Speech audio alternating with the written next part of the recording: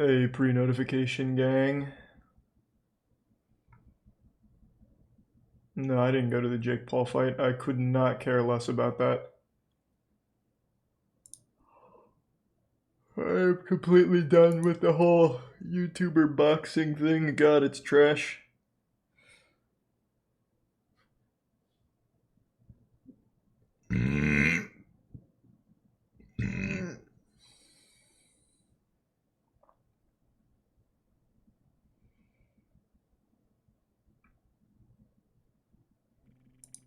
Thanks to resub Erla. The Prime Huntley.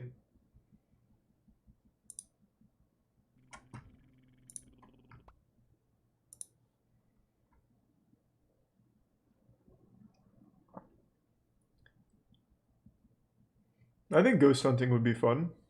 That could include the Chupacabra. If we're lucky enough to find a trace of the Chupacabra.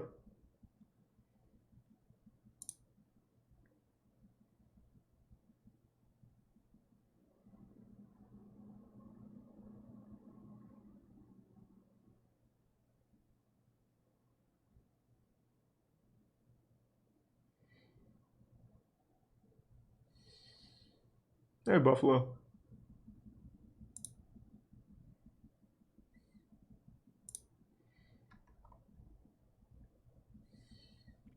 There's a Prime Gorfer.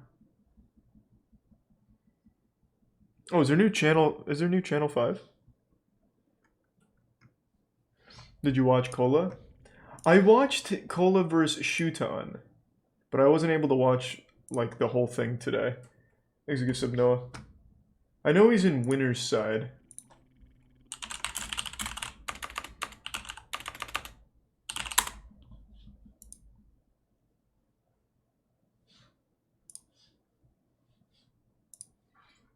He's a Prime Turbo Granny. Cola beat Proto Banham? I know he really wanted to fight him. That is great news. I thought that was tomorrow. What? That was today? They did that side of the bracket today?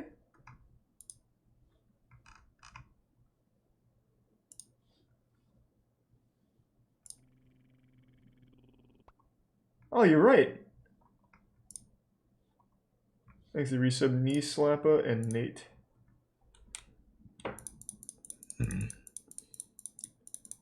So when does it go to tomorrow?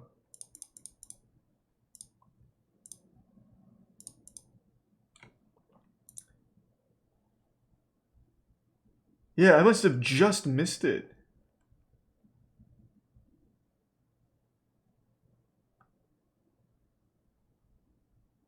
Top 12 is to... Fuck! I can't believe I missed the Proto Banham match. Oh my god, that's upsetting. I had no idea. I thought they were doing it tomorrow.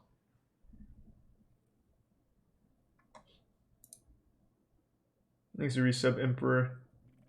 And the bits crowded and resub Ryan. Fuck, man! Thanks to resub Lauren. Epsilon the Prime Graves.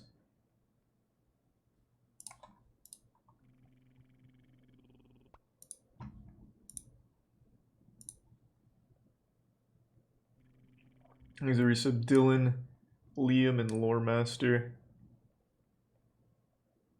Thanks to gift sub Phantom Cube. Alright.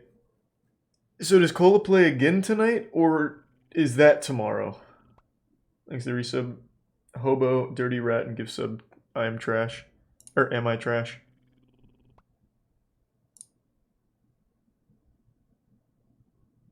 Thanks to tier 1 Rin. He's done for the night. Okay. Fuck! Alright, well, I need to watch the highlight of that then. The umbrella gun. There's a Prime Gaben.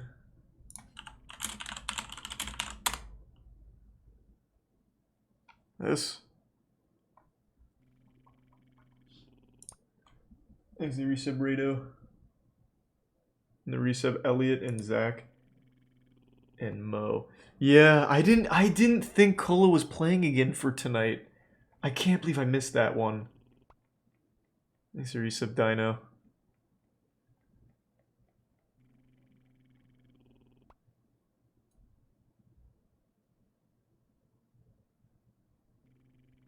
Thanks to resub MOBA and the bits sticker and the resub J Sizzle. Yeah, I just looked. He 3-1'd him. That's fucking big. So he is for sure done for tonight. So he plays either Leo or DeBuzz tomorrow.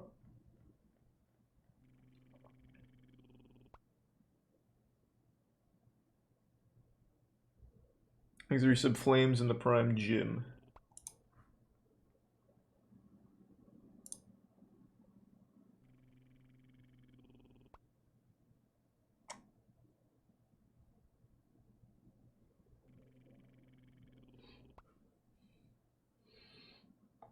I'll give it a chance, vegan, sure.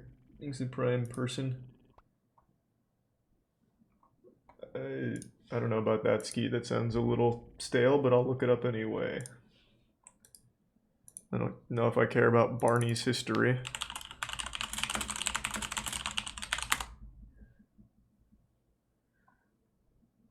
This is actually just the Disney history of Barney the dinosaur. I think I'll pass, man. Is it tier 1? Apetail in the Prime. Cool. Oh, nice, Jimbo. I've just been wearing glasses recently. Help prevent, like, eye strain. Exit tier 1 Lavender. The 5 gift subs again, Buffalo. Thank you, man. Exit tier 1 pair of balls.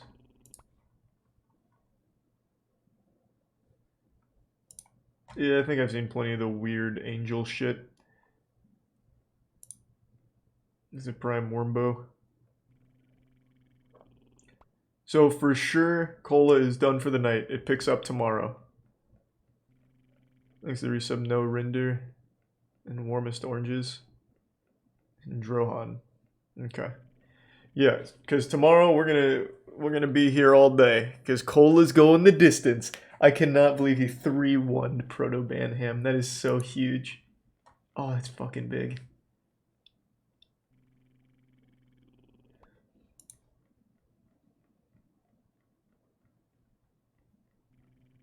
Thanks to resub Osama.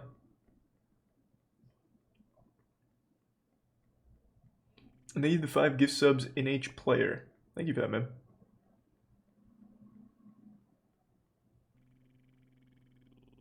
Thanks to resub Jeebus. And the Prime Ramon. Yeah, I watched this game against Shuton. He fucking slammed Shuton. I watched that. And I thought since he went to winner's side that it would pick up tomorrow. I didn't know that. I just missed the Proto Banham match. Thanks to resub Pondy and gift sub Dungle.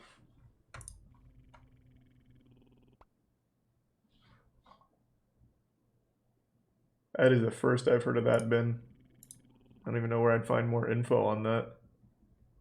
Thanks to the resub Kyosha, Lafel, and the 5 gift subs again, Fox. Thank you, Fox.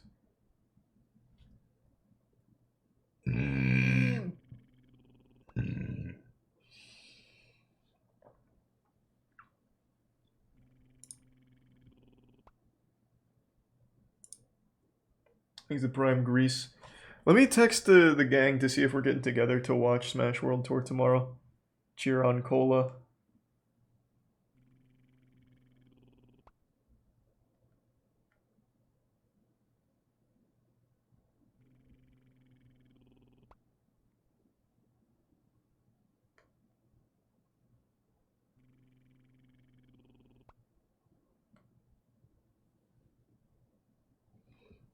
We do tier 1 JoJo.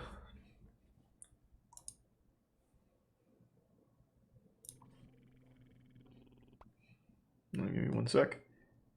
Thank you, the 6 gift subs. Jim the Kid. Appreciate it, man.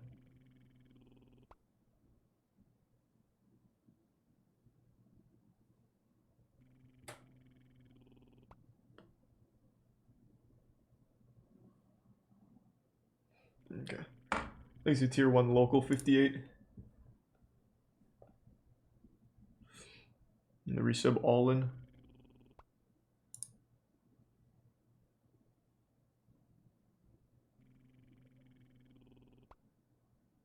And the resub JFS.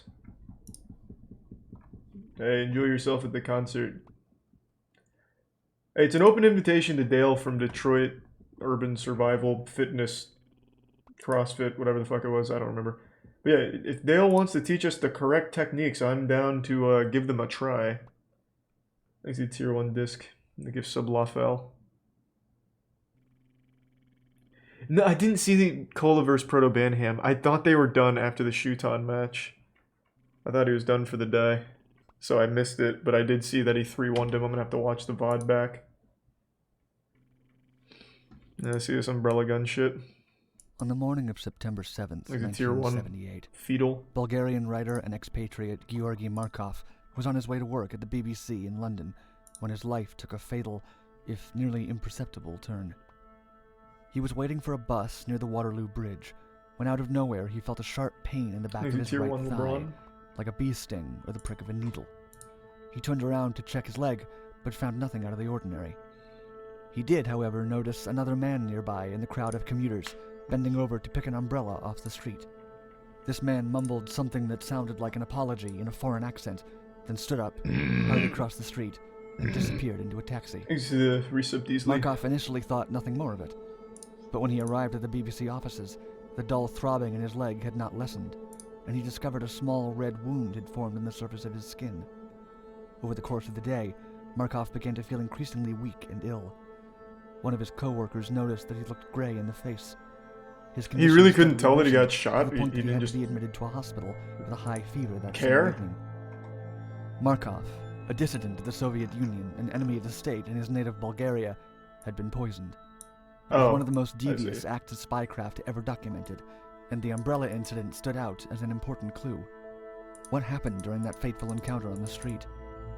Could an umbrella really have been turned into a secret weapon?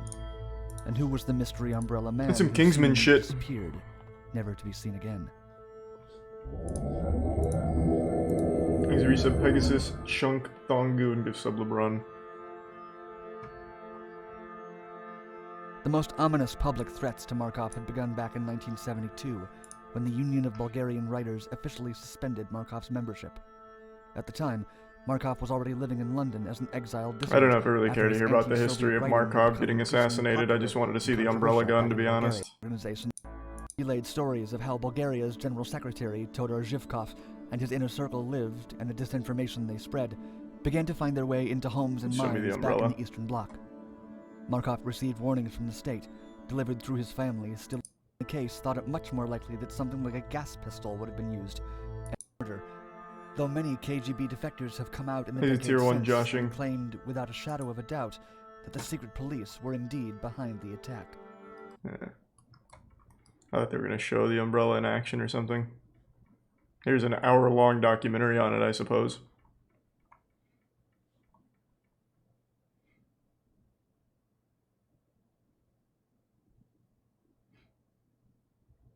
The new Bleach trailer I saw. Thanks to the resub Dior. Have a good night, Ghosts. Thanks to the bits Blitzed and the Prime Drip. Hopefully with Bleach they completely change the ending to it. That would be cool. Thanks to resub Choctaw. And Genix. Check out Street Beefs, it's better Slap Mountain.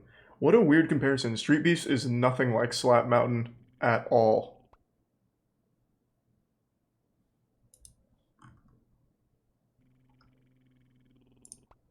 Like, they're completely different things. The only thing they share in common is there's some real goofballs.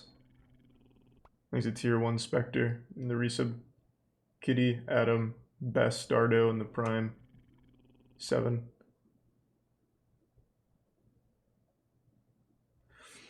The manga is continuing, so they aren't going to change anything. They're going to continue the Bleach manga? Nice.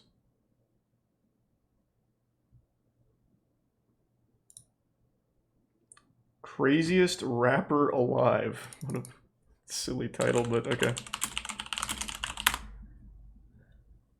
The world's wildest raptor. Well, rapper. Sorry. I started combining different parts of this title. So what am I looking for? I'm assuming it's not this, because that's not the title.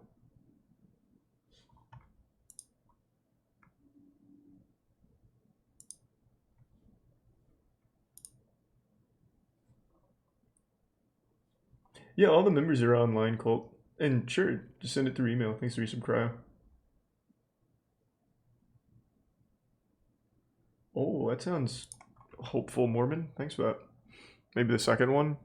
Eh. It's just gonna be some TikTok guy. Just watch it. Okay.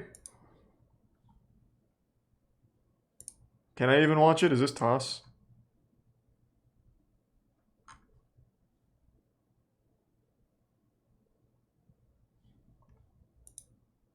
Probably is. I'm not even gonna risk it.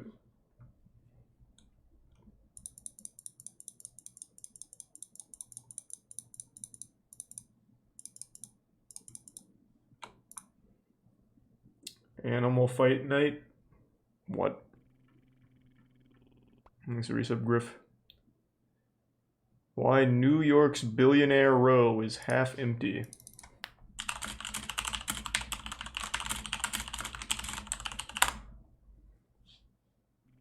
This is 30 minutes. Better capture me. This is Like Brian Billionaires Row. Bruce.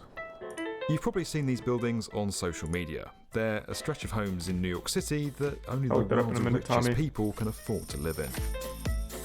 Billionaires Row here in New York City set off a super slender skyscraper revolution. Today, those towers are an astounding display of wealth, prestige, and engineering firsts. But they're also Pretty cool. kind of empty. Back on the ground, finding an apartment for us Thanks, Reset non-billionaires Lunar. is, well, take it from a New Yorker. I'm New York sorry to City hear that. It's housing terrible. is a I'm wishing you the scam. best. It is a scam. Woo! 3 years ago this very week, we released a video called The Rise and Rise of New York's Billionaires Row. But now we want to look at its legacy. How did it come about? Why are so many of those apartments still sitting empty? Because no one wants to And live in what New does all that York. mean Shit for the world sucks. of wealth and Fucking construction trash. and the city itself. Probably why. Midtown Manhattan. It is here that one of the first skyscrapers was built. New York is about building the tallest building and then coming back and building a taller building. Thank There you, is Tier 1 only one Legend. Billionaires Row in the world, and it's in I already New tried York trees. City, They don't have it. and it's on 57th Street, and it's all for profit. Beverly Hills has its mega mansions, but when it comes to sheer stratospheric cost, New York City really may have them beat. Like, who would want to live in the that? sky. You actually look down. It's remarkably on the inconvenient. Empire State Building. Worth it. It is a safety deposit in the sky for some of the richest people in the world.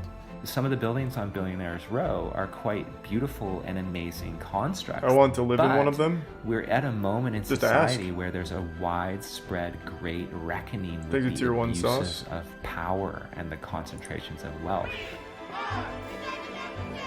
Make sure you said Broga.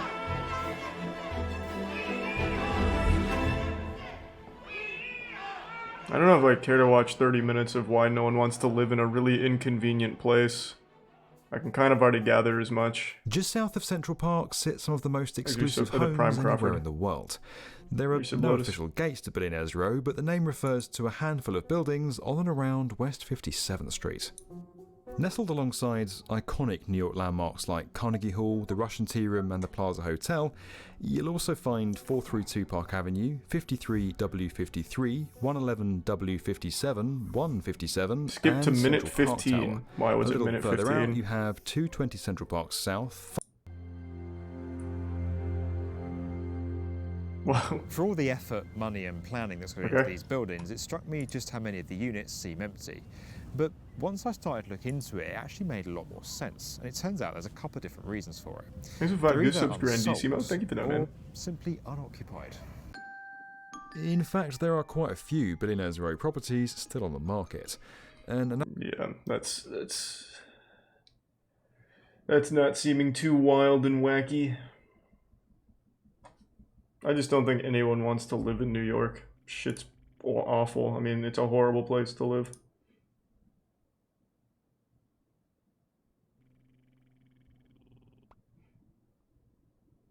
I know there's a new Bleach trailer, man. It seems fine.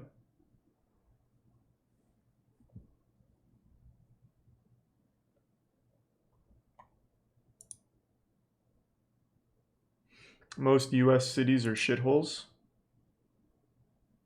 Okay. 85 gift subs. Drunkle Trout. Thanks, Drunkle. And the Prime Knockwood and Lexa. Oh, I've seen that 19-year-old impaired driver crashes into a police video. That's a pretty interesting one. Thanks to the resub LJ, Soul Rack, and Melly.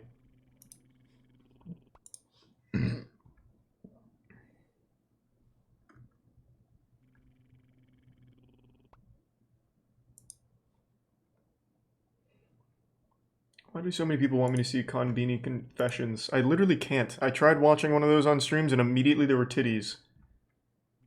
I obviously can't watch shit like that.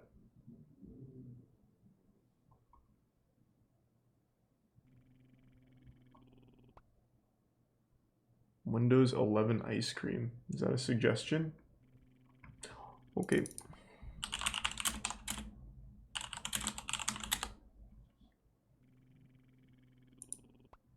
Okay, so we all know that Microsoft has had some rather interesting promotional campaigns in the past. I didn't know that. Think this one right here takes the cake, or rather, ice cream. Yeah, that's a really great pun. Anyways, hello everybody, and welcome back to another video. Now, in today's episode, does Charlie like analog horror? No, I can't stand analog horror. It's so boring. That's right. This is a real thing. It is not for me. Branded ice cream. Did you ever think you'd see the day? Well, if you were in New York City on October 5th, Windows 11's launch, chances are you probably at least heard about this, or maybe you were out of town that day and completely missed this entire thing. But Microsoft decided to celebrate Windows 11's launch by giving away free scoops of an exclusive That's kind of sweet, though. flavor That's of nice. ice cream called Bloomberry, named after Windows 11's default wallpaper. So if you were in New York City, and if you happen to walk into one of the Mikey Likes It ice cream locations, you could walk away with a free scoop or two of this Bloomberry ice cream. Of course, it that looks was good for a limited time, and anyone outside of New York City, well, you just missed out. That is until Microsoft decided to bring this flavor back earlier this month if you have $80 in your bank account. Yes, $80. That's how much this costs. And it looks like it price, cost $80 bucks. 4 pints of ice cream. 4 pints. That's a lot of money for 4 pints of ice cream. It's a lot of money for ice cream. The only thing nice general, about New York, what, Windows 11 ice cream? Most of this goes to the shipping cost, I would suspect, because this gets shipped to you overnight. UPS next day air. So for $80, are most people going to buy this? No, I mean, this is not $80 is not for ice cream. I mean, come on, guys. But when I first heard about this, I said, I have to buy this for the channel, because this is something right up this channel's alley. Just one of those really bizarre Microsoft-related things. Limited edition Microsoft-related things. So, I think it's sweet. I wish it didn't cost that much. Let's go ahead and open this thing up. I bet it tastes great. And see what it's all about. So this is packaged in dry ice, as you would expect from something perishable that is shipped to you. So, we're going to put on some gloves. Thanks the Prime Dirty Dan. I'll do Cuphead again soon. So there it is, guys. Windows 11 Bloomberry ice cream, and here's the little thing they include from Goldbelly. Goldbelly Food Love. Yeah, and here's the founder and CEO. Here's a message from him. That's the founder and CEO. He looks like that guy from Everyone Loves Raymond. If he had like a shaved head. Nice. I honestly bet it tastes great. So I really yeah, do. if you want to read that, there you go. But what we're interested in is, of course, the ice cream itself. So, pretty neat packaging. You've got the Windows 11 wallpaper on the pint itself here. And, oh yeah, guys, there it is. So, even the ice cream itself contains kind of the same colors that the wallpaper contains. I assume it's berry, blueberry of some kind. I don't know much else than that. Like, I don't know what's in this. I haven't looked at the ingredients. So, we're going to try this out. We're going to do the first ever. Is it sad I might actually buy this? Test. I'm not your dad, man. You can buy it if you want. I don't care. All right. I've never seen that color of ice cream, so that's unique. In the bowl here, and let's try this out. Oh yeah, that is blueberry. That is absolutely blueberry. I mean, there's like little frozen blueberries in it. Okay, there's like little chocolate like mini M&Ms almost. Yeah, it's kind of like a blueberry mixed with chocolate. That sounds good. Very interesting. Definitely very interesting. I mean, yeah, it's good. Is it worth $80? Fuck yeah, it is. No, it's not. Like, I would not pay $80 for this on a regular basis, that's for sure. Of course, I just bought it for the novelty, for this channel, and just to try it out. And yeah, I mean, that, I guess that concludes the official MJD taste test. Nice. Of Windows 11 Bloomberry ice cream. Well, I'm definitely not going to order it or anything, but now I know for sure. The ice cream's pretty good. Thanks for resub, Carl. So what was it? The $7 million glass house?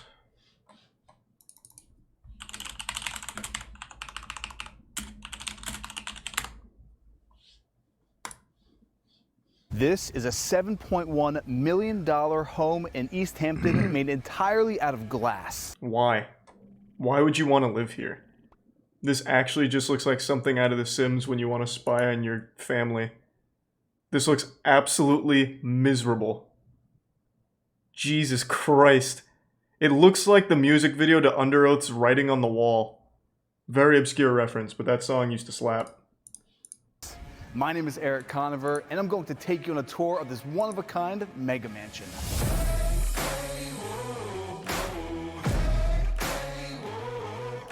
Germa's dollhouse. Oh, true! True. Now this property tour, I think it's safe to say it's one of the most unique homes in the Hamptons. Normally, a traditional Hamptons home is characterized by the cedar siding, the slate roof, that very regal Hamptons country feel. The home I'm standing in right now is, a piece in my of shit. opinion, the most unique home out here. Some stats on this incredible modern home. It has 6 bedrooms, 7 bathrooms. It is 10,000 square feet of interior living space, located on just about 2 acres of land. Before we jump into this tour, I want to give a huge thanks to my good friend Jack Richardson at Nest Seekers for letting us tour his incredible property. And make sure to subscribe to the channel so you don't miss any future episodes. And a big shout out to this episode's sponsor, Nebula, who hooked me up with their new Cosmo Max 4K projector, but more on that later. And with that, let's jump into the tour. Now, starting the tour here at the exterior of the home, this property is situated on almost 2 acres of land. Okay, so no one can really peek in, I guess. You can see this is your front yard. It's been kept natural, how this land has been for hundreds of years. Right behind me, we have the gated entrance to the property, then this long gravel driveway, which you can really see how lush the foliage is with my Jeep driving through, and it leads to your very own 4-car subterranean garage. Whoa. This is your Bruce Wayne Batcave moment. In all my years of touring properties, I've never seen a driveway with this kind of a pizzazz, this kind of a dramatic entrance. And we have room for 4 cars. We'll get to the garage in a second, but I just wanted to show you this entrance because how cool is this? I mean, yeah, I guess it's pretty cool. That's not bad. That's kind of nice. So the sun just set, and this is a very special property tour. We wanted to wait until it was dusk to show you this home. It's interesting because you're watching this probably thinking, what about privacy? We are so secluded on that 2 acres of land. All you see are the trees, the stillness of the Hamptons. Let's enter this incredible home. It does kind of look like a PC case. To the most unique home in East Hampton. So we always like to push the envelope in these tours. So we're filming this entire episode during the night. But just because this house is so incredible, I thought we had to do it justice. We're gonna cut back now to show you what this place looks like during the daytime. Here we are. Oh, ew. Go back to nighttime. Boo, sun is cringe. And the atmosphere of the home is totally different. The number one thing I love about this home, granted the fact that there are no walls, is all of the sunlight that comes into this home. It faces southeast, so the entire day you're getting that sunlight. Any window you look out of, you're just immersed in lush green Hamptons nature. It has a really soothing effect to the house that I haven't really seen in a home in this area. Looking above, I didn't point this out at night because, you know, it was night, but we have a skylight above the entirety of the house, which is 16 foot by 55 feet long. And while I have you here in the day, I want to head upstairs real quick. I don't want to give away too much because, you know, the tour hasn't started yet, but let's head upstairs. When you get up here, you really see the perspective of the entire home. But again, we'll get to that later in the nighttime tour. But welcome to the primary bedroom. Imagine the serenity, waking up in this room where you feel like you're floating in the canopy of the forest. Or you just feel like you're being watched all the time. Seeing your pool down below you. Speaking of the pool, let's actually head back downstairs. Now the panes of glass in this home are 6 foot by 11 foot, every single one of them. And the far back wall of this home actually totally opens up. Oh, that's a really good point. This place is gonna echo like a bitch. It's just completely open and empty space. There is no chance you'll be able to have like any semblance of like, I don't know, soundproofing any of these rooms or anything. It's all too open. You feel it? That's not gonna stop. Look at the size of it. It's gonna echo like an absolute fucking madhouse. No matter what you do. I mean, I guess you put sound acoustic panels on the glass, but even then, everything is just open. It's just a completely open, empty box. Every single one of them. And the far back wall of this home actually totally opens up, giving you that classic real estate catchphrase, indoor-outdoor living at its finest here in the Hamptons. We have the 55-foot-long gunite pool with the hot tub in the corner. Yeah, kind of but I just vegan. really wanted to show you this in the daytime because you really get that summertime feel, because this is what the Hamptons is about. The Hamptons is about coming out by your pool when it's a beautiful 75-degree day and just enjoying your property. Another huge selling point of this home is behind me here. This is 22 acres of nature reserve, meaning this will be here forever. This will always be forest. No one will ever build on this. When we first got here, I was kind of just hit with, whoa, what are we even looking at? But seeing it in the daytime like you are now, and then heading back. All it takes is one curious bear. You'll see why this home is truly tear down this whole one of a house kind for the Hamptons.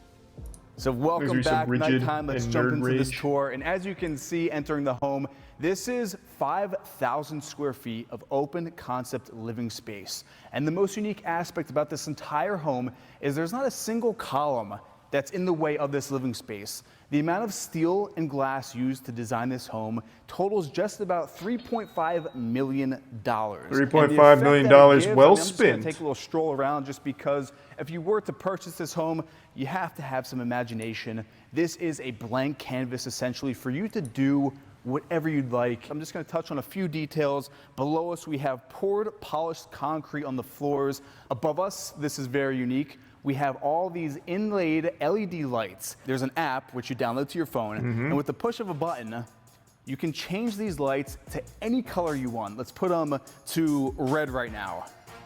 All right, now let's go to pink. That's pretty and nice. You can really see in these drone shots just that looks how cool. This place looks with the different colored lights. I have to say, it actually just does look like a PC case. This is a home for an entertainer. So from this living area, we're going to enter now into the main entryway of the home. And if you look up, these are just about 30-foot high, double-heighted ceilings. Above us, this is actually a skylight, which you saw in the daytime. And you actually have the LED lights built into that change color, any color you want. And I really love how it has that grand open gallery feeling you'll see in a second when we head upstairs. But off to the left here, staged is the dining room. You could easily put a 20, 30-person banquet table in here. It's that large, it's that much space. Front and center here, we have the stairwell to the lower level, which we'll go down in just a sec. But this is technically the kitchen. We've got the dual islands, and it's really unique because you might not notice there's no freestanding refrigerator. There's no vent. Oh, you're right. I didn't notice that. It's actually built in to the island. It pockets right into the island. All the appliances are. Wait, where's the refrigerator? So they are all top of the line for cooking. Refrigerator, freezer, drawer, rather than a standing fridge and freezer. Oh, really cool! Look at all the space you have in this refrigerator. All top of the line for cooking. Oh, open that again. Freezer, cool. I can get what? 3 soups in there, maybe? Wow. We're gonna really be eating good here. Jesus Christ! You get 1 drawer for your refrigerator. That is quite literally enough for maybe a case of Mountain Dew. Maybe. You're supposed to hunt for food. True. You have 22 acres of nature reserve. Yeah, you better be hunting and gathering. Drawer rather than a standing fridge and freezer. We have the microwave built in. Making our way further down, we actually have another set of refrigerator freezer. Oh, okay. And then of course now we the have plenty of wine space. chiller. Now heading downstairs, you can see on this wall to the left, we have a really unique mural. Just the art that is throughout this house is pretty beautiful. Now the stairwell leads down to the subterranean level. You remember at the start of the tour, we showed you how the garage is under the house. So off to the right here, this is technically the garage, and right now we have a bit of clutter in here. We actually have some staging pieces that didn't make it up to that main floor. A giant chessboard. But you can see nice. This is a 4-car garage. This is the bat cave that we pulled into in that opening drone shot. But then heading back out into this main open area, across the hall, this is something, when I saw this, I was pretty shocked. I've never seen this in a home. Actually, we'll shut this real quick because this is the utility section. You don't want to look in there. It's not really finished yet, but again, this is 5,000 square feet. What, are we just putting bodies in there or something? I don't know how to see it. So right now, we're at 10,000 square feet. I want to see everything. Not even counting the upstairs. But back to the store. This is the party bathroom. This is a bathroom that you would find in a hotel. 3 stalls. Take a little peek into one of them. Woohoo! So yeah, this is a full-on club hotel bathroom. It's a Whatever you dungeon. wanna call it in You've your made house. it. You've made a Kind of dungeon get in the your house. picture with the changing LED lights, the bathroom like this. The house is designed to have a good time. So we're now back up on that main level, and something really unique. I'll get to the center of this home. You'll notice that there are not 1 but 2 staircases, and that's for a very distinct reason. So for now, we're going to head to this staircase off to the right, towards the front of the house.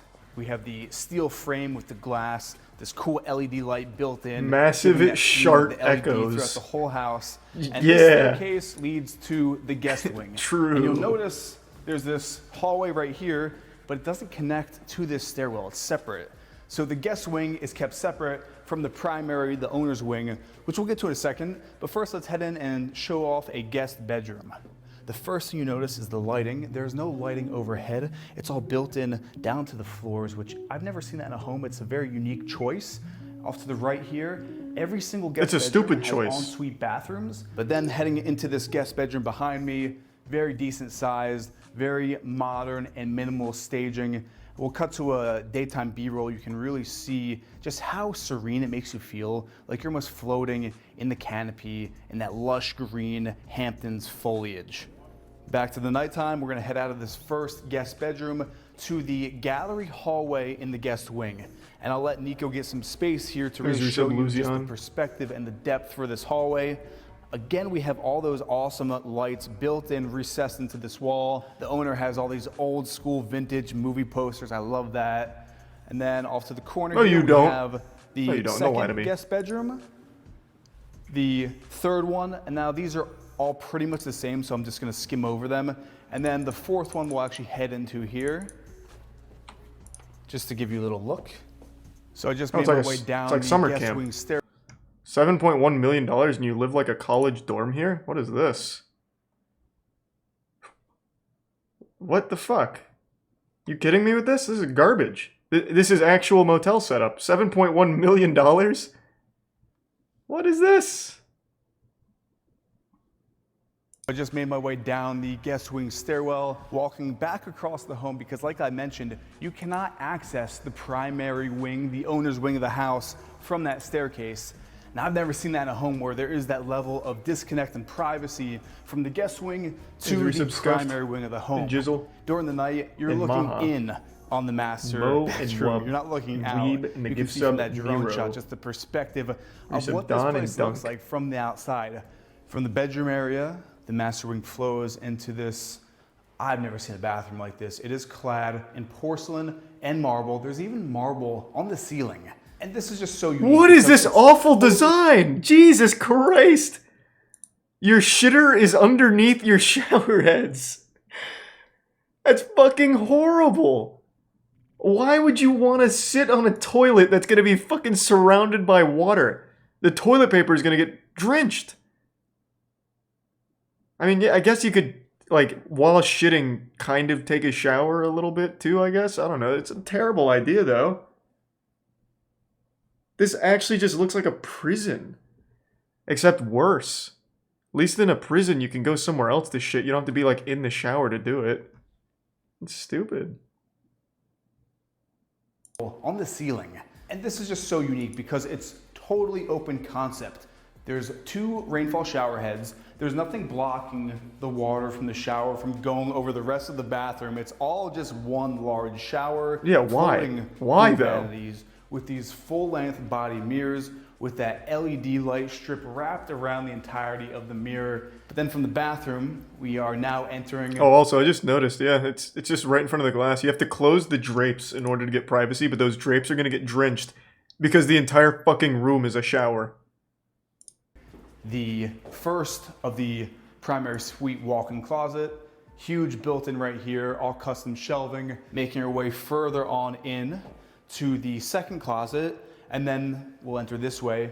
This is the mirror bathroom on the other side, and here we didn't have it in the first master bathroom, but we have the beautiful soaking tub front and center. We also have, again, dual rainfall shower heads, the built-in inserts right into this marble. Yeah, I think there is only one. Thanks for your sub, the level JC. of detail is par none. It is top of the line. Then leaving this bathroom, this has been left open for the imagination, but this is the mirror image side of that primary bedroom that we saw that faces the backyard and the pool. And just for perspective, you can see this is a huge space, and it's really up here. This is truly just a horrible house. On that double height ceiling, where if you were having some kind of event, you could look down at your entire party down there. Just admire your house, the symmetry of this place. Thanks for the big raid. You can stand right here, dead center. Thank you. Give Welcome. a speech to all of your guests. Thank everyone for coming out. Hope and you like just shitty houses. marvel at this architectural masterpiece, this modern mega mansion here in East Hampton. Now, this open concept home is the perfect space to turn any room into a home theater. But you don't need to live in a $7.1 million glass mansion to have a full movie theater experience right in your home. Nebula is all about togetherness. It is an ad. Yeah, that house was abominable. $7.1 million for that. That's nutty. I actually can't imagine who would live there. It seems fucking awful. Thanks to resub Lexine and Punk.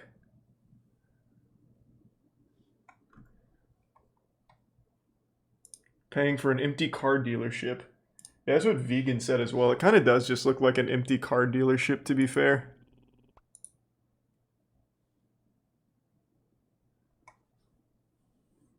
Thanks to resub Hazardous. Making the world's most expensive water.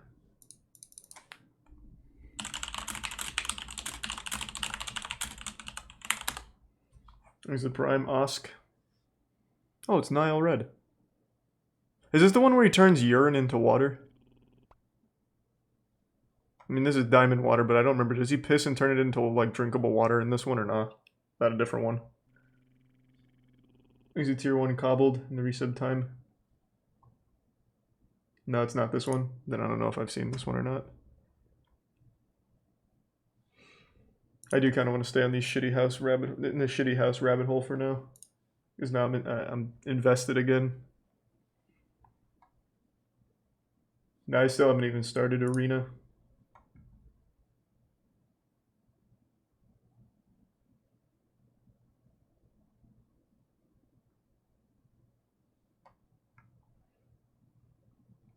Go down the Cologne guy rabbit hole. You're talking about Jeremy Fragrance, right?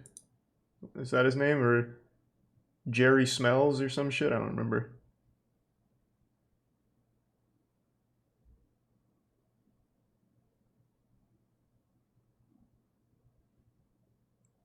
$24 million eco-friendly shithouse.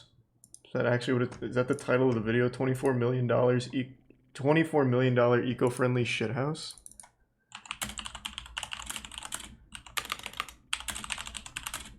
I'm just gonna try house. Okay. Yeah, it's okay. You're calling it a shit I'm house. standing on the roof of a 15,000 square foot, eco-friendly, geothermal-powered mega There's mansion a Prime Roboto in and the New resub York, Caitlin. complete with an indoor basketball court and private golf course. That's a golf shot, guys. Is that Kevin My name O'Leary? is Eric Conover, and I'm going to take you on a tour of this one-of-a-kind mega mansion in New York. The home has 8 bedrooms, 13 bathrooms. It's located in the exclusive Sands Point, New York on the Long Island Sound, asking $25 million.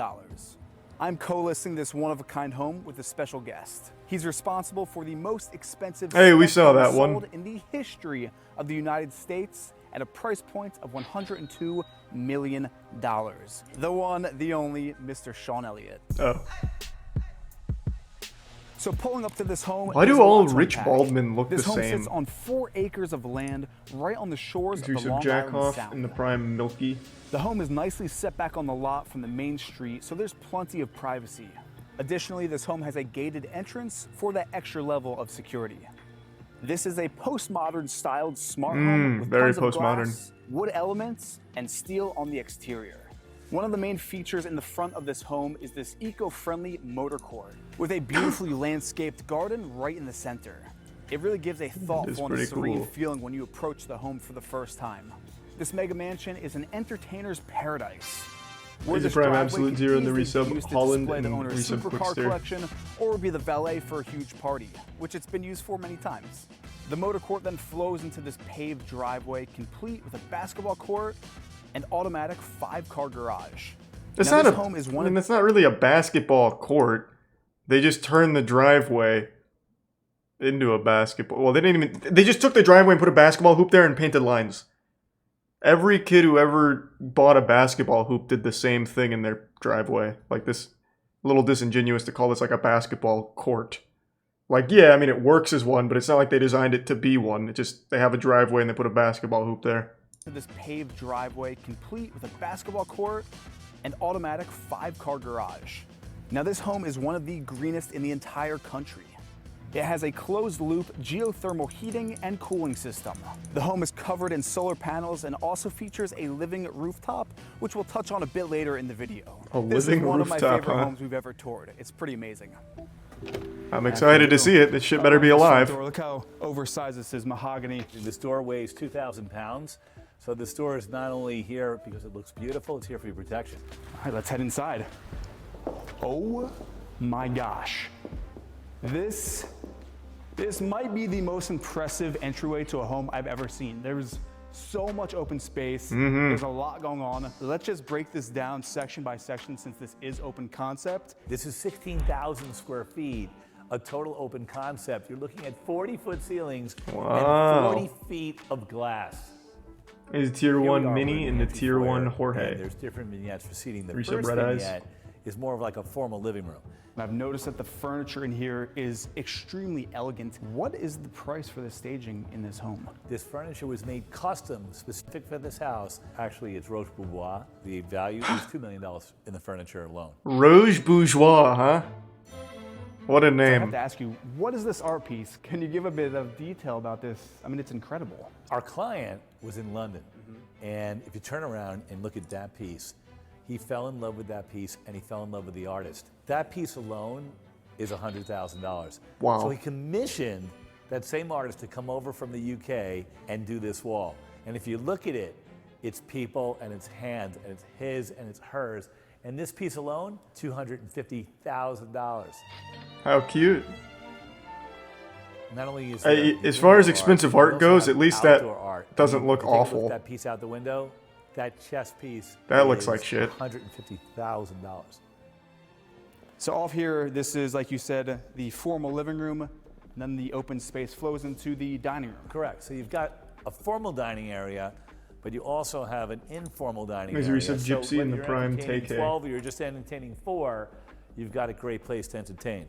So from this dining area, the home flows into another nice lounge area. I love this fireplace. Could you explain a bit more about this built-in right here? Certainly architectural, but what's so cool about it, this is an eco-friendly fireplace, and it burns just alcohol. And I'm not talking about Don Julio 1942.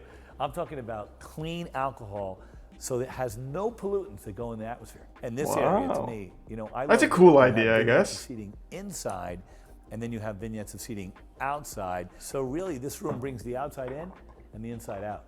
So now from this main open space, we're gonna head off to the right wing of the home, and this is the lounge slash billiard. Ooh, this What I love this most looks about pretty it is you have a cool. sitting area here, so it's like you feel like either playing Jesus. golf or watching golf. You could do that here. You've got this red lacquer $100,000. Yeah, this room's kind of cool. This world-class bar. If you check it out, you've got 3 Sub-Zero refrigerators, each one capable of holding 120 bottles of your favorite vino. So you got 360 bottles here. You can entertain anywhere from 100 people to 1,000 people at this house. But what you've got here is you've got dishwashers, ice makers, refrigerations, freezers. This refrigeration alone, somewhere around $50,000. So this is essentially the type of bar that you would have in any 5-star establishment around the world. 100%. There's so much more for you to see. Let's go check it out. When you do have, what was it, 15 or 16,000 square feet? 16,000 square feet. It's a lot of real estate to cover. It is, and you've only probably seen 10% of this house.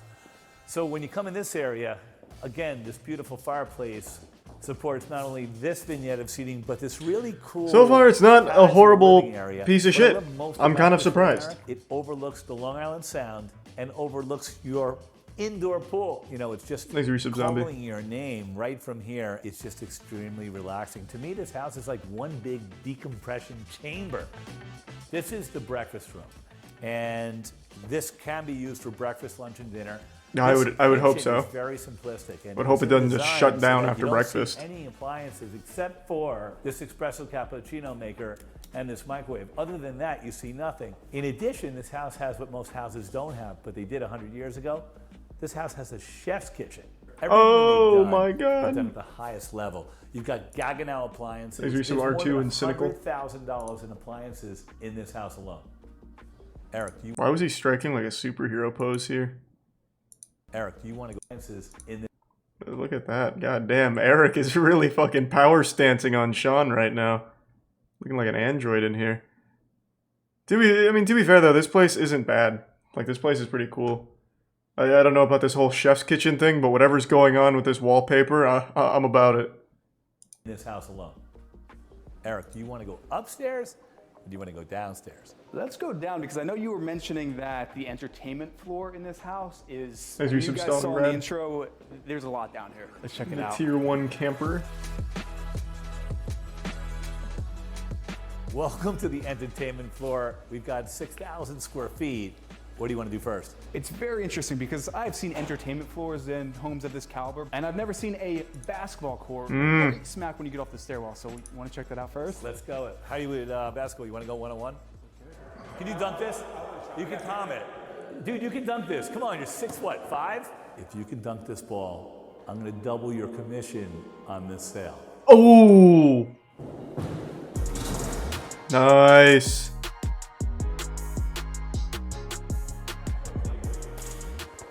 You know, if basketball is not your thing, but it really does seem to be your thing. You've got ping pong. You've got a world-class fitness center here for working out. If you decide World to work out, class? this would be a There's place to do it. But like this 3 house items. was really built for someone who loves golf, and we have a world-class $75,000 golf simulator.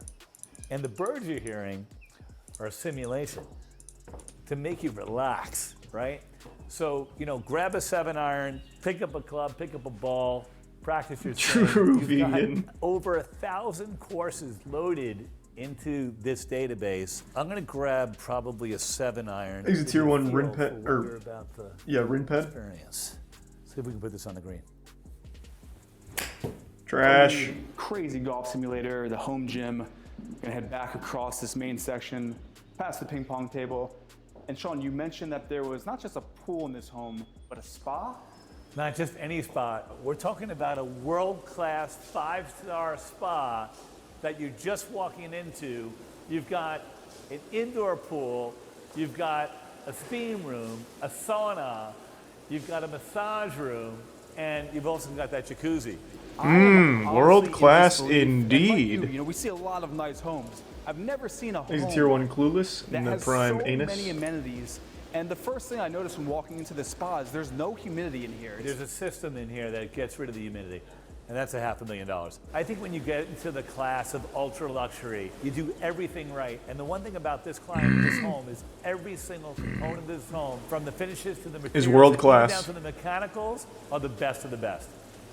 So what I love most about this, hey, thank you for 5 gift subs, Jorge. I appreciate it. Pool, these panel doors are wide open. It brings the outside inside, but it also brings the inside outside. So where most houses have a pool that's only open 3-4 months a year, this pool's open 12 months a year. This home has a very West Coast feeling for being here in New York. It has a very relaxed feeling. You mentioned this is an entertainer's home. You've got different vignettes of seating on different levels. I mean, literally, you can entertain just about anybody. Yeah, I mean, there's a lot of space here. So before we head up to the roof, I do want to note that the owner and his family are still living here. So in respect of their privacy, we won't be shown the bedrooms. Fuck! Which are pretty incredible. This home features 8 bedrooms in total with a very impressive master suite. Welcome to the rooftop.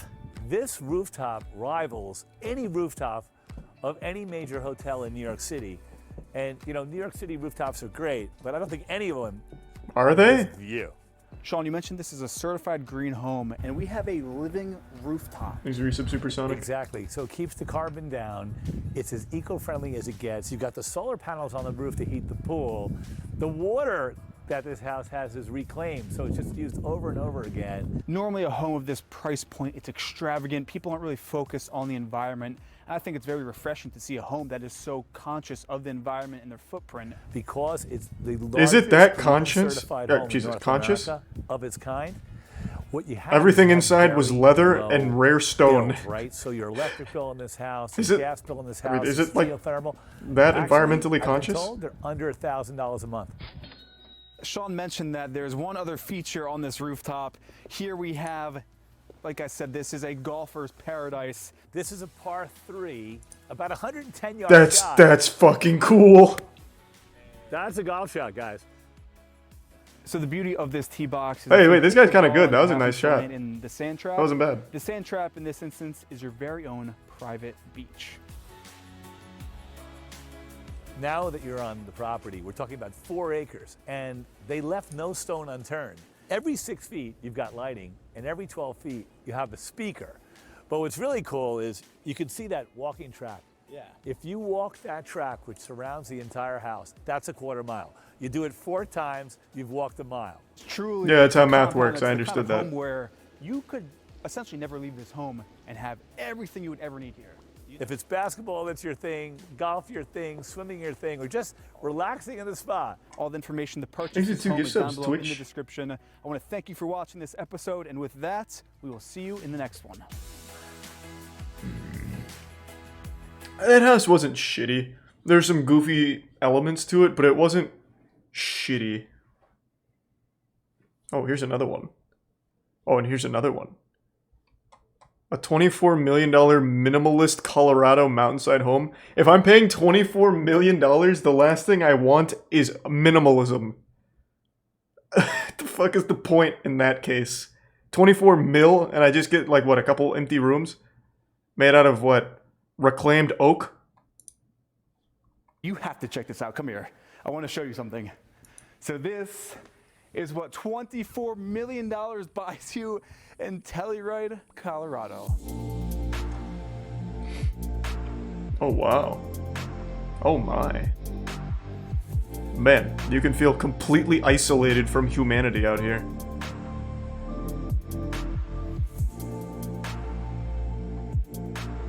Jesus. That's actually kind of like Encourage a Cowardly Dog, just the middle of fucking nowhere. There is nothing around this house.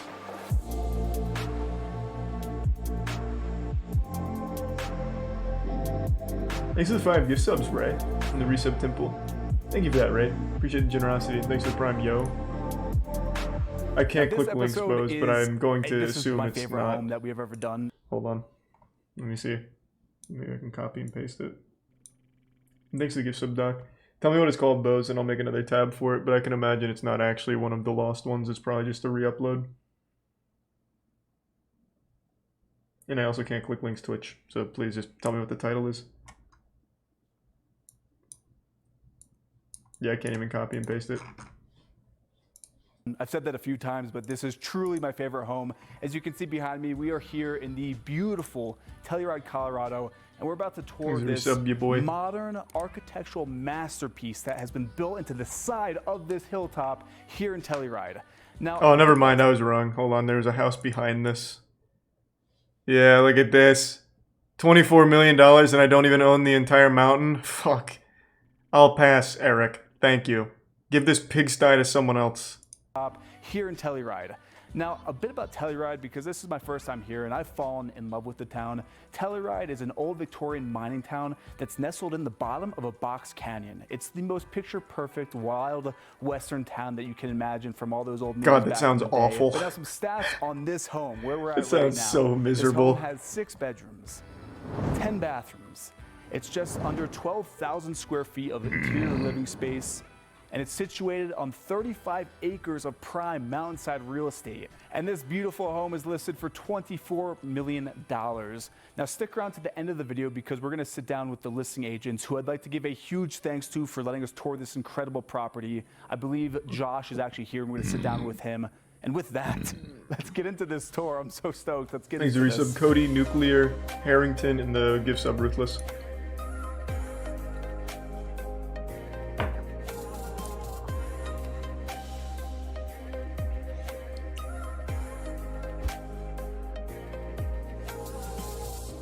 This place doesn't seem bad.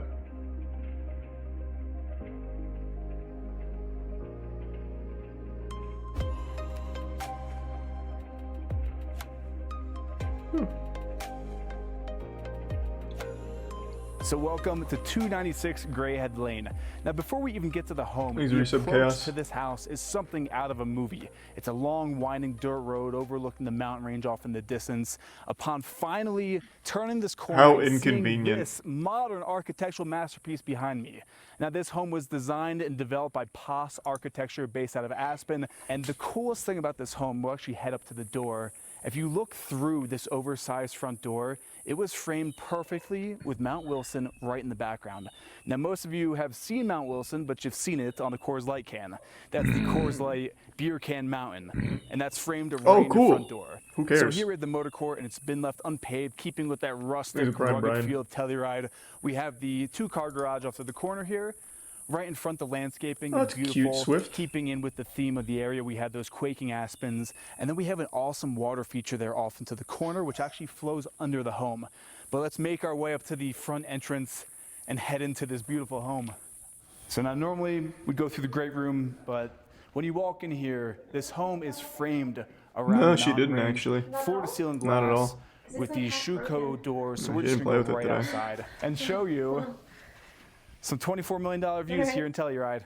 So this home was built with this in mind. This is it right here. The entire home was built around that mountain range. Looks very good. Even the design of the home itself, the different peaks of the different wings of the home, is all based off of that right there. You have those lush green forests and then the rolling hills leading up to the peak right in the center. And we'll get This some house more seems kind of information about boring. this area when I sit It's down not with ugly, some it's types not of walnut cool. that you'll see as we tour the space. View's Then also nice. Back into the corner here. We It is have just like a stairwell basic leading us house. down to the lower level. Captain which we'll America's check out a shield, bit pretty later. cool. Free step. This neat things all run supporting the structure. We have the hood in the center. We have this dishwasher. Milk again. More into that in the actual house. This section, 4 units right here. Welcome. Yeah, kind of boring. I love the architecture. Well, then buy it. Stop telling me, talk to Eric, and purchase it. Let's see another eco-friendly house.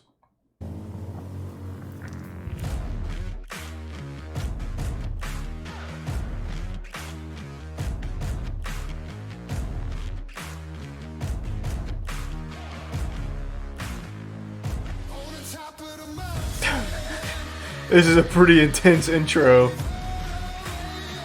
feel like the Avengers are gonna land on top of this house.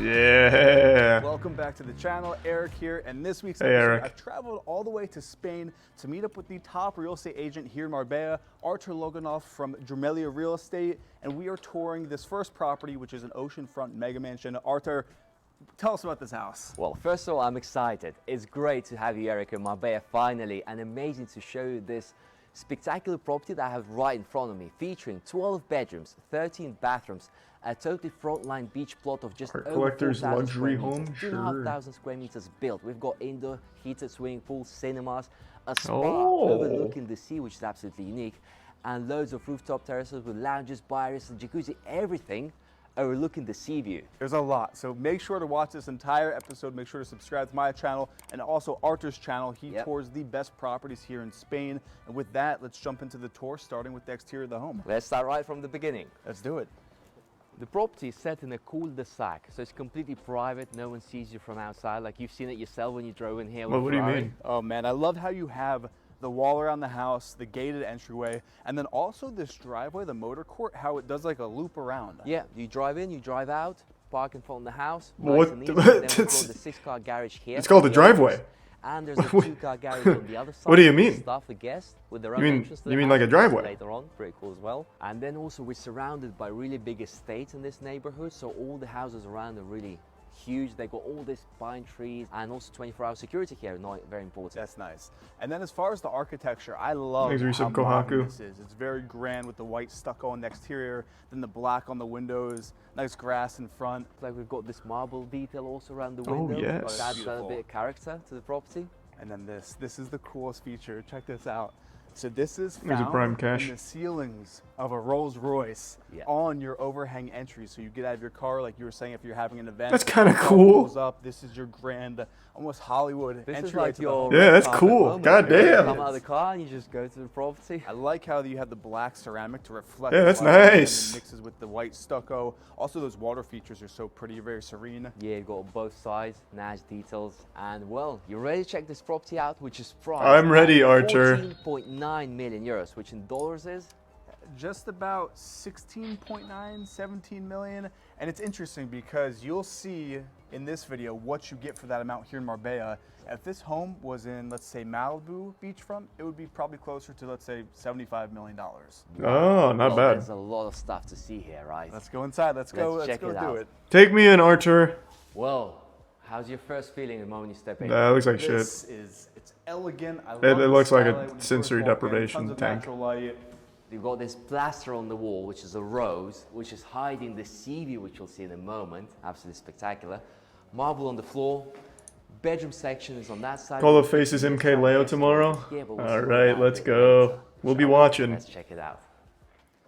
So this is then the great room with views of the Mediterranean Sea right here in this great room. Absolutely stunning, but wait. Boring. Before we go out there, let's talk about this room.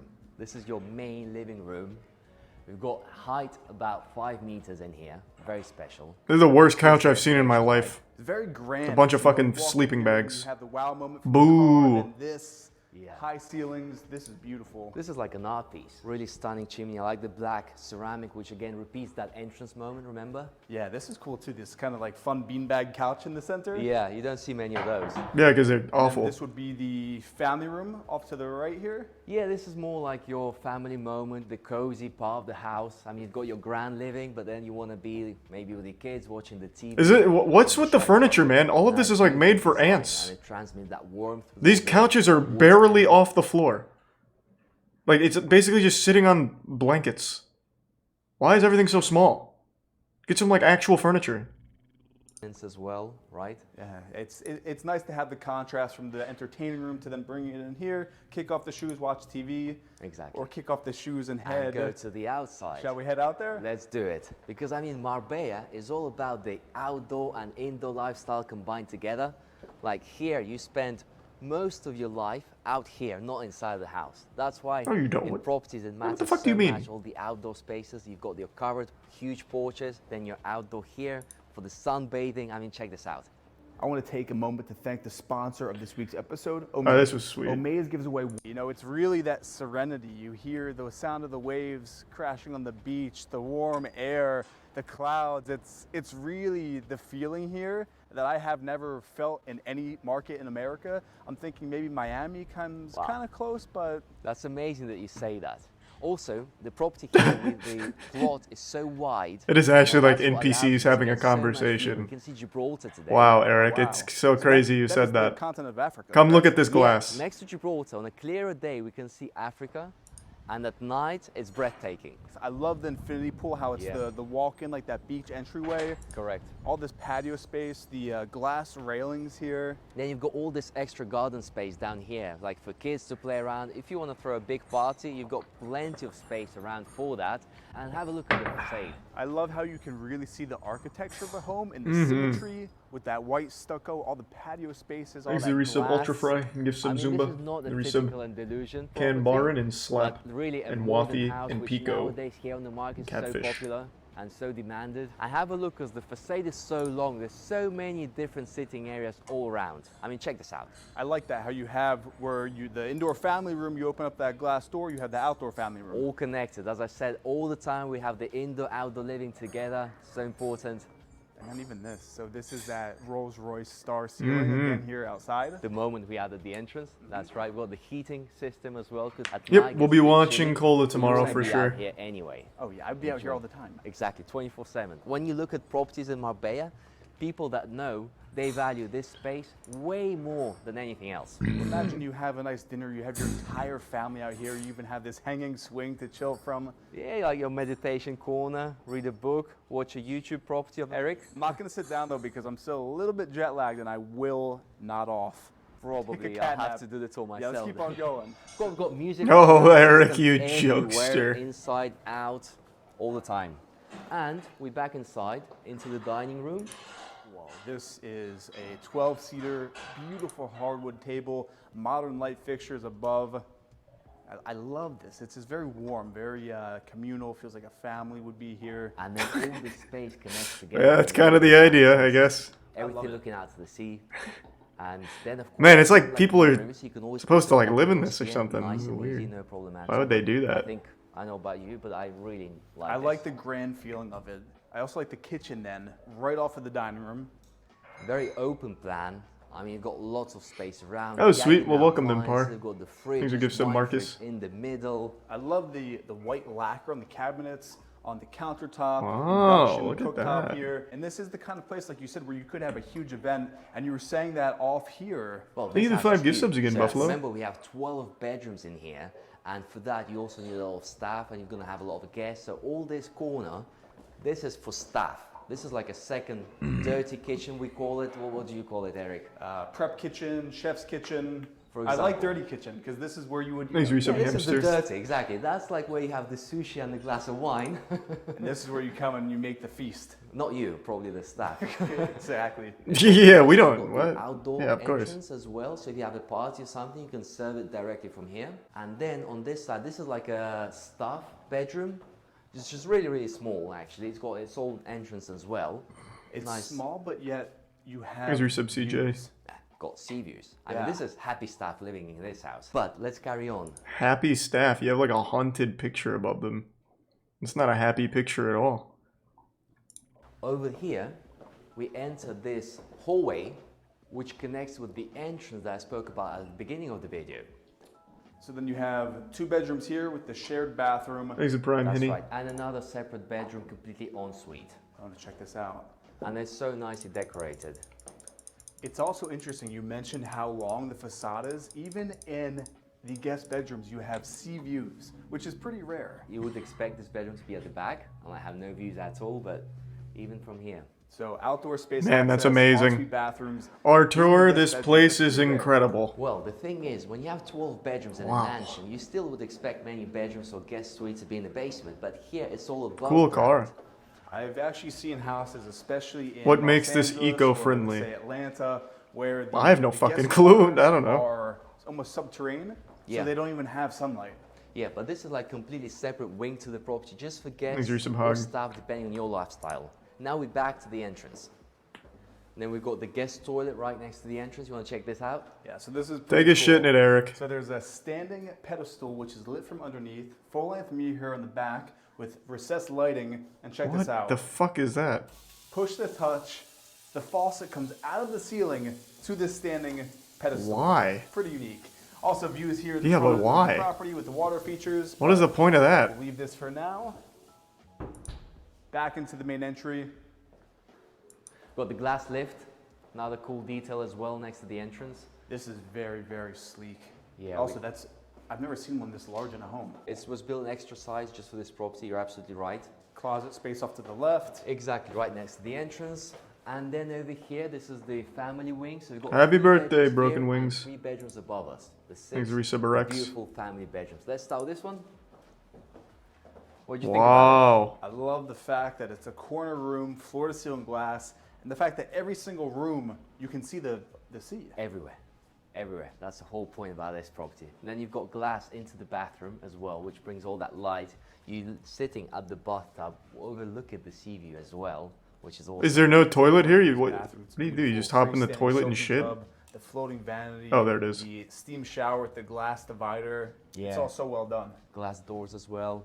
Then again, the room is very spacious. You still got space Thanks for for 5 that resubs, extra Ginger Ale. And the chaise Prime lounge Lazy, over there. Rocco, and the resub So spot Mom. on. Very minimal, very clean. Yeah, that's right. And then connects outdoor to this covered porch, which is another corner to the property, away from everything else. So you can be all by yourself if you want to, away from all the guests. I mean, just look at this. Yeah. Yeah. Wow. And then we've got the other bedroom on the other side. They share this terrace. This bedroom is even bigger. Oh, Even baby. better, if it could be. They're all very large. I want to just drive that home for you watching this. These are huge rooms. Yes, absolutely. Yeah, there's like nothing in I like them. also how they all Put some cool decorate shit in a here. little bit different. Like, you Like see a the bowling same alley style all over the in place, every room. But it has these different touches. And then look at all the closet space here. Yes, and of course the bedroom is completely en suite. Then over here we have the bedroom number 3. So we have the other 2 looking out to the sea. This bedroom is Prime at the Rianne. back, but it still gets plenty of natural light and the views. The car. Yeah, so what makes this I eco-friendly? do like how you mentioned they're all different. All the backs of the beds. just like are- every other house. The last one was that metallic. This is the nice earthy wood. Yeah, Breaks it up. Breaks it up. That's the way to describe it. Again, Gives you some en Killer suite, Maniac and Switch. I think it's time to go upstairs. Shall we take the lift or the stairs? Let's Take the stairs, lift. and then Oh. we'll take the lift to go back down in the basement. Perfect. Excellent idea, This Archer. is a statement piece. When you first walk into Wonderful. the house and you see this, I also like them because you can see this is a floating marble staircase. Yes. And with this glass lift, you can actually see the stairs as well. You look throughout the windows. Cool the LED stair, you got the- lights. Exactly, the LED lights are pretty nice. Being glass, And it then- uses less so we've power got to another light the 3 house. bedrooms on this floor. And I mean, Okay. I'm sorry. I know we've got many things, but I have to take you to the master straight away. Like, follow me this There's way. a lot. 'cause Well, I don't walked- apologize. I'm not Yeah, mad, no, no, no, Archer. Let's have a look at this. Okay. Oh, this never is the mind. Now I'm master. upset. This place looks like This shit. is the place to be. Way to waste when my you own time. this house. One of the things I like about this bedroom is that normally we would have a terrace out here, but in this case the terrace is kind of hidden, so it feels like the bedroom's just overstanding the sea. So does this house come furnished? Well, the furniture is not included in the price, but it can be bought, and the price of all this furniture pack is 1 million euros. As That's we go pretty along, reasonable. detail-wise as well, right? It's, For the smallest furniture of it's all so time? minimal and so modern. It just all works. You've got this full built-in walk-in closet, dark wood, again LED lighting. Good contrast. And then off here, this would be... The master bathroom. Wow. Is that a fireplace? That's a fireplace, ethanol fireplace in your bath, so that, check Woo. this out, when you're lying in here, looking at the sea, got the fire going on, maybe a bit of music. Well, so you could, in the wintertime, open up all this glass, sit in your tub, have the fire lit, and just be toasty with the view of the Mediterranean. Exactly. But why would you want to, like, ever? It's special. It sounds like such an absurd amount of work for little payoff. Yeah, you've got your double vanity, that's right, the ceramic coming in from the floor to the wall. I really like this mirror effect. Like as well, you're washing your hands here, you still see the sea view. Oh yeah. Absolutely awesome. On both sides, you've got on one side the huge shower for at least 2 people. He's a resubs guy in Grey And then Man. the toilets are on the other side. It's very tasteful, it's minimal, it's clean. Even this wood accent chair in the corner here. Yeah, that last touch for earthy the extra. tones. I mean, coming out, still, I just want to mention once again how big the bedroom is. Yeah, I mean, it's massive. Got your chaise longue area, huge TV, nice LED lights Thanks, everywhere. John. Those hanging lamps are something else. Very mid-century modern. So we've got 2 more bedrooms to cover. Awesome. And then we've got Alright. something else as well. Is there anything interesting? Because all of this is just kind of fucking empty. Is space here. Absolutely. I like the way today. I think good, cool areas to it. Got gas fireplace, lounge area. Look at this bar. Beautiful marble on the countertop with the This wood on little the area is base. kind of cool. Even the backboard here, the Foosball back is and just this pool. beautiful wood design. And as you can see, it Is has it tier all one this wow witness? effect that surprise you all around as you go through the property. Because then this connects to, oh, there's the skylight with the entry. Actually, so this is like so many. Something else I want to show you. Nice. Oh yeah. Look at it. The singing. What was that? Oh. Yeah, exactly. Check this out. You're watching. Wall of me. Sky coming in. I have wall from and. Nice. Pretty cool. Pretty cool. No, I'm not watching the fucking Jake Paul fight. I could not care less. I genuinely couldn't. I'm done with that YouTuber boxing garbage. It's so fucking bad. It is unbearable. Just tell me who wins. Thanks a prime Tam.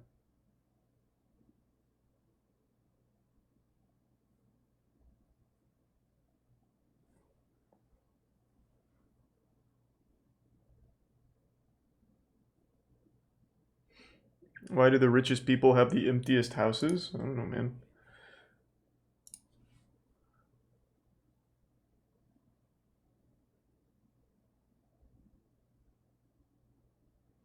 Oh, I forgot all about the art collector house. Alright, that'll be the last house of tonight, though. Thanks to Resub Techno. This better be wacky. Jesus. You won't believe the architectural warehouse conversion? Okay.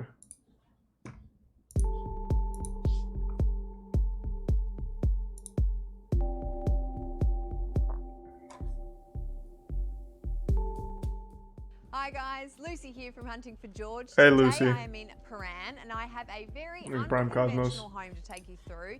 It's part art gallery, part residence, Okay, check it out, and Cryo. it's unlike anything else I've ever seen. Let's take a look. I've seen a lot of dumb houses, Lucy. I bet you I've seen something like it.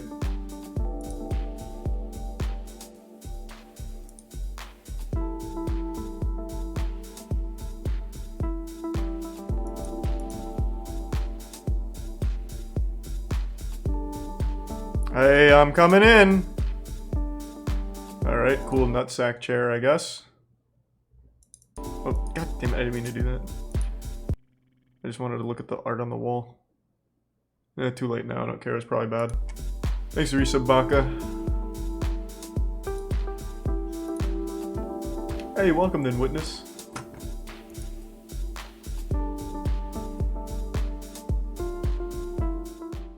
So I said this was unlike any other. This Thanks, is Tier 1 essentially Ryant. a building within a building. So that front facade is an original warehouse, so it's flanked by those existing brick walls, but this glass door is actually the front entrance to this home.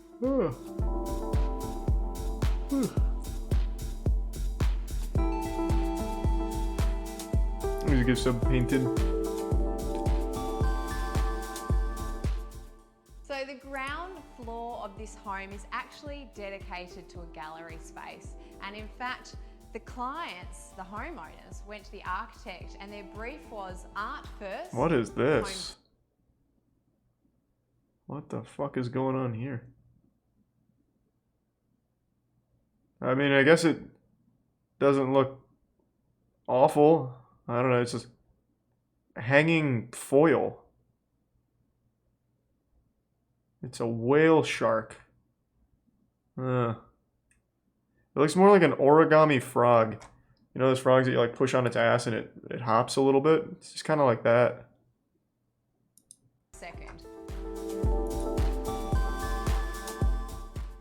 There is just so much to take in this space. Whatever this is, it's cool. Quite lost for words.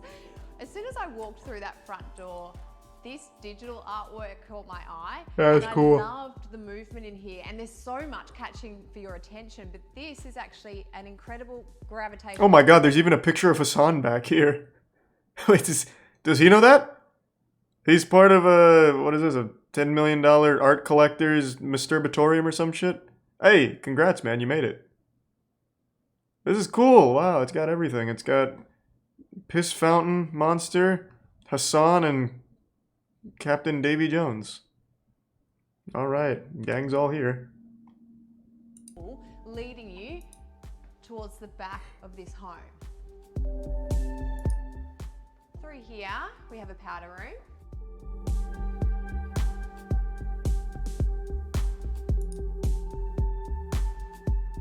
Wow, look at that. Ouch pop. Oh, I wasn't done. Lucy, hey, come on, Lucy. Come on now. Exit Prime Punman in the resub steel.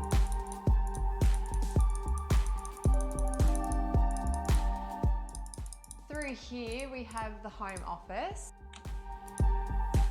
What was that on the Very wall? well. Okay.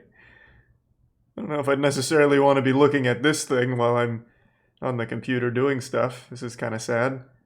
I don't even know what it is. It's just a sad man-child guy. Very well said. Do epic shit indeed. Yep. So this is encased by this internal courtyard, again with that existing brick wall from the original warehouse. We have a home gym, a very enviable home gym at that. Yeah, enviable. What do you mean? There's 3. Why do people keep saying this? Like in the last one, they called it a world-class gym because it had like an elliptical. This has a rowing machine, an adjustable bench, and some dumbbells. You can find this like at Dick's Sporting Goods right now. Powder room here, shower, toilet, everything you need after a sweaty session.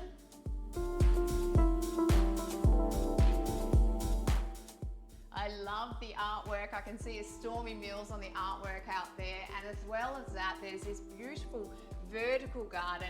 So any place that can have art has definitely found art. Not true, there's still plenty of wall space for art.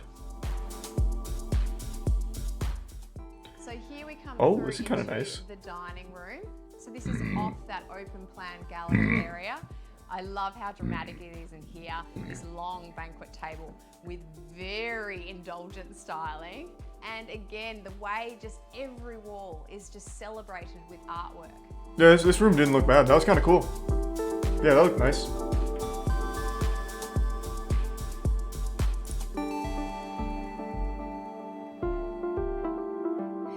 Why does this guy burp so much? My fucking stomach's upset, man. I had a little bit of ice cream tonight, and I still haven't recovered from the spicy food thing where I drank a gallon of milk. So every time I drink or eat anything dairy, my fucking stomach gets all messed up. We have another internal courtyard which faces onto a very cozy ground floor living space. I really love how intimate it feels here. We've got these lower lying ceilings with this. Some of these rooms are kind of cool. The ceiling. And also, I don't know what's up with the it's carpets so though, just rich hanging. and indulgent. It's dedicated to warmth and the fire. We are surrounded by the fireplace as well as this beautiful artwork and these wonderful Indigenous pieces with ochre and beautiful warm tones from a range of different Indigenous artists. That red velvet curtain's very special as well. What makes it special? I said this was about a gallery space, and galleries are also fantastic for entertaining. So, in order to throw a party, you need supplies. Yeah, what do we got? A clown? So this is a ground floor Nope. entertainer's kitchen. A small kitchen. Ready for all the guests. We also have a laundry through there as well, and a double garage. But I'm going to take you upstairs. It's time. Alright, I'm ready, Lucy. Here I come. I'm on my way. Thanks to Prime Blink and the resub code Lou. Carpeted stairs. So soft. So quiet. Thanks to the resub Anthony. Oh man, we're here. Bottle of wine for dinner. Don't mind me. Oh wow. What the fuck is up with rich people and wine?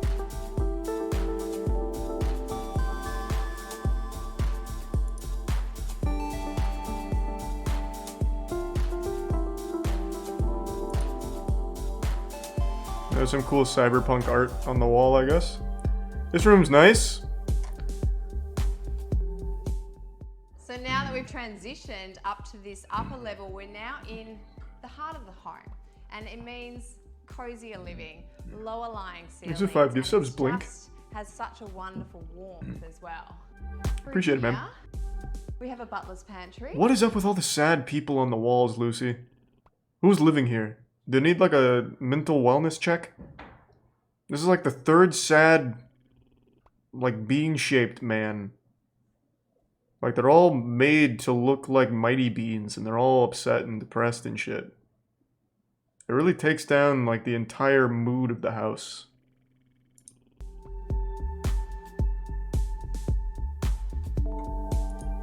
Yeah, Don't Starve. It looks like Don't Starve art.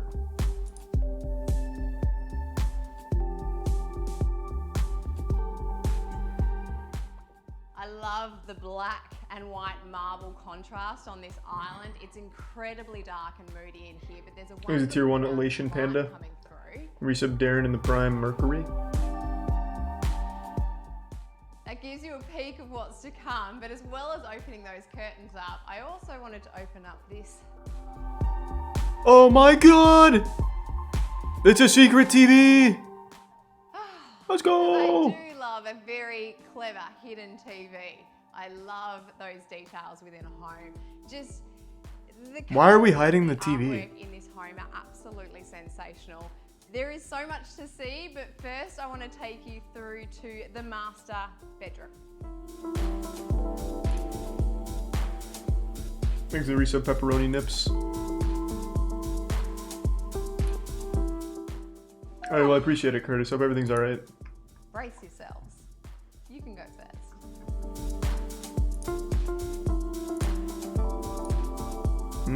This place is looking nice.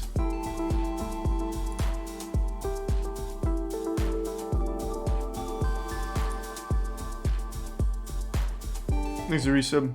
The interior design Dwayne? and styling of this room, I am just all for it. I just feel like I'm some sort of jungle queen. I love the playful wallpaper. I love the rich deep green tones and these goldy mustards. That Cape Bergen artwork is just so perfect in that space. And you can also hear There's a tier 1 Gaming Melon. beautiful running water, which is coming from that suspended pool, which I need to show you very, very soon. Yeah, Lucy. Haven't seen that shit yet. Okay. I don't know what you're talking about. Quite literally blew my mind. This is 5 gift subs, This Bunny. might Appreciate it, man. actually have to be Thanks to Prime the Fox. most exciting and just the most indulgent walk-in robe I have ever seen. I mean, some of these pieces are incredible. What do you mean some? Actually, all of the pieces are incredible. Don't lie, they look like shit. What are you talking about? Pull-out shoe storage. Oh my god. I think we just found the 5th Sex and the City character. This is Thanks amazing. to 2 gift subs, Panda. But it continues. Thanks to the Generosity indulgence Bunny and Panda. continues. Come on through. Okay, Lucy, calm down. Jesus, it's not that big of a deal.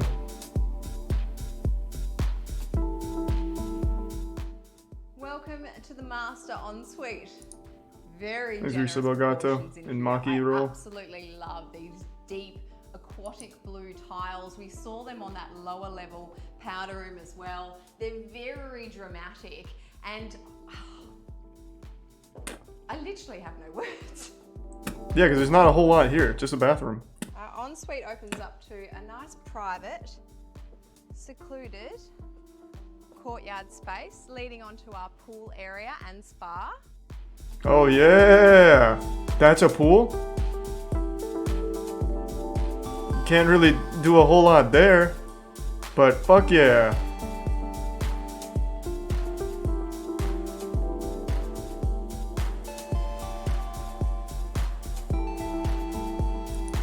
Thanks to the resub A's.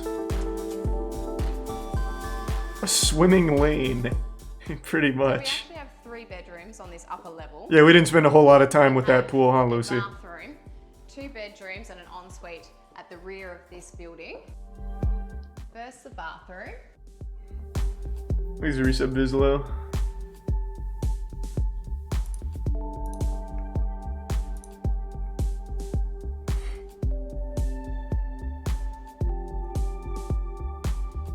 Show me some more cool shit. I love how unique every single interior is in this home. It is pretty unique. The level that we're on now with this suspended pool, which I'm about to take you out to, and the full Oh, I can't extent wait. that this staircase actually goes up to the rooftop, which, let's check out this rooftop, shall we? But we're gonna go. Thanks resub Simi. Open completely up to this terrace. This is a cool area. So this is still on this upper level, but we do have a rooftop terrace.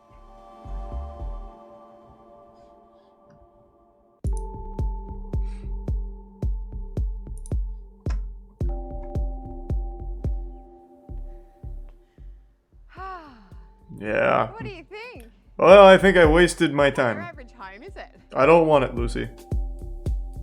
Oh my god, what is this? Jesus. Is this... he come with a house or something? Good god. This thing is scary. Fucking swamp monster or something. Yeah, what is that?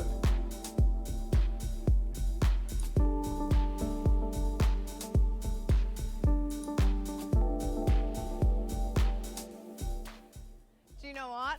There's a lot to take in and a lot more I mean, detail it's that I need not- to show you about this house. So There's not a whole lot to take in, really. It's just... it's a roof. let's sit down and take a closer look at this house. Does she live here? She's really making herself at home. The original warehouse building was built in 19... Very honest with you, those are material, but it has... You go to bed? So I'm I'll come say goodnight in a sec. And That wasn't as ridiculous as I expected. Wasn't that good, though. Thanks for your sub, Gavin.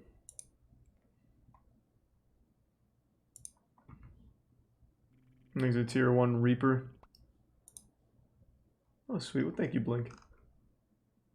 And what was the other thing you wanted me to see? Fuck, I forgot it. It wasn't house related, I forgot what it was. Thanks to Prime, Aaron, and Laughin. Nah, I wouldn't do that, Timbo.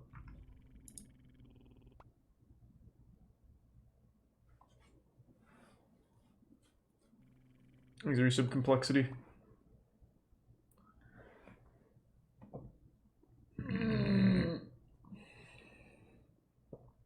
I've seen the most expensive house in the world. You're talking about the one, right?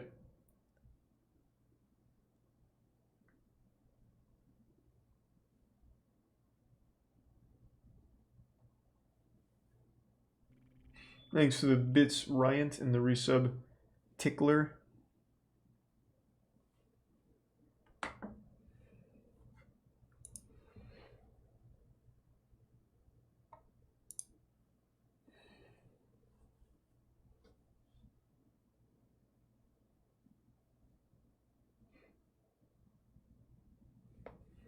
Jaws ruins the prom. I've seen that trailer.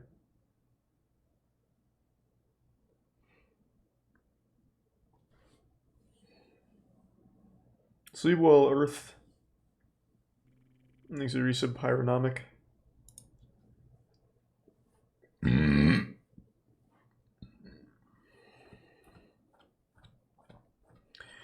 Crazy Thai taxi driver man.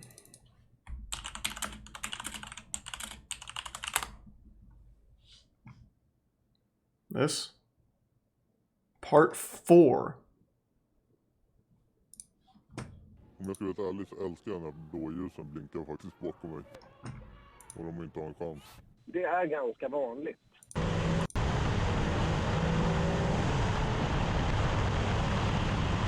This?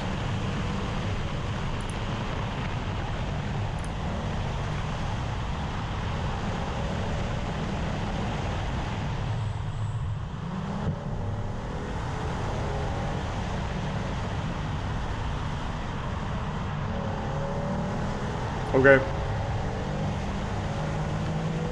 This is pretty fucking dumb. It's not like I find people that do this shit cool. It's dangerous and it's stupid. I can only pray when they inevitably crash, it's only themselves that they kill. I don't know why that's like an actual popular genre on YouTube. Is it Prime Kennedy?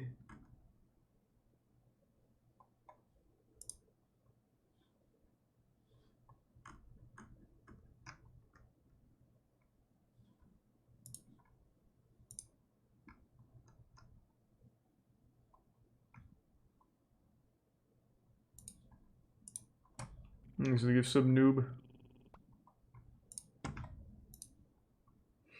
Does Channel 5 have a new video? I didn't get a notification for it.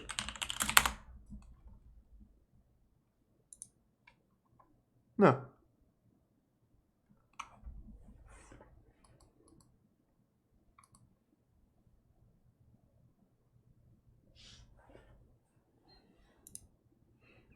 Thanks to the Bits Panda and the Prime Zombie.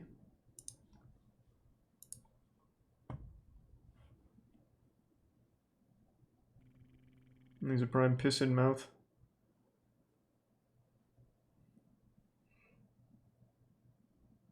Close Encounters with Death.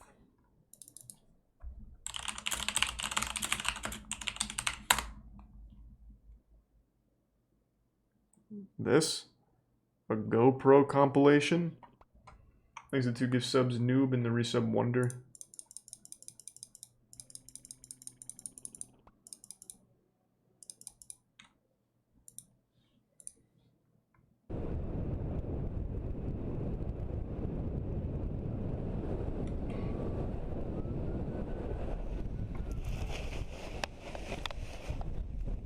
Oh shit.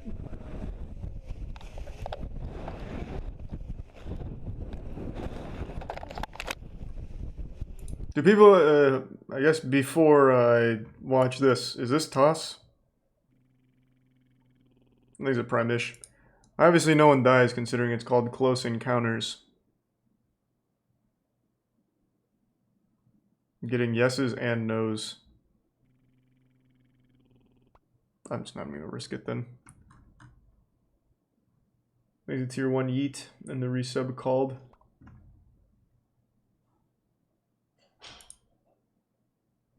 Thanks resub turbo.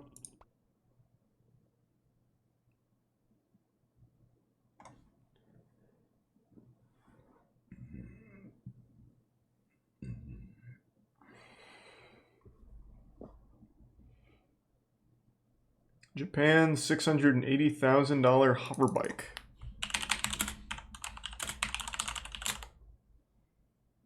The new hover bike by Japanese drone company. Could you see yourself cruising the streets in this? A tech startup in Japan wants to make this hover bike happen. All right. It's called the X-Turismo Limited Edition, and it was created by a drone company that's employing some of the same technology it uses for its smaller flying devices. It features a conventional engine and battery-powered motors that can make it fly for 40 minutes at up to 100 it's pretty cool. I'd never kilometers per fly it. hour, or about 60 miles per hour. The company held a demonstration on a racetrack in Tokyo, and this thing has some moves. Does it? Barely moving at all. It's not as quiet as some electric cars on the Maybe market, some classy and it doesn't and come Cass. cheap either. The X-Turismo will set you back about 78 million yen, or $680,000. And the company says it will need wealthy early adopters to help the hover bike reach its full potential. Yeah. Okay, let's see. What's the most unlikely thing that could happen to you? This video is made possible by Brilliant. Start learning intuitively with Brilliant for 20% off by being one of the first 200 people to sign up by clicking the link in the description. So at some point during your life, you've probably experienced something that you would describe as unlikely. But what are some of the most unlikely things that could happen to you during your life?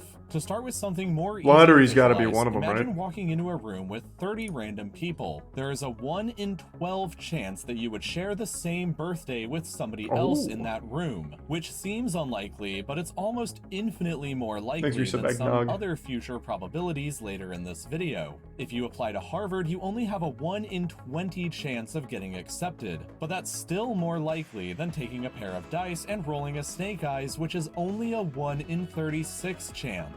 To get a little more unlikely, you have only about a 1 in 100 chance of developing a brain tumor during your life, and a 1 in 102 chance of getting killed in an automobile accident if you live in the US. Medically speaking, you had a 1 in 500 chance of being born with 11 fingers or toes, which is still Wait, that's a lot higher than I would have thought. Hockey player ever going pro, which is only 1 in 598. Holy shit. In fact, it's very unlikely that any random high school athlete will ever make it to the pros. There's a Prime With Verge baseball in being 1 in studios. 659, football at 1 in 4,233. Oh! Damn, what? What a jump. So 1 in 500 for hockey. Even baseball's not bad at 627, but football, holy shit. Well, dude, like I've been saying this for a long time. Football players are probably the most athletic people on the planet, like genuine superhumans. Some of those defensive tackles, like I remember Julius, what was his name for the Carolina Panthers? Defensive tackle, I think it was Julius Pepper? It might have been Julius Pepper. He was like 380, and he ran, I think it was a 4.240. Was it Julius Peppers? Okay. Yeah, that guy, he was over 300 pounds or some shit, and he ran like a 4.240. They're actual superhumans. He also had a crazy vertical leap, too. Oh, he was 280, not 300. I knew it was something crazy, though. Like, it was an incredible, incredible number. Soccer at 1 in 5,768, and most challenging of all is basketball at 1 in 11,771. To throw some more numbers in there, God damn! how unlikely these statistics really are. Get The fucked, odds of basketball you correctly players. guessing a 4-digit PIN code are 1 in 1,000, and the odds of you bowling a perfect 300-point game are 1 in 11,500. But all of these are more likely than you getting struck by lightning, which you have a 1 in 12,000 lifetime chance of happening to you. That's actually US. higher If than I your thought. skills at golf are average, then you have a roughly 1 in 12,500 chance of hitting a hole-in-one at the golf course, which is still much more likely than you getting murdered in the US, which you only have a 1 in 18,000 chance of per year. We're starting to get into the pretty unlikely. This was made in 2018. I imagine that's gone up quite a bit, so you're probably more likely to get murdered than you are to hit a hole-in-one by now, I would think. I'd have to check. He's probably going to need to make like an update. The events now, so with that being said, you only have a 1 in 54,000 chance of dying from a bee sting. Thanks for the bits, odds Chansey. of you dating a supermodel are unfortunately only 1 in 88,000. That's And the odds what? of you That's super dependent on how good looking you are. If you're really good looking, your chances of dating a supermodel probably go from 1 in 88,000 to like 1 in 8, maybe. Like, this has to be, like, from the perspective of just fucking greasy-fingered, Dorito-dusted gamer or some shit, maybe. and the odds of you becoming the CEO of a Fortune 500 company are based on what degree you hold. MBAs have a 1 in 135,000 chance, engineers have a 1 in 164,000 chance, and lawyers have only a 1 in 386,000 chance. Idiots. Which is less likely than you getting killed in a firework accident at 1 in 340,000. Here's The Prime next Garrett time you're in playing Shadow. poker, you should know that the odds of you being dealt a royal flush are just 1 in 649,740, which is Fuck. only slightly more probable than the risk of the asteroid 2017 17YZ1 impacting Earth on June 30th, 2047, which is a 1 in 670,000 chance. Damn, that sounds like a guarantee. Forward ahead to the very Fuck. unlikely events that probably won't ever happen to you or anybody else that you know. The odds of you getting killed by a terrorist in the US are just 1 in 4 million, and the risk of you getting eaten by a shark are even lower at just 1 in 8 million. You have a kind of real quick, you want to know a fun one that I know? It's probably not going to be on here because this is 2018.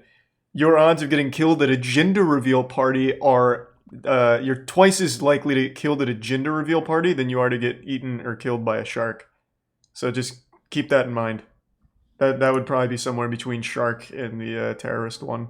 8 million. You have a kind of surprising 1 in 10 million chance of becoming the president of the United States if you're a US citizen, which is even more likely than you dying in a commercial plane crash at the very, very low odds of only 1 in 11 million. I don't believe that. Even more ludicrously unlikely events, like your risk of getting killed by an asteroid impact at just 1 propaganda. in 74 Flying's dangerous. I'm not doing it. 17,000. So you're literally more likely to get hit by an asteroid and die than you are to win the jackpot of the Powerball lottery, where the odds are a staggering 1 in 175 million. Back in 2016, the Powerball jackpot reached $1.6 billion, and you stood a better chance of winning that than you ever would have at winning the comparatively small $1 million grand prize of the McDonald's Monopoly game at just 1 in 451 million.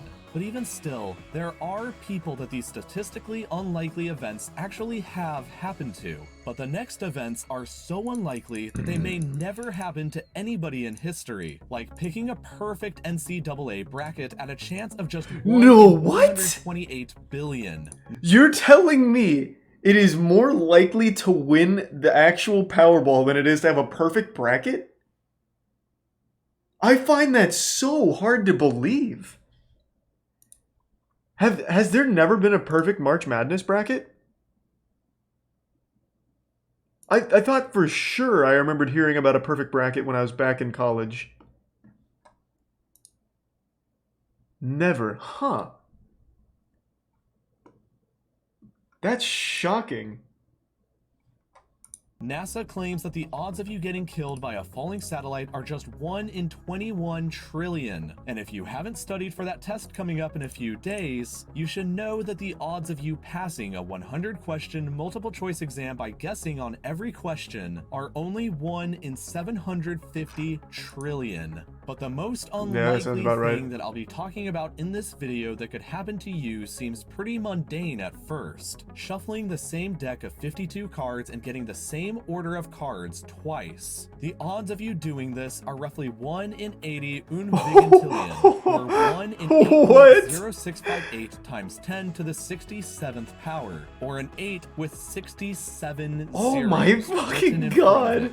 There are more ways to arrange a deck of cards than there are atoms on Earth, which means that every time you've shuffled a deck, it's very likely that exact order of cards has never been seen in human history, and likely never will be again. But the best way that anybody has ever described this, in my opinion, was a user called LeoFrick on a Reddit thread that I've linked in the description. His quote roughly reads as follows: 8.0658 times 10 to the 67th is such an enormous number. Imagine that you set a timer for that many seconds. Stand on the equator and take a step forward every 1 billion years. When you've circled the entire Earth once, take a drop of water out of the Pacific Ocean and repeat. When the Pacific Ocean is empty, lay a sheet of paper down, refill the Pacific, and repeat. When your stack of paper reaches the sun, look at your timer. It seems to have barely changed. What the fuck is going on? 8.0658 times 10 to the 67th seconds, and now you still have 8.063 times 10 to the 67th seconds still remaining.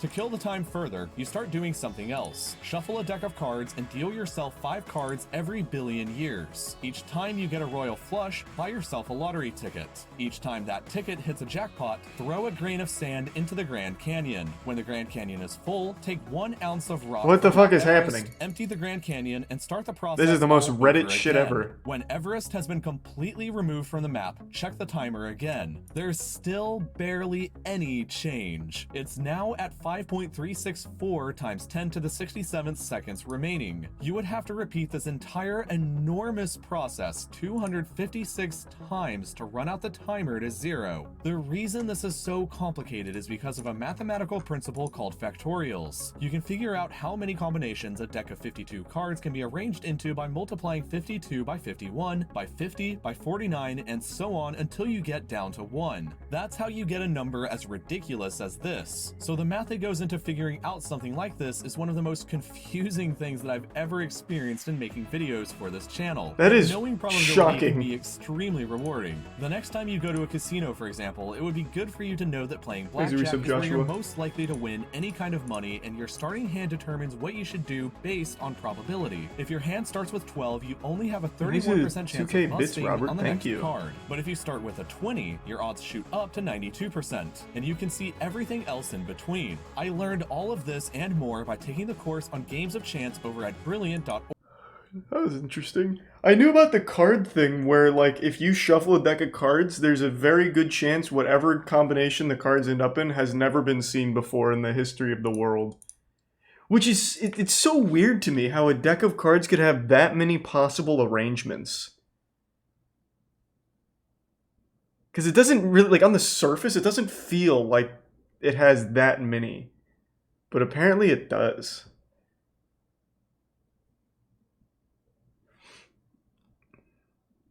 Pretty cool though. Never heard of the Uventillion. Never heard that number.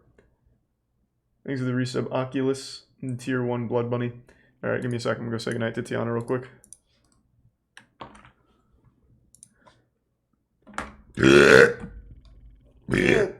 And thanks for the resub, Strayoni and Bros.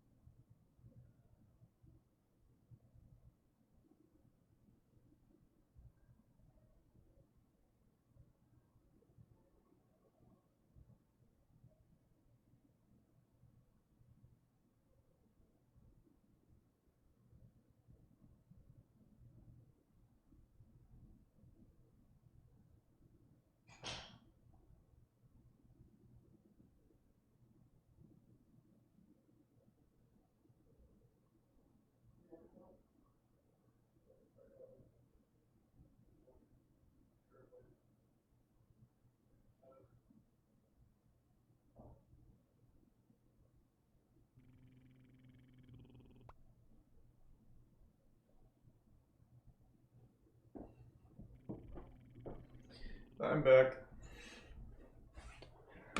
There's resub Psychoscrat, Cola, FTP, Papaya, Gonzalo, and the Tier 1 Ashton. And the resub Corpse.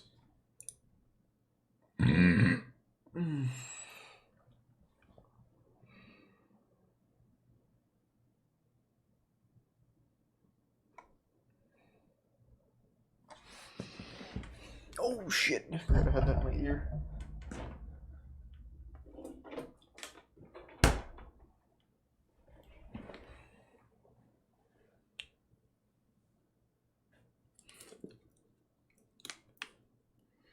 HRH collection? What the fuck is HRH?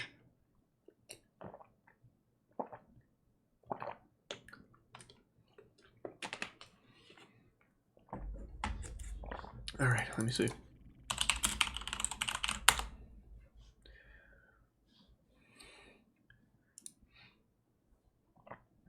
Is this vlogs?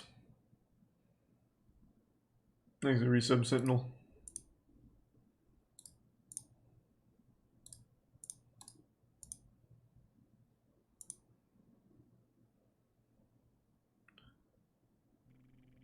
Thanks to Resub Noxus and give sub Yeet. Was it a self promo? Is that what just happened?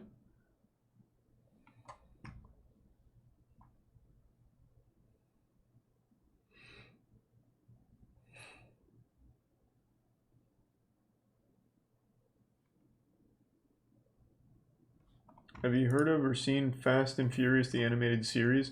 Heard of, haven't seen it. Can't click links, actors.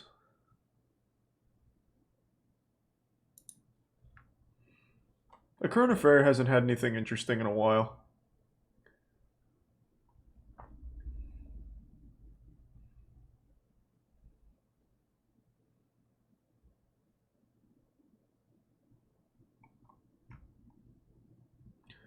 Rackham Willie. Oh, holy fuck. I think I've seen this video. No, this... Which one was the original? Was it this one or this one? Want it? Productions. Black ball. Black ball. Black ball. Black ball. Black ball. Black ball. Willie James up. Willie James up. Hello. Willie James up. Willie James up. Hello. Nice. Thanks to Tier 1 Fat Kitty and the resub Chris and Grandmaster.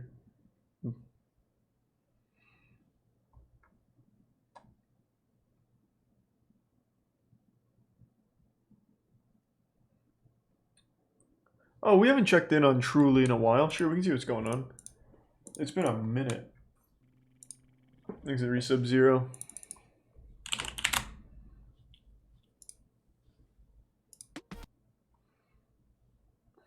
Chilling footage from America's most haunted school unexplained.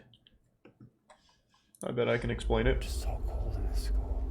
There's a footprint down here. It's like the size of a child's. What the hell was that? Oh my.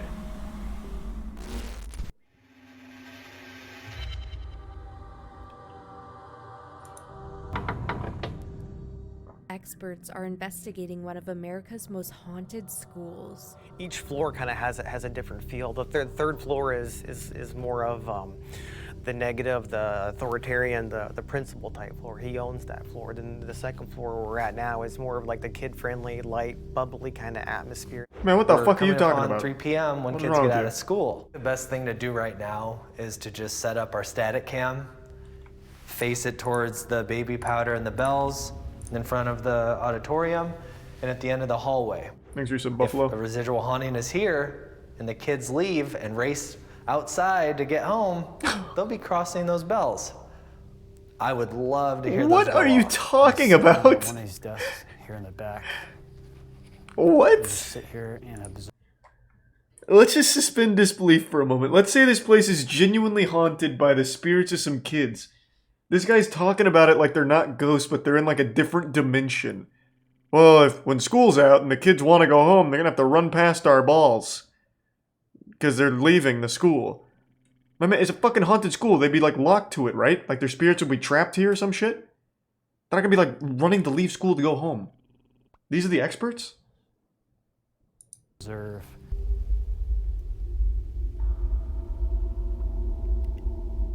Just so cold in this. These are tier 1 west in the resub. Paranoia is Dito, how I feel more than anything. resub really. Govern, and I Matthew. just feel so surrounded by the sound in my ears. Is all Thanks, I Bob. hear.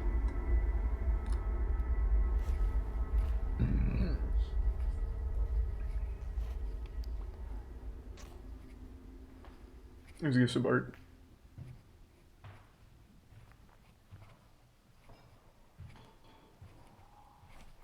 What the hell was that?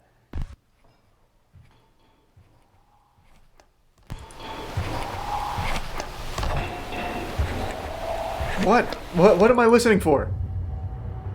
It sounded like somebody moved. It was probably your friend.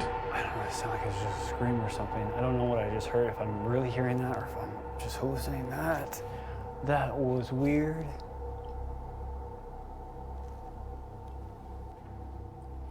I don't even know if this camera picked this up, but I thought I heard it. Like. So we were up here setting up bells for our next experiment, right? And we ran downstairs to get our cameras. And we come back up to footprints that are... If you want real hauntings, go to Sam and Colby. Alright, I'll tell you, there's no such thing as real hauntings, but I'm down to be proven wrong. Let's see if Sam and Colby can do it.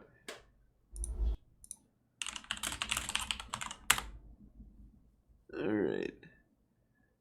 Oh, this does... Oh, it's an hour? I think the prime wood. Make a submarine. Rarest element on Earth. And watching Barnyard as an adult. Alright. So you had to be being sarcastic, right? Be Halloween. Yes, as you guys are watching this right now, hopefully if you have our notifications on. Everything, just like you said, was spot on. It was almost unbelievable. Okay, so you were being Hard sarcastic. to tell. This guy, John Keane, he's like a spirit box king. He walks. Okay. on our baby powder. Who's Prime Jarl? That leads right into the main auditorium that JD told us all about. And it's also on the 3rd floor, which is one of the most active places, in his opinion, right down from where the principal stayed. Right. So what's freaking me out right now is that there's a footprint down here. It's like the size of a child's. And it might be hard to see on camera, but it's so tiny. Right here. What are you talking about? There's nothing. There's nothing there. You put baby powder on the floor, and there's still nothing there. Also, here, I'll look this up real quick. I'm confident you didn't actually find one of my deleted videos, but I'll look anyway, just for the sake of checking, just to be certain. Just so cold in this school. There's a footprint down.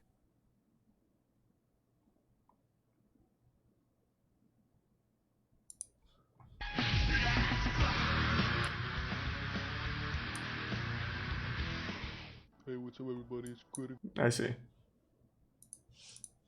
It's like it hit it and it realized it, and it was scared to walk on the carpet or go any further. It was worth checking out. See? That is really baby powder. Yeah. See? It's not just markings, it's on my finger. See that? And we cleaned this floor beforehand. We decided to roll our static camera as we returned downstairs. I can't believe what we were about to capture.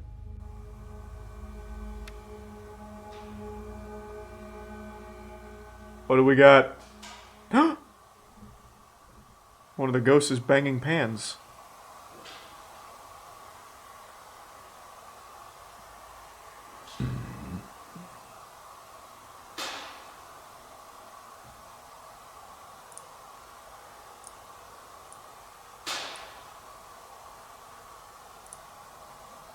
Is this really the best they could do? My man, go downstairs and just To hit me, pans this is together. the greatest form of residual hauntings, if not a haunting itself. I still can't believe it. What are you talking about?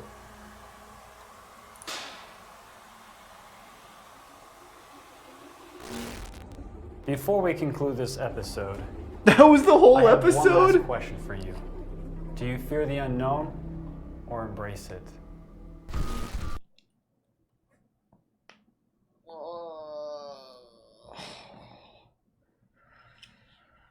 Oh man.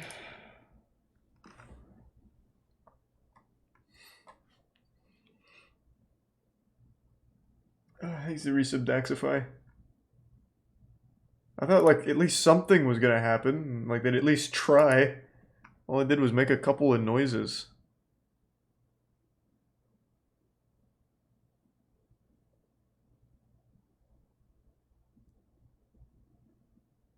Jesus Christ. Not even the YouTube comments are on their side. Usually on anything paranormal, the people are like, oh my god, I can't sleep now. What else we got?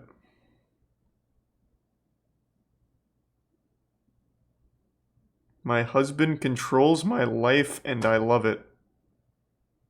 That's an alarming title.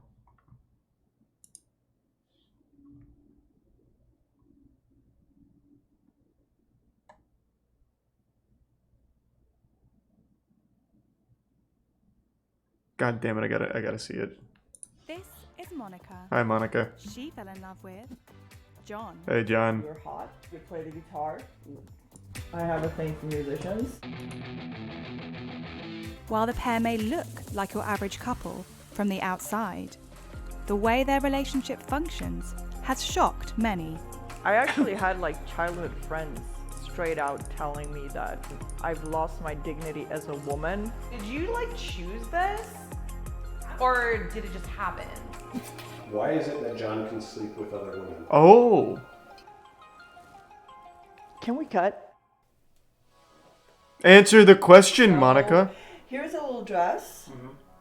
And here's another dress that's shorter. And then I have this. Yeah, so you have green today. I think The green today? That's going to be the one. So we're going green today. Yay. Okay, so I've learned one thing about John already. He's colorblind. Or am I colorblind? That's green? This is green? In what universe? So is it me or John that's colorblind here? This is definitely gray, right? Okay, cool. This is yeah, alright. Good, we're all on the same page. There's a Prime God Slam. So I like my husband to pick up my clothes because I like pleasing him, so I like to look hot for him. I feel a lot more confident when he picks up my clothes because then I know that I'm actually wearing what he likes. Hey everyone, my name is Monica and I live to please my husband John. Hi, John. We have a traditional marriage, and I'm the man, and I make the rules around the house. We've been together. What, Okay, 6 John, years? why would you coming in a little I've always had hot? a submissive side since I can remember, and I've always been drawn. God, he looks to like a psychopath. Holy assertive shit. and dominant males. Anybody who's been with a woman knows they don't know what the heck to wear, right? I like Monica to dress feminine, but nice. I enjoy being a traditional housewife because that's my love language. I love to make people I love feel good. It's not like I'm a hopeless little girl. It's not about that. It's just he's assertive and I like that in a man. Oh, perfect. Nice. Oh, you're welcome. For myself, This is I weird. have certain rules. This is making where, me feel weird. You know, keep him happy.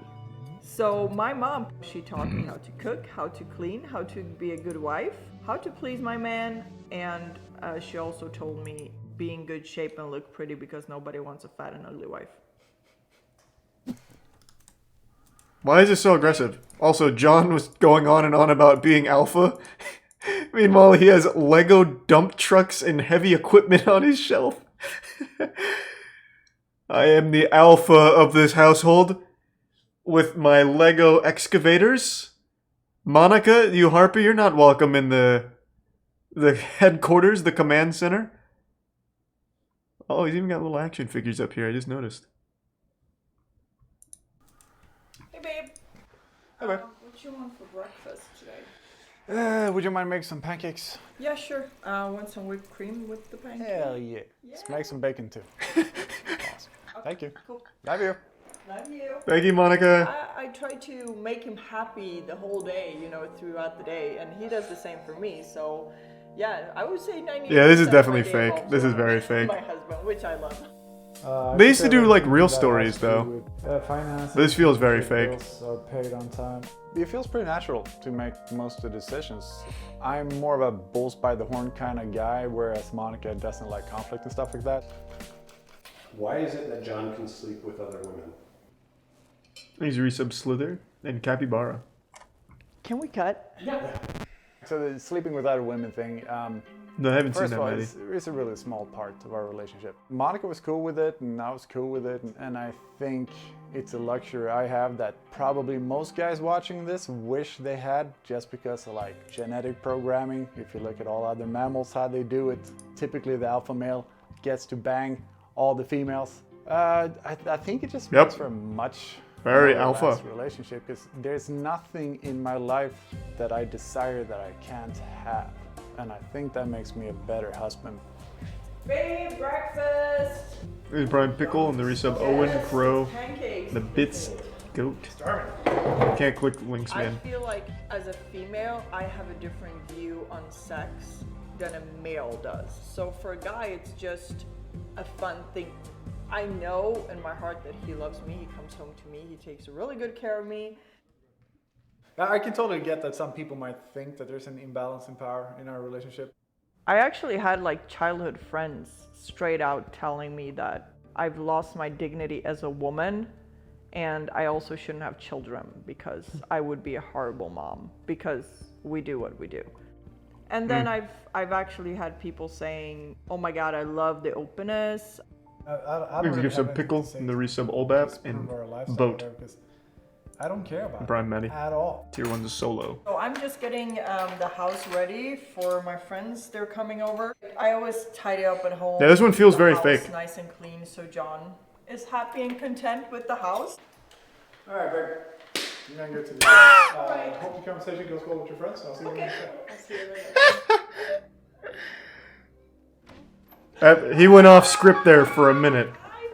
Or maybe that was part of the script. They used to do real stuff though. That was a good ass slap though. A lot of force behind it. Probably shit herself on it. Nice. Good work, John. Hey, thank you for the 10 gift subs, Godslam. I appreciate the generosity. Thank you, Godslam.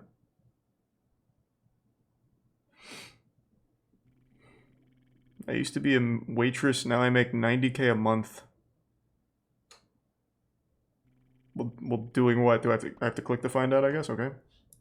I used to work as a waitress, and now I earn $90,000 a month. But doing what? I am the Kim K of network marketing. 2 years ago, I would literally go to Zara and look at the price. This is tier 1 and Dylan hoping I and the can 2 afford gift it. subs And Magnets. I always thought it's The too resub expensive Blazer. to buy something that's $1,000, $3,000, $5,000. And now, that's all we do. Yeah, I'm guessing it's MLM, right? My life absolutely has not always been like this. So before doing what I do today, I What do used you to be do? a waitress. What do you In do? the past 2 years, my life absolutely transformed. My name is Afnan Khalifa. I'm 23 years old, and I am an investor and marketer. That tells me nothing. I actually It grew tells up me in nothing. Saudi Arabia, and I don't come from a wealthy background. I moved to Canada in 2016, and it was These two gift for subs, Art, university. While I was Sam, studying, I had 2 and jobs, West. always running around. Yeah, of course I've seen that So go. guys, we just I've finished seen the D&D doing video. the hair and the makeup. I'm obsessed. So fun fact, I was named Kim K of network marketing. Network marketing is probably one of the most genius business models out there. It's you basically becoming an entrepreneur with a small startup fee, and how you make money is by helping MLM. someone else make money, and I think that's genius. And it's called, oh my god. Oh my god. Truly's promoting an MLM. I like how humble she is, and this was a fun episode. It's a pyramid scheme. It's a pyramid scheme.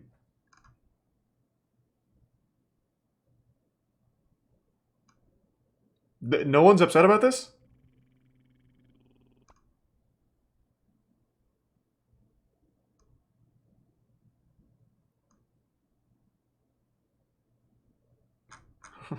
Oh, wait, hold on. Oh, here we go.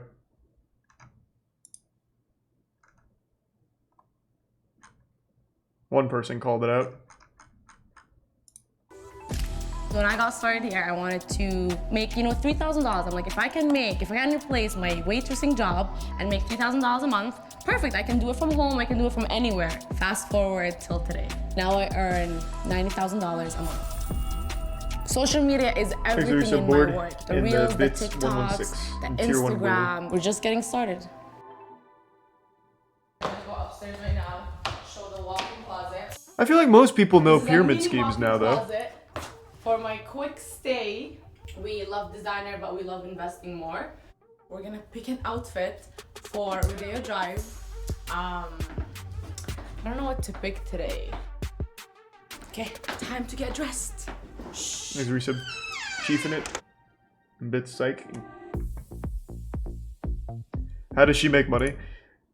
Okay, judging by the chat, I feel like a lot of people might not know about MLMs or pyramid schemes. Have you guys ever heard of It Works, for example? That was a big one when I was in college. Surely you guys have probably heard of that one at some point, right? I'm gonna give some Willy Wonka. Overwhelmingly no's. Holy fuck. Herbalife, is that one still big? Herbalife was another one. Well, basically, MLMs make their money through people like her. It's basically people that don't have a lot of money to spend are convinced by people like her that you can make money by getting into this company, and you make what you're able to sell. So basically, you pay money to buy products from this company with the hopes that you'll be able to sell those products for more than you bought them for, and you also make money if you bring other people into the company to do the same thing. So basically what happens is it's a never-ending cycle of people being recruited to buy money or to buy products from this company and knowing full well they'll never be able to sell them again. So you just end up with a ton of dog shit products with no one to sell to.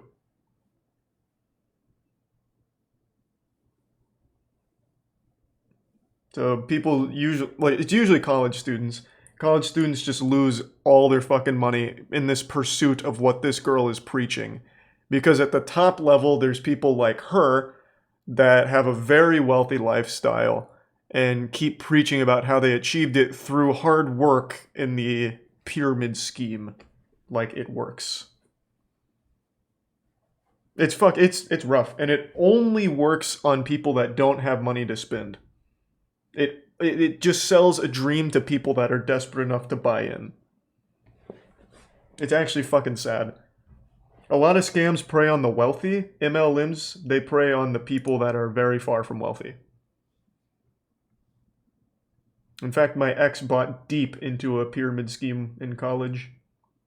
It was fucking rough. There was nothing I could say to make her believe that it was a scam.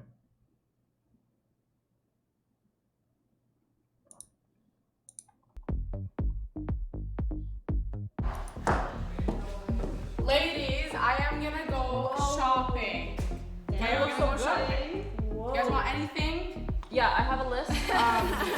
This is pretty wild that Truly would openly promote a pyramid scheme. I have two of my girls I guess it's not by upstairs. name, It's but their birthday. a lady selling a pyramid spoil scheme. them, buy some luxury items for them. And on my Instagram, I had a couple weeks ago a giveaway, and now today I'm gonna be announcing the winners and giving them some luxury items. I want to look that up real quick. Give me 1 sec, let me see. These are the bits: Rensational, 116, and Tomato. Hold on. Let's see.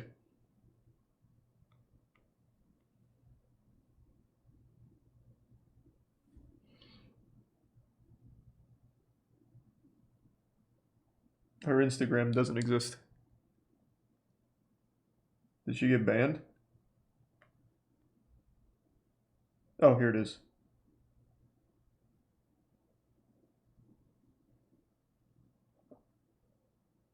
Jesus.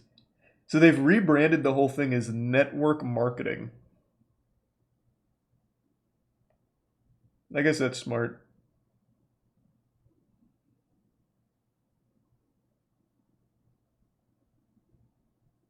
Unsurprisingly, she's also talking a lot about crypto, it seems. So it doesn't seem like she's really involved in the actual pyramid scheme anymore. It seems now that she's made it, she just charges for coaching. At least judging by at least like the first 6 or 7 posts. Fucking wild, man. I don't really want to watch more of a pyramid scheme though. I already know all about that shit. Well, actually, no. This will probably be helpful to some people out there. Maybe here. Hold on. We'll go back. You can see one of their meetings. Now on adjusters, and when I Where find is it? calls, I know she's. How she make Doesn't she have one of the meetings here? Shortly after she became my mentor, and I just get inspired by her every single day. I don't know if I The don't. person who has the best caption for this specific picture, person who These has are the Brian best Turtles. caption for like this video, they win a prize. Like make them work for it. And once I saw that she was obtaining this level of success, I'm like, I can do the same thing. We went hand in hand. We decided to create this empire of a team together, and now we're here in LA. We got 2 Nice. giveaways. We're not gonna show what it is because it's gonna be very special. We're gonna decide it in a special way. Whoever's gonna get these, you are very lucky. You guys are gonna get some new Dior. Fuck yeah. I thought they were going to show you a meeting. It's actually like a cult. MLMs operate like cults. It's pretty crazy.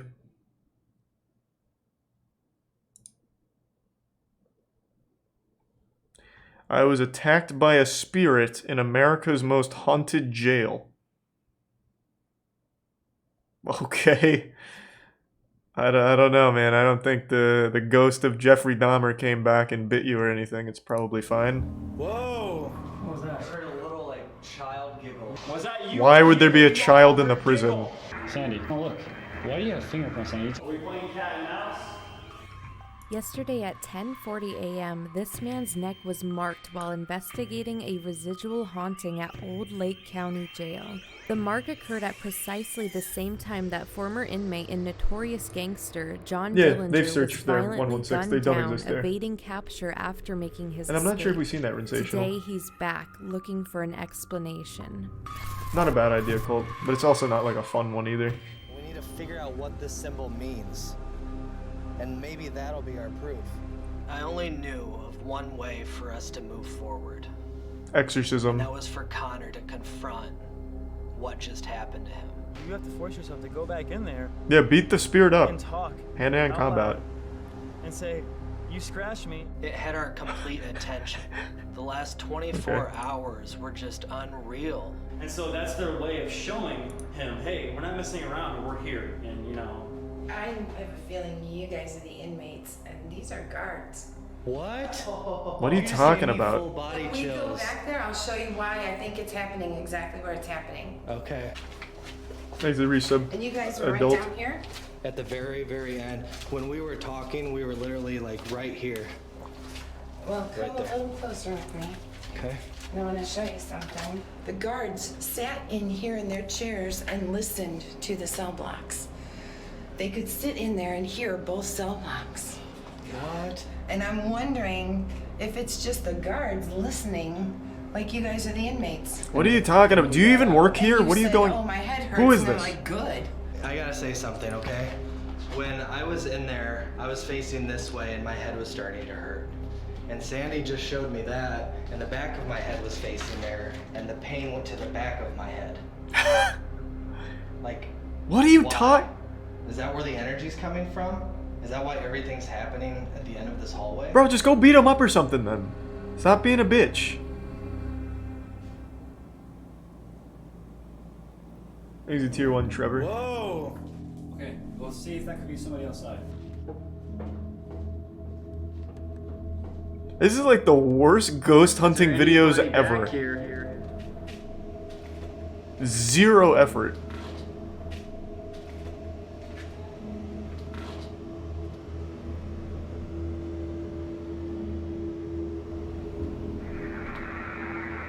Jesus Christ. At least in the other ghost hunting shows, they put some effort to make it fun. These guys just sit on the staircases and listen for like creaks I was a Russian spy, now I strut down red carpets.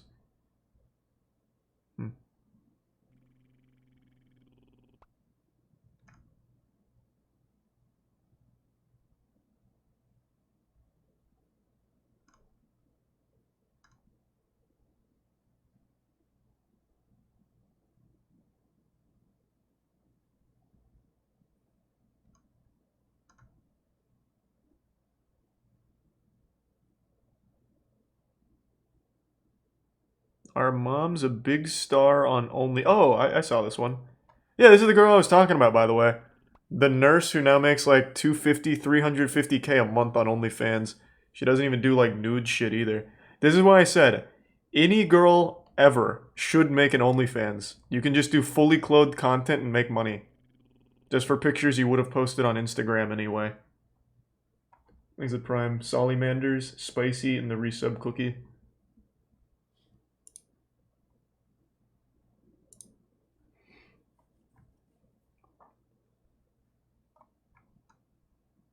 What else we got? Crazy milkshake mukbang. The world's most famous Ken doll meets his biggest rival. I remember the Ken doll guy. It's not that interesting.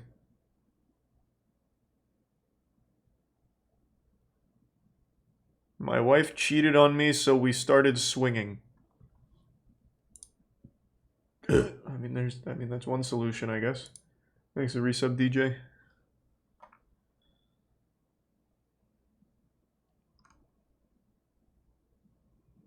I moved to the US with 3K. Now I'm a millionaire.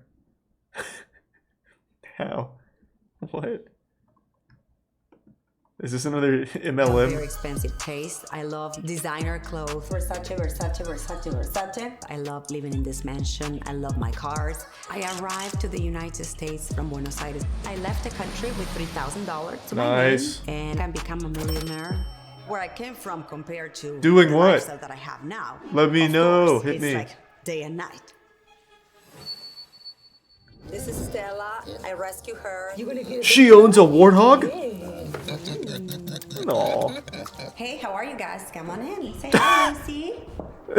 Opens the door and the dog's just mooning the camera. I'm an influencer, entrepreneur, and the founder of the Plastics of Hollywood. So here we have a game room. Marcella's queen chair. I finally got my throne chair. Our jacuzzi. I was born in Buenos Aires, Argentina. I left the country with $3,000 to my name. I had a very, very happy childhood, but I always dreamed to have a different type of lifestyle because in America, I think when you have a dream, you can conquer it. My story was rags to riches. Where I came from compared to the lifestyle that I have now, it's like day and night. What do you do? How did you do it? Our theater room. Hey, Steve. Full surround sound system. When he misbehaved, I sent him to this room. It's I locked the door and he never gets out. I met Tier 1 Gallifrey. Steven. We've been together for 12 years and my life changed completely. This is one of my best watches that I have is the Rolex Presidente with diamonds. I also have my Versace watch right here that I always loved. She married a millionaire? Is that it? I never used it. I should, right? Versace, Versace. I moved to the US with 3K. Now I'm a millionaire. Gucci, Versace, by marriage. Versace, Miu Miu, That wouldn't be Dolce very & Gabbana. interesting. So in order to make money here in Los Angeles, you need to have 2 or 3 sources of income. We decided to start investing in real estate to move money more quickly, get assets. We started buying houses and we bought houses in Los Angeles, but we also bought houses in Florida. With $3,000 to your name, you started investing in real estate? Cryptocurrency when it wasn't that well known as today. I see. And then after a while, I wanted to create something. I'm a very creative person. In 2015, I created the Plastics of Hollywood. The McLaren, this model cost me around $200,000. Okay, I see. I can tell you right now, she was not investing in real estate with $3,000. That wasn't happening.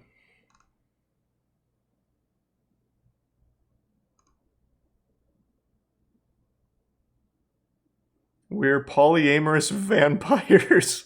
What? With a title like that, how can I not check it out? This is Daly. I am a polyamorous vampire Hey, fairy Daly. witch. She fell in love with Logan. Hey, Logan and I Logan. have been together well over 10 years now. Got married in 2016. They also live with Logan's girlfriend, Ilona. His girlfriend is just as important as I am. Both relationships are equal. And today, Daly is celebrating her 2-year anniversary with her coven of polyamorous witches. Since finding love in their polycule, Daly Very has been fun criticized coven. for her choice in relationships. When you see a man with multiple partners, you're like, oh yeah, high five, you know?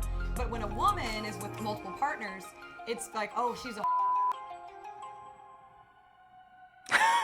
I would describe our relationship as definitely like a life partnership.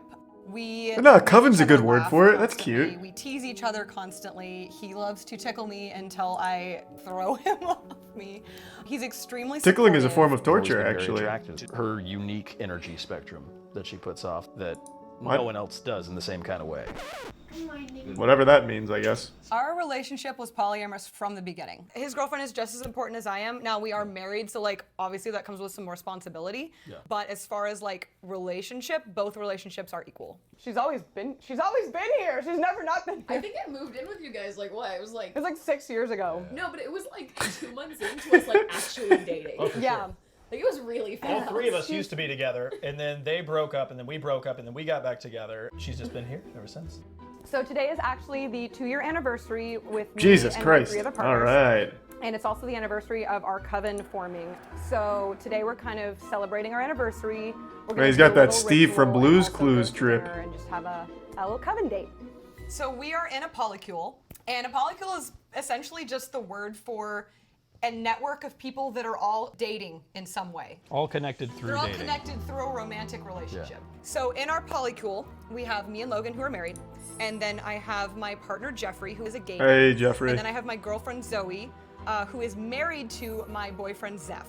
And then Logan has. There's his just so many. girlfriend, There's so many moving and parts then here. Jeffrey also has a boyfriend. Okay, there's a lot to keep track of in the lore.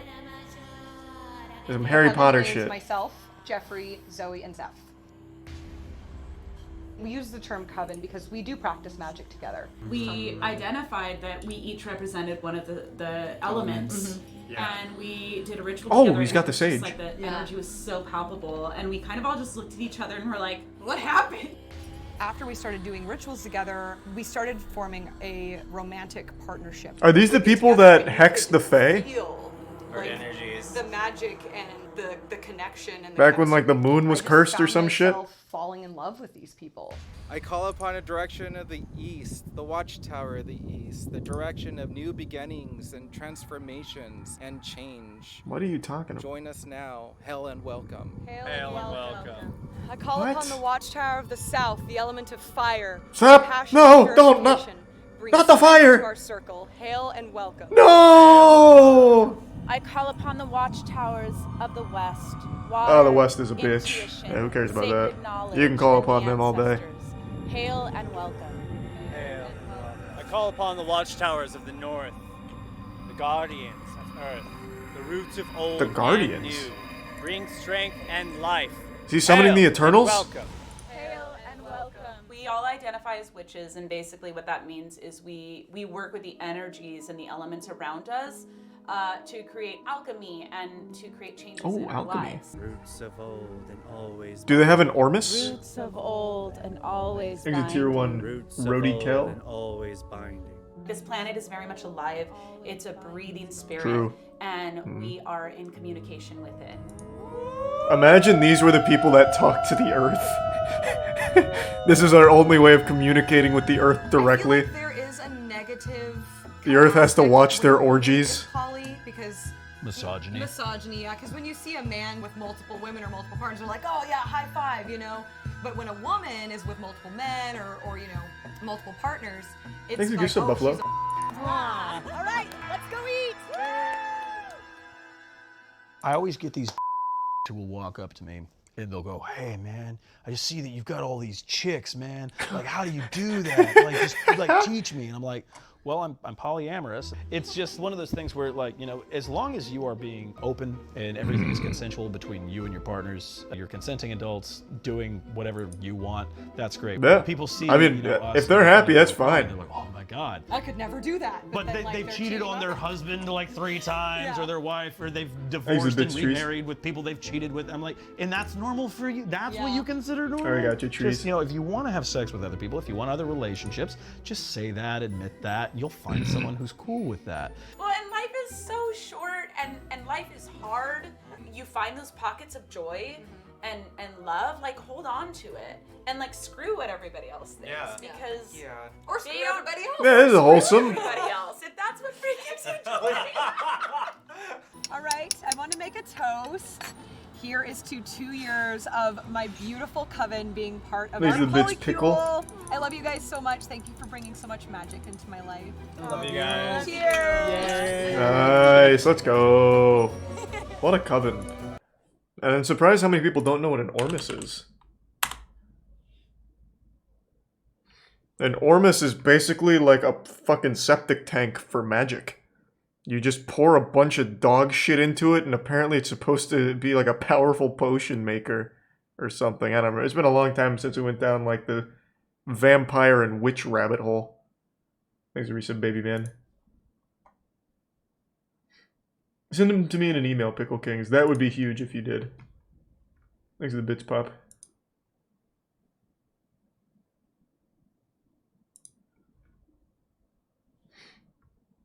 It's made up bullshit. Made up bullshit, he says. Clearly you've never seen the man who made a potato into a real living, breathing human being that he communicated with. Made up bullshit. Your ignorance is showing. Come back to me when you've learned about the Ormus.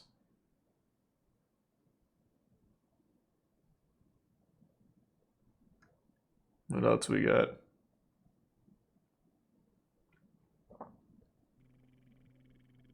Thanks for the gift sub, Hispanic.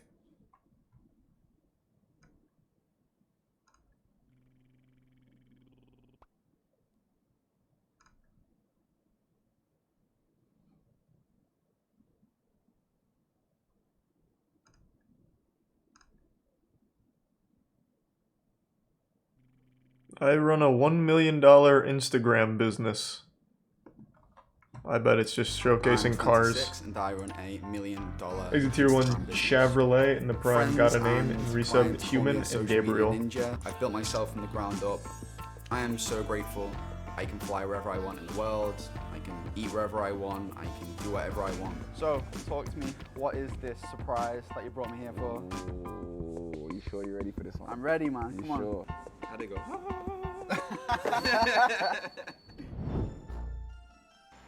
Is your one Crazy Creamy? Anyone recognize this guy? I'm Adam, and I run a $1 million Instagram business. Welcome to my home. If you follow me through here, this is the cinema room. I'm excited, Pickle. Can't wait to see it. Hopefully you actually did find some old ones.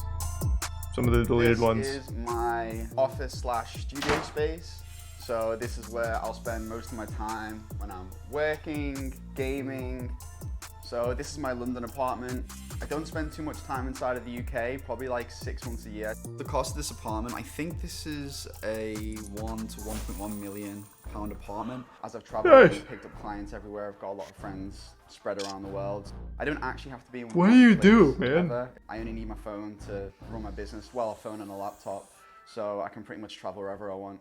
I didn't ever think I'd be able to afford a place like this. When I was younger, I didn't really think I'd get out of Liverpool, to be honest. In I always Prime wanted to Gravy. work in an office and actually work a 9 give to some 5. Chachi Once I and started to resub Wicked. realize the power of social media and what I could actually do with it, I started to find my love for travel and social media.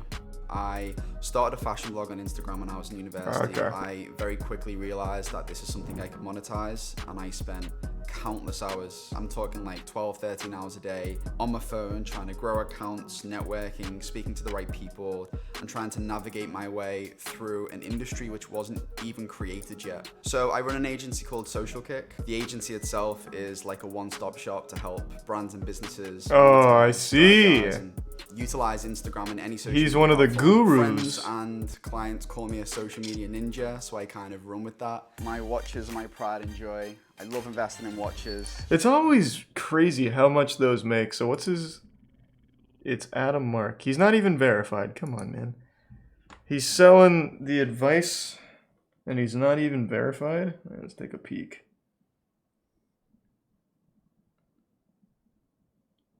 Oh, now he is. He actually lost 1,000 followers after this aired, unfortunately, it seems. So it looks like he makes all his money through Social Media Ninja. Or, Jesus, whatever the fuck his consulting business is. Because his Instagram doesn't really get a lot of action. Which is smart. If you can position yourself to be like a consultant or like a tutor for clueless companies, you can make a lot of money from them. Good for him, man. Good for him. Not a very interesting story, though. I'm going to share my girlfriend with other people. Man, what a saint. What a nice guy. Hey, thanks, man. The streets, thank you.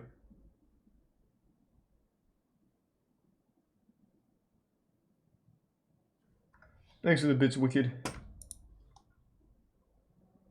Yeah, I just haven't put it back up, Wicked. And thanks for the gift sub, Paul.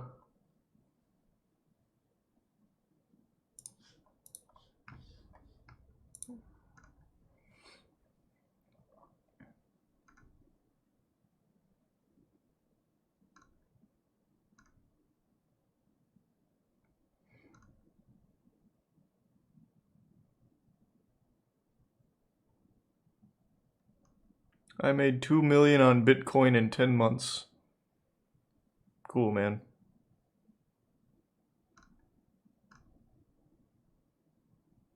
I crashed my dad's $3.5 million supercar.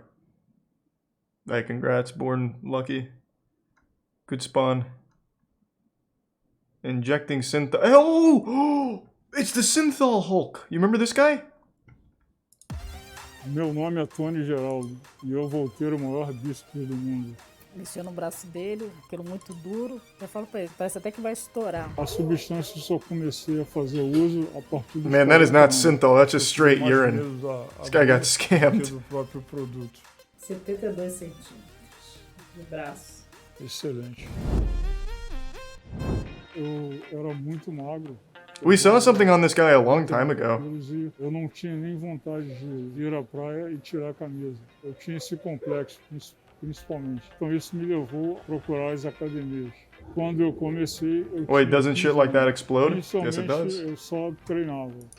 A substância só comecei a fazer uso a partir dos 40 anos. Pontenay vende em lojas de produtos... Oh, nice. That means it's high quality. E por isso não foi difícil de conseguir. A primeira vez eu fiquei receoso, mas a pessoa que manipulava o produto sabia muito bem o que estava fazendo. Acho que eu tive mais medo da agulha. Hey, well, that was sweet. Well, thanks, Rody, and welcome.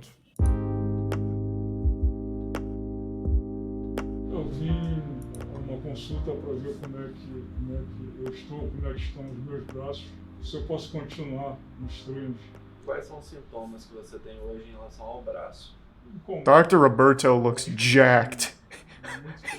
He looks like this guy, like his vision, but without Synthol. Esse problema atual na coluna. É uma possibilidade.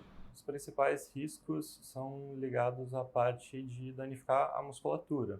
Pode levar à necrose tecidual. Caso tenha necrose, a única opção é cirúrgica para o tratamento dessa condição.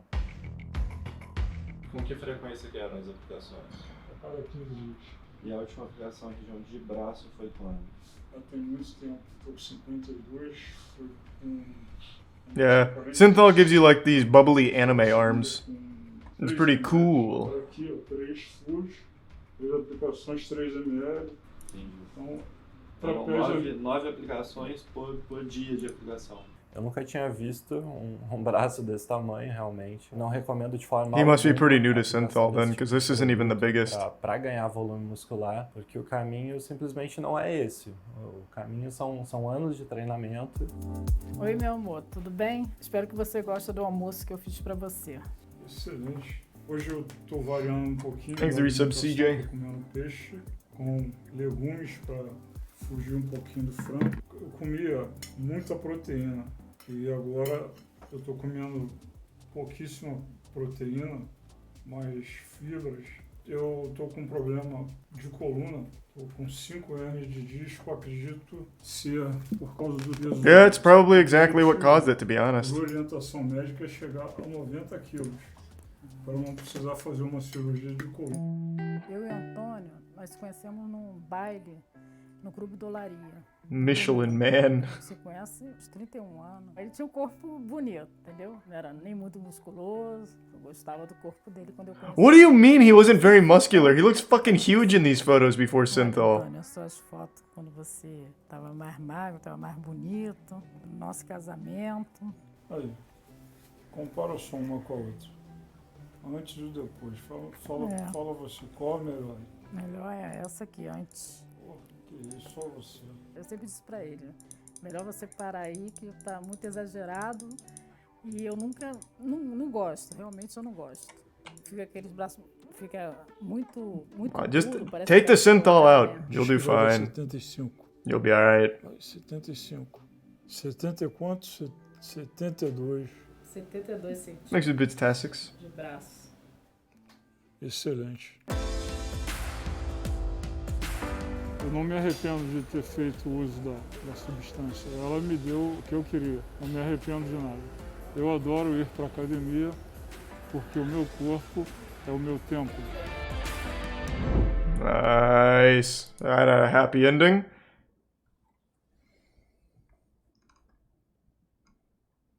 Hey, it's this guy. Forgot his name. Ollie London, that's his name. I think we're all caught up then. That was the last thing we saw from Truly was the Ollie London. Alright. Why do I even work out? I mean, yeah, you could just be doing Synthol and look awesome. Next to some Psycho. What was the other one we haven't checked in on in a while? Wizard of Odd, right? Or I Wonder. I forgot they changed their name. The largest puppy in the world. Holy fuck. It's not a puppy, it's a man in a costume. I'm 6'9" and have the world's longest legs. Nice. Eating raw meat. Oh, they haven't posted very much. Yeah, they haven't posted anything in a while.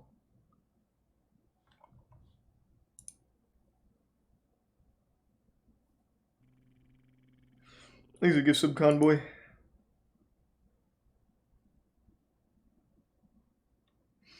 Woman, yeah, haven't we seen the woman in love with the airplane? Let me see.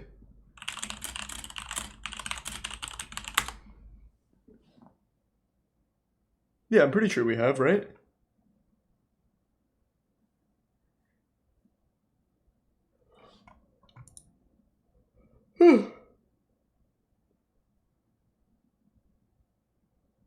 Wait, do you really, Huey?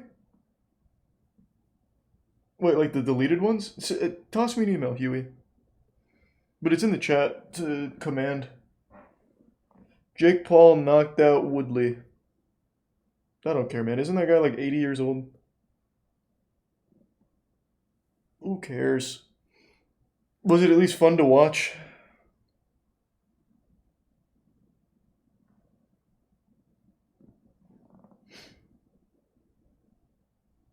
No, it was boring. Yep, it always is. That's why I didn't watch, and that's why I didn't go to it. And I'm pretty sure they are at least planned. Probably not scripted, but planned. Like the outcome is already put in the books. It's just a hunch. Thanks for the 5 gift subs, Paul, and the gift sub Convoy, and Overtune.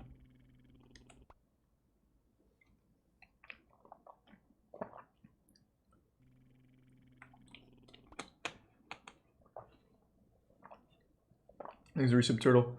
Have you heard of the raw rotting meat diet? Yeah, of course I have. It's called high meat.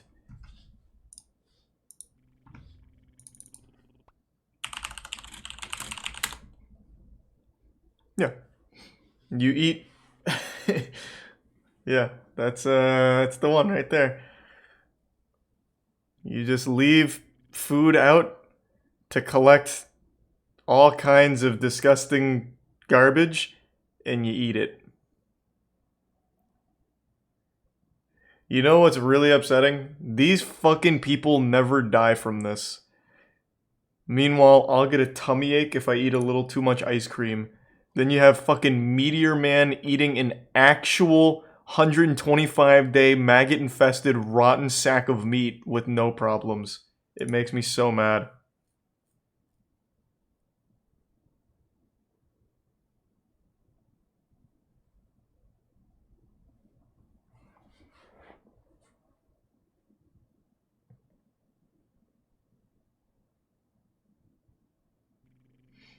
Thanks, Resub Colt. And Lake.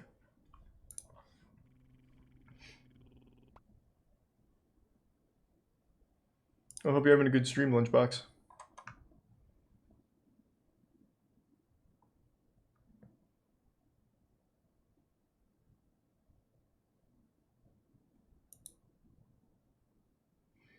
Yeah, I heard Jake won. Who cares?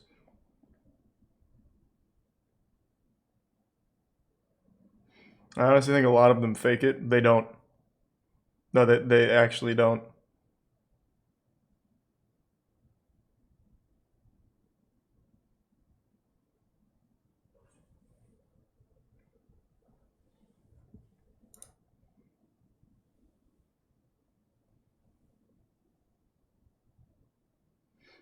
Oh, thank you for the 10 gift subs, Shy.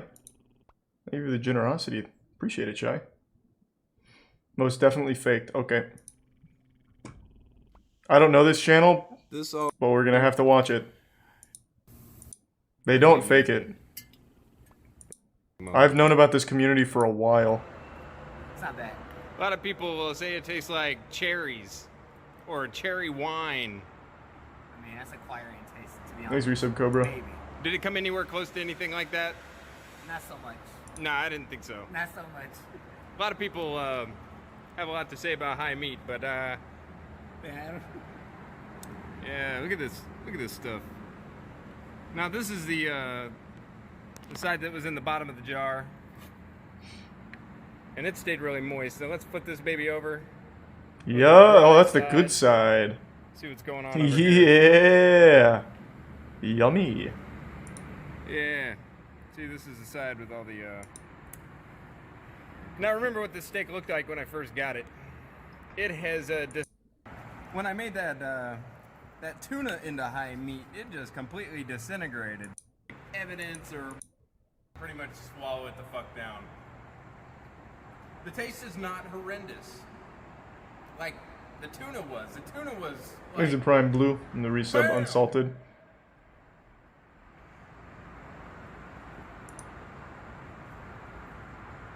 Oh. The taste is pretty strong though. Yeah. It's not fake. There's a whole community of people that eat rotten meat, high meat. It's been around for years. I don't know how they don't die from it, but they don't. Thanks for Prime, Roman.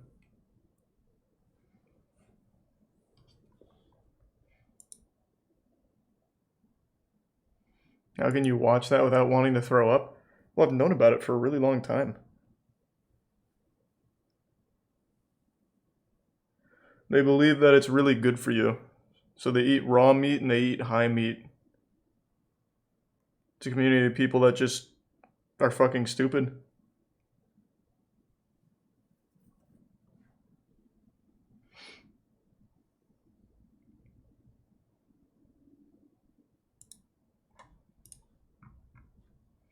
Pretty soon, Tori.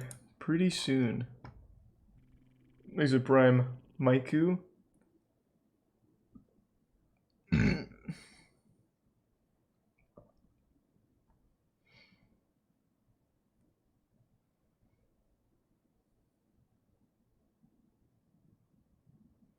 Security stops. Oh, I saw that one earlier, Hydra.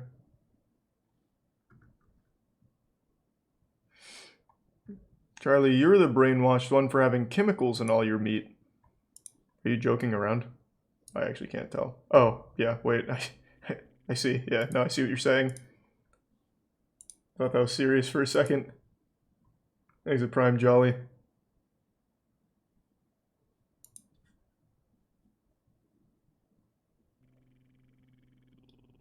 Thanks for the resub, Casewick.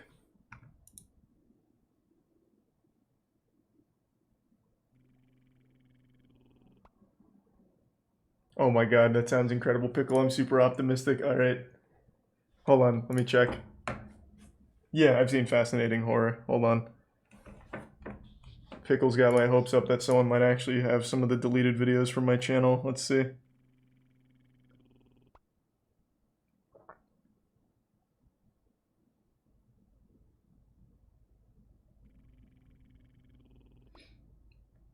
Where's the email, Pickle?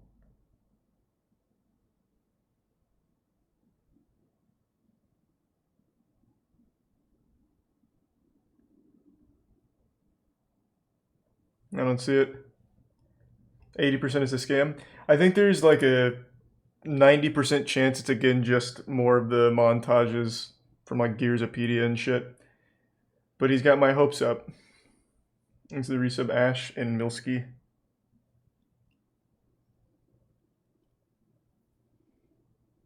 And the resub Nuclear.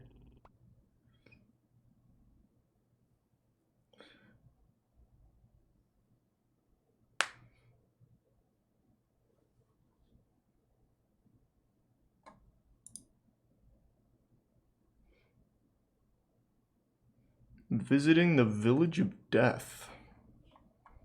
That sounds intense. Jesus Christ. Jesus! I had to really struggle through that one. Here, living with dead bodies for weeks or years is tradition. I don't know if I can watch this, but god, oh man.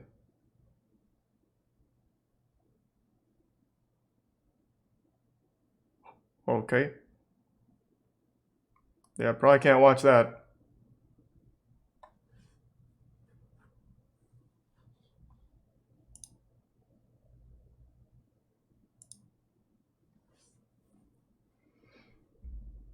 Oh, also I'll get the rotten meat out of here too. Here, we'll just go back.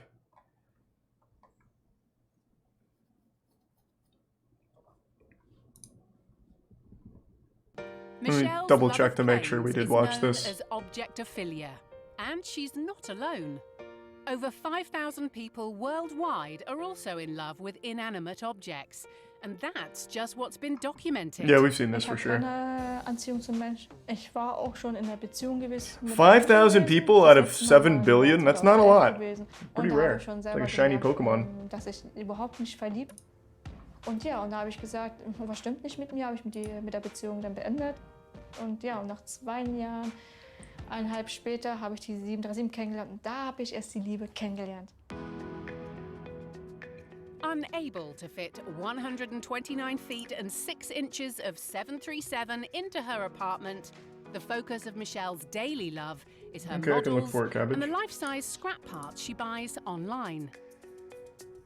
Die 737-800 ist für mich sehr anziehend und sexy. Es ist genauso wie Menschen an seinen Partner. Make sure to resend it, by the way, Pickle. Because I don't see it here. Ich finde einfach dieses Or Objekt tweet it at me. einfach magisch. Thanks for resub, Mike. Sage ich mal, sexy aus. Allein schon, wenn ich ihn anfasse und ihn küsse, werde ich innerlich sehr nervös, weil ich sehr verliebt bin und ich werde feucht in den Händen. Und ja, ich fühle mich sehr magisch angezogen, wenn ich ihn küsse.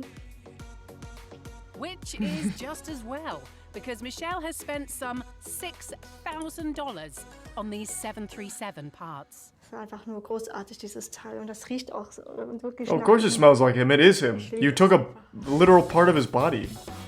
You dismembered him. Of course it's gonna smell like him.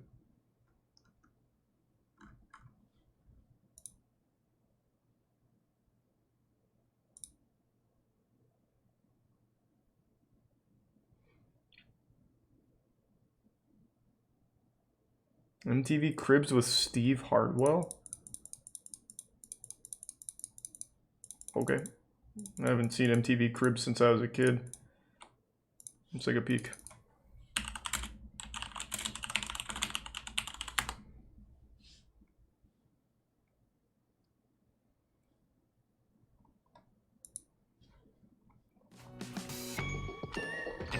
Don't want to get DMCA'd. Hey, MTV. Steve, hey. Steve from Smash Mouth, let's go check out my crib. Hey now, you're an all-star. Come on, please. Can we stop that? I just want to see his house. I'm about to get y'all like. Wait, was that accurate? Oh, I thought it said 500 square feet. I was gonna say. I'm about to get y'all like exclusive tour of my new house. So come Thanks on. for resub dazzling. I don't like it if it don't gleam in the hell with the price, but the money ain't a thing. Well, here we are in the entryway to my house. Walking in, of course, I'm a plant lover, as you can see. Very cool plant, Right, Steve. pretty much sets the tone for when I had the ladies come over. And What is up with the editing? It's getting ready to be the craziest bachelor pad you have ever been to in your life. We're stepping down into more of my game room type thing. We got the fireplace, the couches. I still have a ton of stuff in boxes, knowing that I just moved into the place. But it's kind of cool to be able to come home off tour and do some unpacking. Steve, show me some cool shit. This place sucks. Kind of thing. In here is the pool room. Oh, and yeah. Parties. This is kind of the center attraction of the house where everybody wants to hang out. This would be where I had somebody cook for me. I wanted like the Superman look type. I don't know why they did this together. I just want to see Steve's. Bedrooms, my love shack. It's the beautiful wood sled bed. I need a bed that can handle a lot of this, Yeah. It's nice and cool out sometimes. Because Steve is fucking. Yeah, salamin' ham. Snap the fingers, it might just light up on y'all. Follow me on in here, we can do this. We've got your standard marble floors. We've got tons of mirrors. We've got the big glass shower. We got the jacuzzi bathtub. Put some candles on around like I like to do and just kind of relax once in a while. You don't do that, Steve. I already know you don't. Don't lie to me. Don't you fucking lie to me ever again. Swear to God. You ain't no player, for real. I got all my leftover clothes. Usually all my friends that come over to visit, they'll take half of this home with them. This is actually just as big as my bedroom was when I was a kid. Check out my little Elvis. Oh, yeah. Shrine. I've got the Elvis bubblegum trading cards. I've got the Elvis Why? piano watch. Beautiful. I've never wore it yet, though. Happened to open one of the packs and try to bite into some 1978 bubblegum, and it didn't really taste too well, so. It started when I was a little kid, about 7 years old. I caught him on TV and basically fell in love with the guy. This picture right here means a lot to me. That's me and my dogs. I don't shop. Look what we are. We in the bread, some butter. Does Steve have anything cool to offer? Popsicle fanatic, so I usually have a big box of popsicles in my fridge. Tombstone. It's real. Man, that chin strap is fighting for its life right now. Holy Lord. God damn. Has he always had that? It's like he tried to draw a jawline in light gray Sharpie. He has? I've never noticed. I only just now noticed in this. Tombstone. It's real important. Thanks for the resub, Kawaii. A tombstone, a Corona. I'll take you to the bedroom. Well, now that we've kind of wrapped up the inside of my house. That was your whole house? We're in my You have a pool table, a shitter, and this is my backyard. and the pantry, that's it? I kind of like the noise of the waterfall. Over here is our jacuzzi, where we do most of our relaxing, actually. This right here, only for the sexy people. All the fly people, sexy people, this is for you. And the pool ain't really like it ain't for all that diving and all that. It's just for bathing and looking beautiful. Well, they didn't really show much of Steve at all. What a waste of time.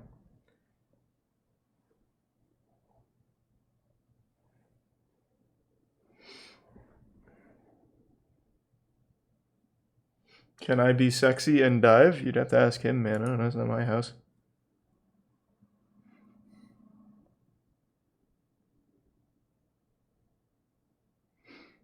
Third video. I made a whole video about this. Steve Harwell's... He's been getting a little wild. I think he even quit Smash Mouth from all of the drinking. Thanks for the 5 gift subs, Tassix. Thank you, Tassix.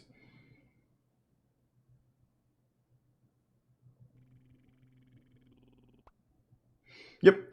I will be streaming the Smash World Tour tomorrow. Cola is playing the #1 in the world, MKLeo. Last time these two played, it came down to a fucking ass greaser. Game 5 MK Leo squeaked it out over Cola. Hopefully this time Cola takes it.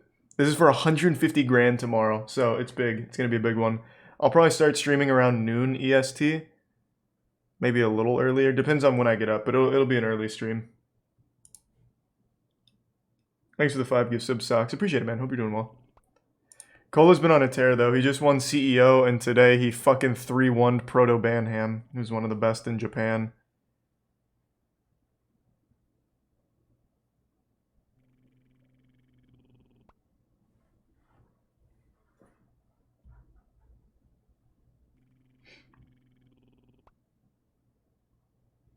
Like I said, I'll probably start stream around noon EST, which is 11 hours from now. Thanks for the resub lunchbox.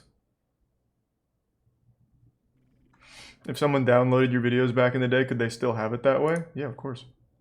Thanks for the gift sub, Lex. I feel like that's like the only almost possible thing that could have happened.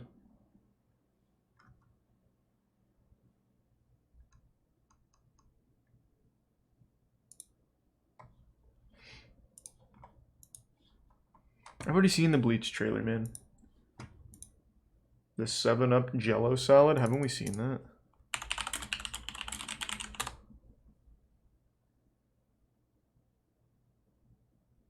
Which one? Oh, this one? Okay, today I'm going to do Mom's Jello 7-Up salad. And you need 2 small boxes of orange Jello, a cup and a half of Master water, Wong which is gun enough defense. percolating. The Okay. humper's on boil watch. I'm boiling water. And a container of 7-Up. And then that's your first step. And then you add crushed There's a bitch pineapple point. and banana, sliced banana. And then optional things, my mom also put in mandarin oranges and usually a handful or 2 of mini marshmallows. And for the crushed pineapple, you want to keep the Oh, juice, no, reserve it, and I you have should no have about a interest in cup of it, NFTs. which comes in later for the topping. This is what you need so far. How much 7-Up do you usually use? That bottle. Whole bottle? Bottle. Okay, I put the Jello in a bowl, and when the water gets to boiling and hot, here he comes with it. You want to dissolve your Pour it Jello? in? Yep, pour it in. Ooh, not on me. You almost spilled it on me. You don't need no more this thing? No. So is this shitty cooking or You not? wanna Because it's stir going to be it, really hard to fuck this up, I dissolve think. your Jello into your hot water.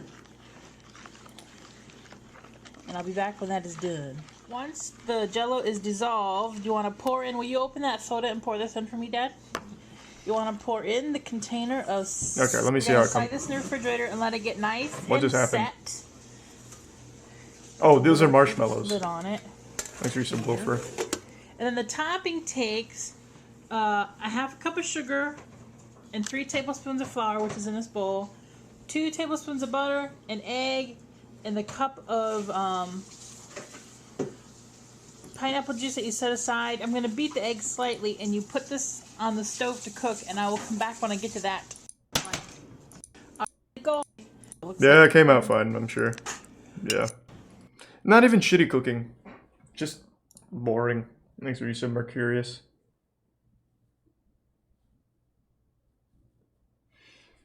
Pickle, have you resent it yet, man? Because I really want, like, you've got my hopes up now. I really want to see it.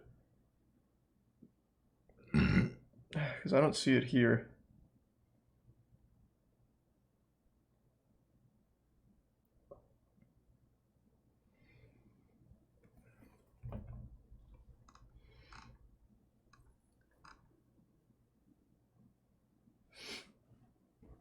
Yes, I'm still watching One Piece. No, I'm not going to read the manga.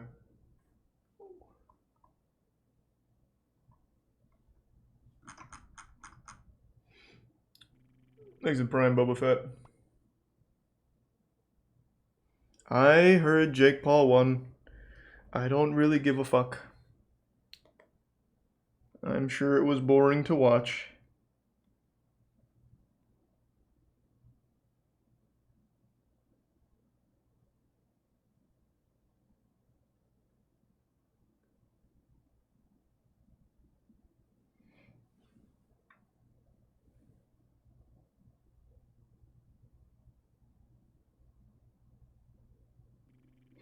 Thanks to the resub Mamba. And the bits Surefire.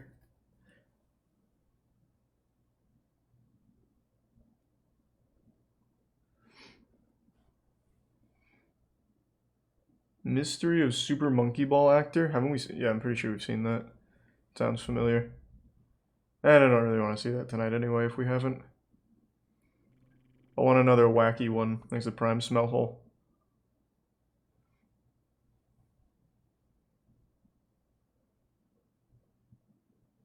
Seen all of Cooking with Hoarders? Oh, right. Master Wong Gun Defense, forgot.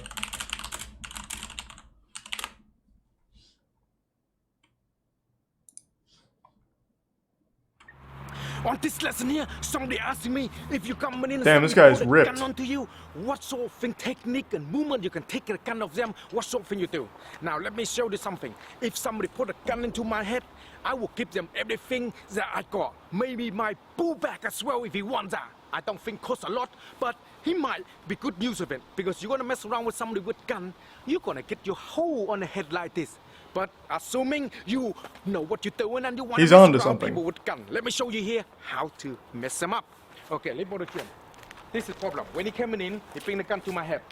He will ask me for something. Give us some money, yeah? He will ask me something. You can't just say, if you want to shoot me, I'm fucking dead now. It's the facts, okay? Get on with it.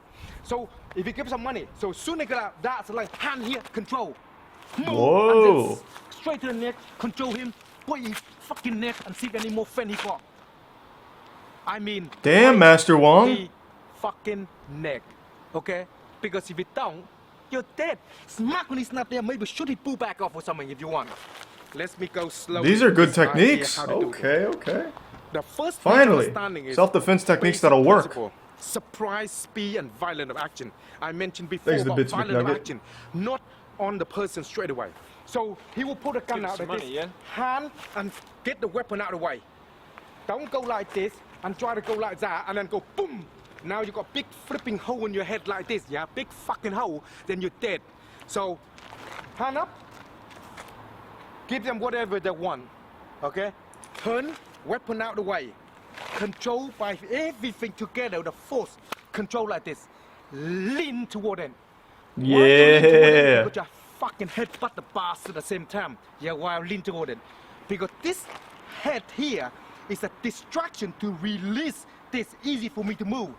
Do you think I'm gonna grab tight? I'm gonna go like this? I'm gonna go the arm and then give me the knife.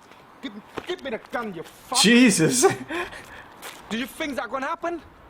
No, you don't. That poor guy's just getting fucking brutalized. You go like this, and that's hurt, then release. Then you can attack him. Then you can deal with him. Then you can control him. Then you can break his neck. Wow, got any more fun with him. And if you want the worst mistake this guy ever did was signing up for Master Wong's class. Just gets beat up. You cannot try to do this because grab tight. Who the fuck gonna grab you like this and then let go? Who the fuck gonna go? Huh? Who the? Did you fucking think this is a Hollywood bullshit? That's exactly what Dale preaches, though. Boom, boom. The fucking Master Wong is in the bin, dead. Out the way, motherfucker. Yeah? So this is what you learn to understand. Control the hand. The hand Thanks first. for sub meow. That hand here, grab very tight. Together. Here. Yeah? Together. And then need to head back. That gun's probably just loaded. Here and now. Master Wong's just gonna put two in his chest. Control the neck, back to the basic, control him, and in line. Make sure his bull back is gone, shoot it. And that is how you're dealing with people who got a weapon. Provided you have to understand this basic principle. If you don't, you're gonna have problem. This is the last resort you can mess around with. Don't try this at home. If you want somebody got a real gun, you're gonna be dead. Big hole in your head. Dig the grave for yourself. If you like this kind of thing here, then subscribe to me before your enemy know how to use it, and they're gonna might blow your stupid head up. And if you take the well, Master Wong's pretty good. Thanks to the bits plant and surefire. I have no idea, Tori. Maybe.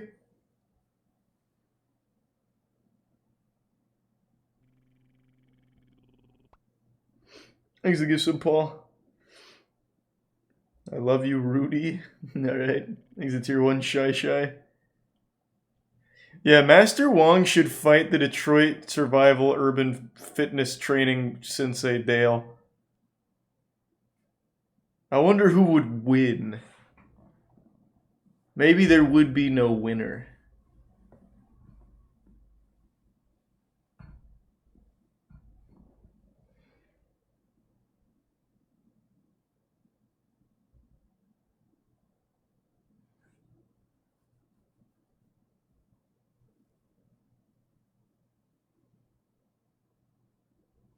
Oh, what was the question, Yankov? Were you the one that asked if someone just downloaded the videos from back in the day, if that counts? Well, of course it counts, man. As long as they're watchable and they're actually videos I deleted, of course. Pickle, are you still here, man? You've still not sent me an email. You said your friend had 3 of the videos that he downloaded from back in like 2007, 2008 or whatever. I want to fucking see them.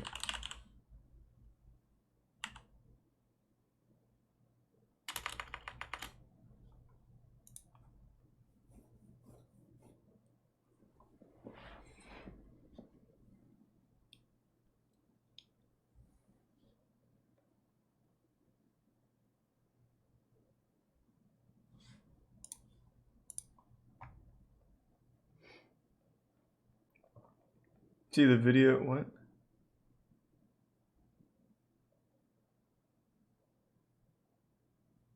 I watched the new South Park special. I haven't watched South Park in a real long time. He's a tier 1 gamer.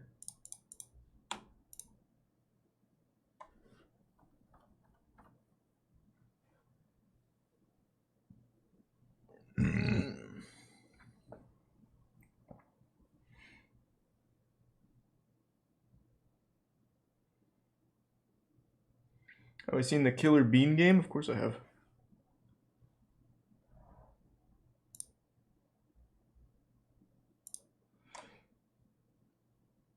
Have you watched Cutter the Clown? I don't know, it sounds familiar.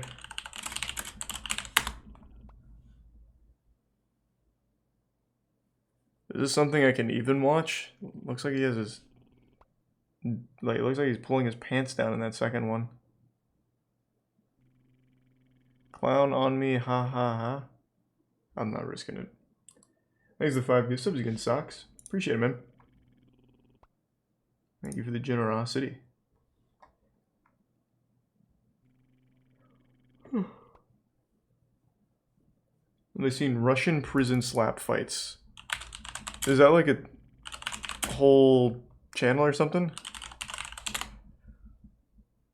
No, you're just talking about this from Stone Faces, right? Yeah, of course. Made a whole video on that. There's a Prime, Jake and Gyoza. And we've seen that one, right? Yeah.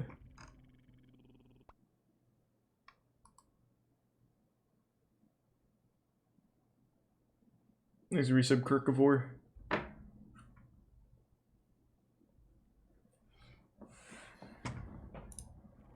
And the Prime Yankov. Oh.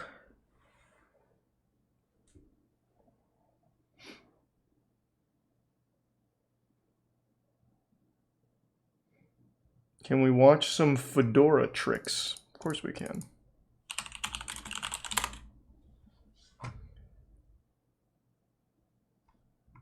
Fedora hat tricks new. Thanks a Prime. Ovid. So this is Nelson. Hey Nelson. And for those who know me, you guys always see me with this fedora hat. Good. And there's a special reason for that. It's just that I'm getting old, so I'm trying to hide it because I'm getting old. Yeah. So I'm always using this fedora hats and stuff, and I like to use them, and I got a pretty big collection. These are some of my fedora hats. Okay. This guy's got some fucking and drip. I decided to show you guys some moves, some basic moves, because everybody's telling me, yo Nelson, do some moves, do some hat tricks, blah, blah, blah, blah, blah, blah. It's not that easy at a nightclub because the lights are off. Okay, and you either wait Thanks, for the resub last call monkeys. for alcohol, where they turn on the lights and everybody's drunk, and you're not gonna, you know, have the risk of people making fun of you if you drop the hat or whatever, or just act drunk. That's a good excuse. Act drunk. That's it. So let me get to business because I don't have much time, and I'm gonna show you some basic. Come on, Nelson, do some cool shit. I'm ready. Move number 1. I just like this song. Part of Stellar. That's my boy. Okay, so move number 1. You grab the hat to the sides and you just flick it. Ooh. And it gives this pretty nice effect. Okay. And you start shuffling. That's one. Another way is by Oh, goddamn. grabbing Thank the you, hat Socks. Jesus Christ, here thank you.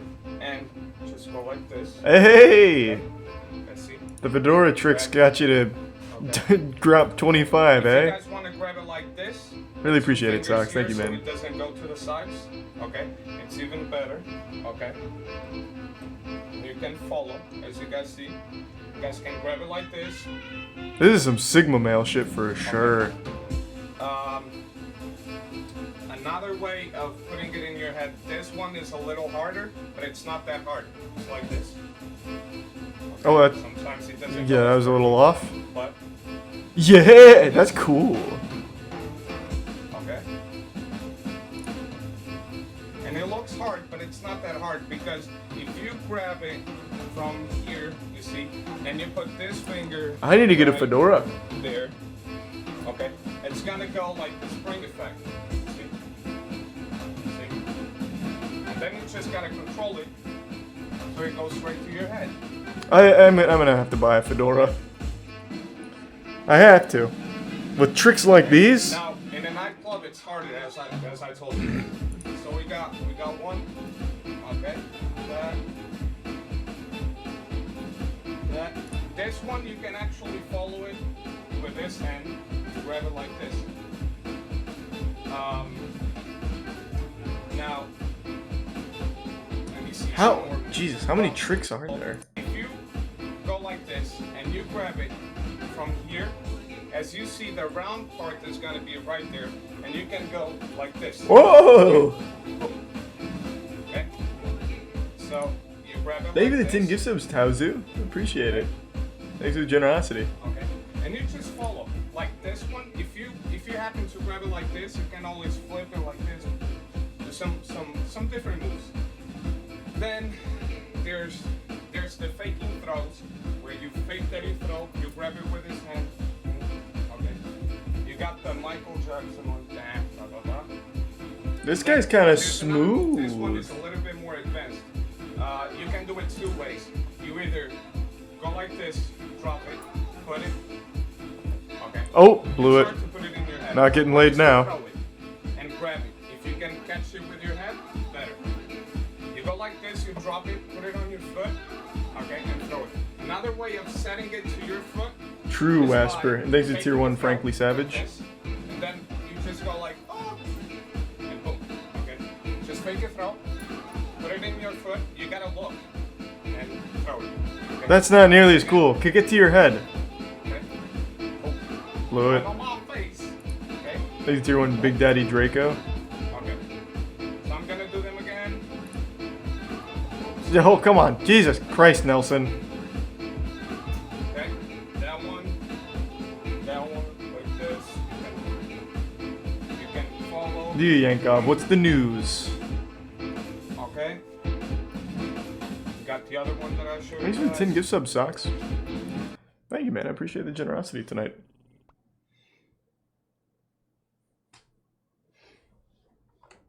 And thanks to the resub V-Stocks. I'm pretty sure we've seen that one, V-Stocks. I know exactly what channel you're talking about. Thanks to tier 1 Ollie's World. Hope you're having a good night, Socks.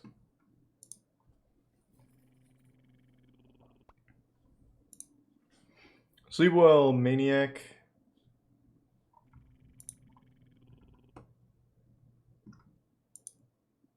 Thanks to resub Justin.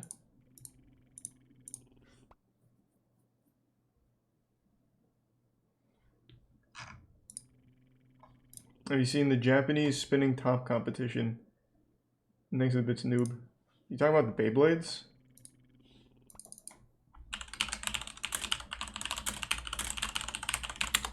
Let's see. This? Oh! Yeah, we watched this. This was a really cool series. Yeah, they hired the space team versus just actual craftsmen. It's really cool. We watched this whole thing a long time ago.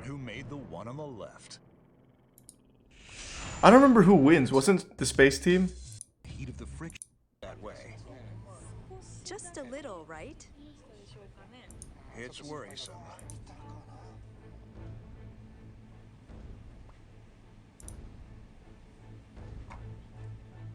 How will the I'm pretty sure the space team wins. Even though it's really wobbly, I think they do win. Both have passed 17 minutes.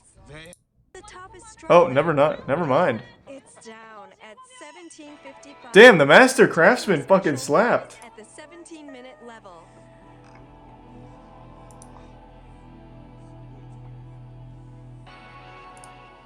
But the master craftsman's top, we don't see any swaying in the body at all.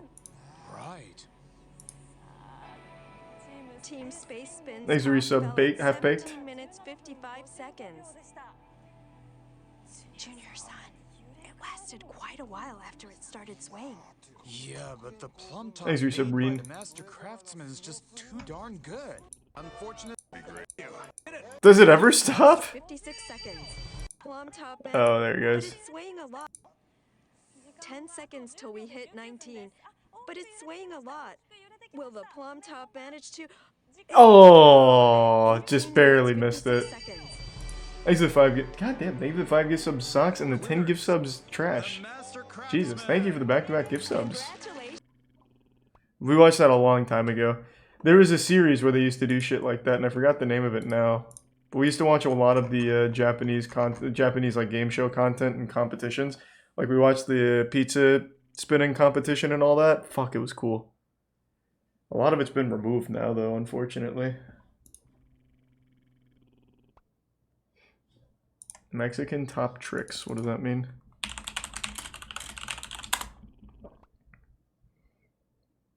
This? This video is brought to you by Squarespace. Whether you need a domain, website, or online store, make Thanks to resub. Ask.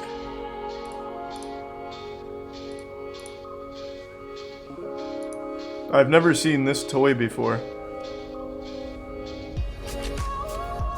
Whoa!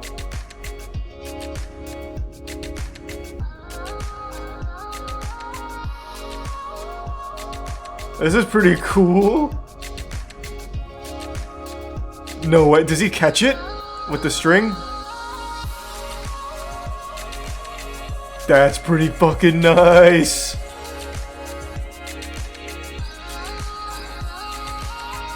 What the fuck? This guy's nuts.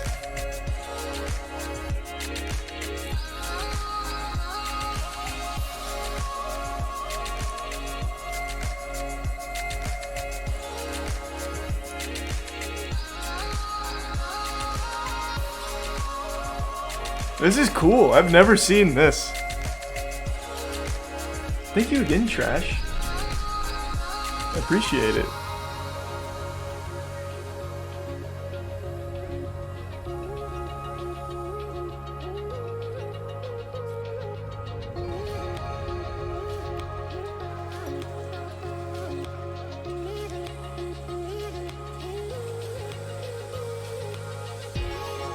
Ooh-hoo-hoo! This guy's fucking awesome.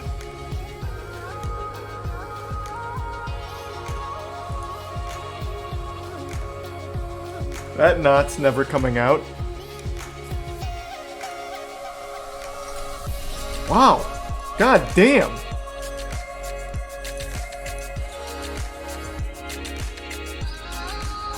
Recruit from Moist Esports. Yeah. Oh my god.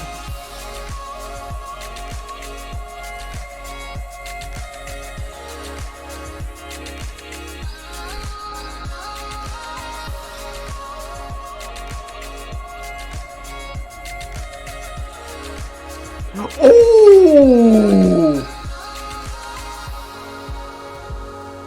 How is this guy so fucking nutty?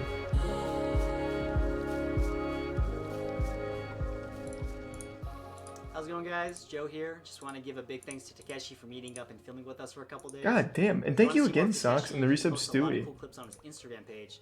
So definitely check him out. We'll leave a link in the description. Yeah, Master Wong seems cool. But first, I just want to I've thank never seen them Squarespace for cold. sponsoring this video. If you haven't heard of Squarespace, it's an all-in-one platform that makes... Well, that was pretty awesome.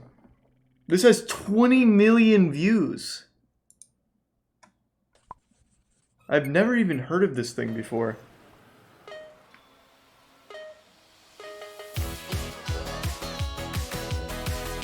Or actually, hold on, I feel like we might have seen this though.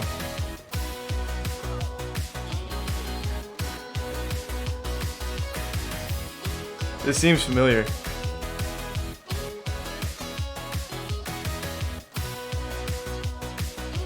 Yeah, we've definitely seen this. Still cool though. Thanks resub dry in gaming chair. I've seen the Lars Anderson thing. I'm very familiar with Lars Anderson.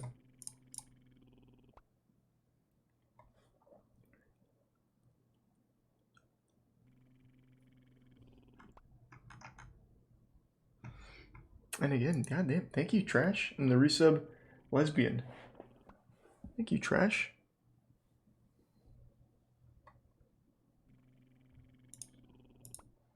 Thanks to tier 1, what the hull?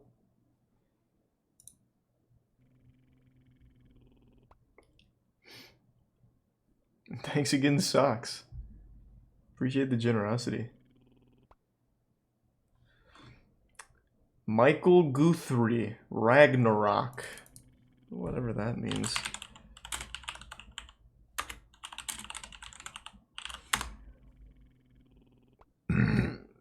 This.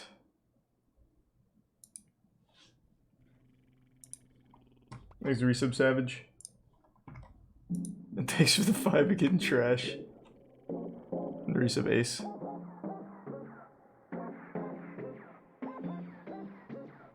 This guy does not have the body of someone who does this.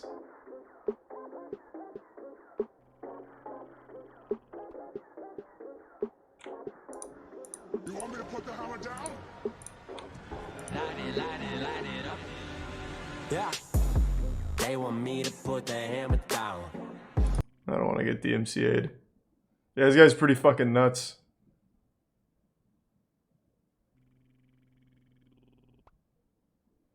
It's mostly skill and practice. Yeah, I mean, there's still a lot of muscle involved. Is it tier 1 Surefire and the resub Mothman and the 10 gift subs Paul. And tier 1 Mr. Rhea and the 5 again Trash. Jesus Christ, thank you. Pretty cool. There's a prime cause. Tricking is a stupid sport. That's spoken like a man that can't do a flip.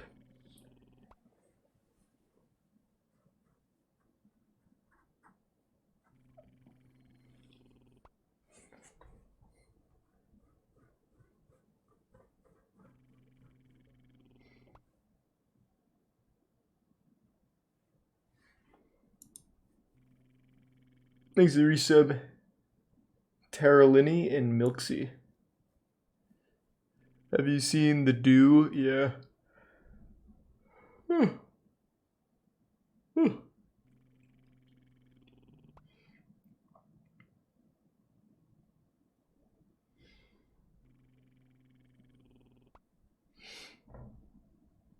I've seen that raccoon video. God damn, thank you again, Socks.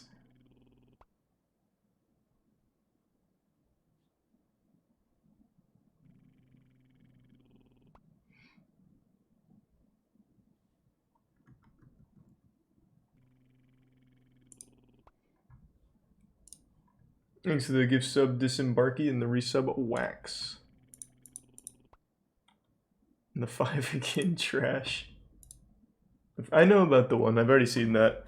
The $500 million house tour, I've seen it.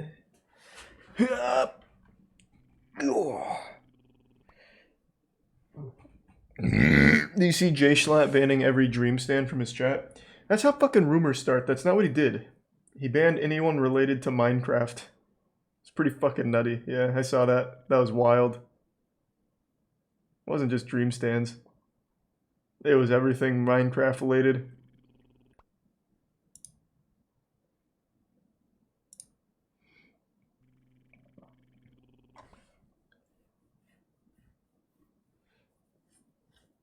Thanks for the 5 gift subs like a noob. Thank you for that.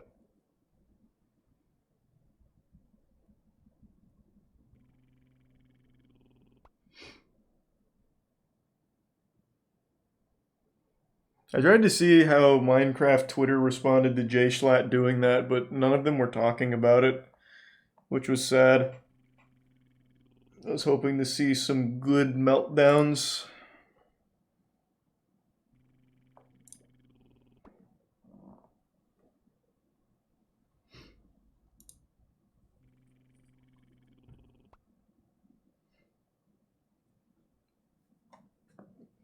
We already watched some Master Wong tonight. I'm trying not to get into too many rabbit holes. We've already done a lot of rabbit holes tonight. Jesus Christ, Socks. God damn, man. Thank you again. What the fuck? Thank you again, man.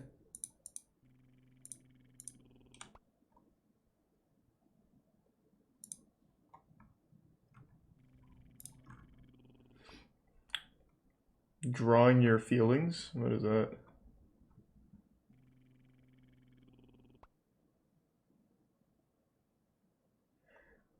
Is that you, Pickle? Disappointed Cabbage? Are you on a different account? Or are you Pickle's friend that has them? Can you send it through Whispers or resend the email then? Thanks for the 20 trash. What? I really appreciate the generosity tonight. Jesus Christ. Thanks to resub Lamarvin. God damn. Thanks to Tier 1 Flynn. 10 unsettling possibilities regarding alien life. I think I've seen this one.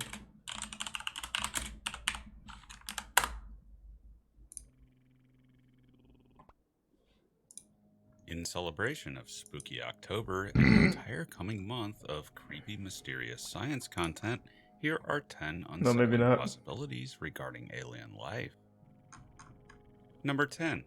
There is no one else.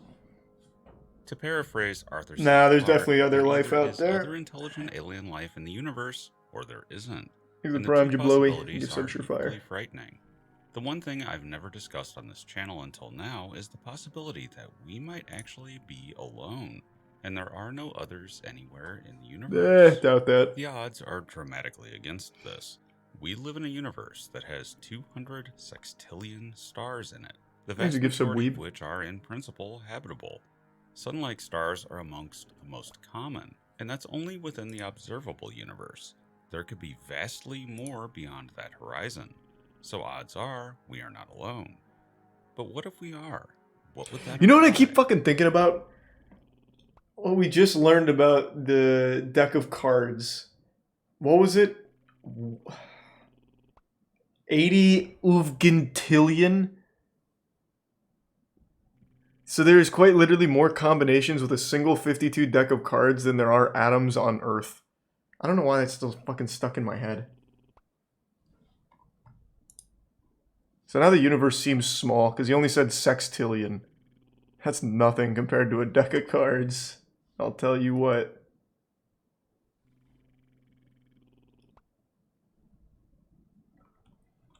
Thanks to resub, stay tactical.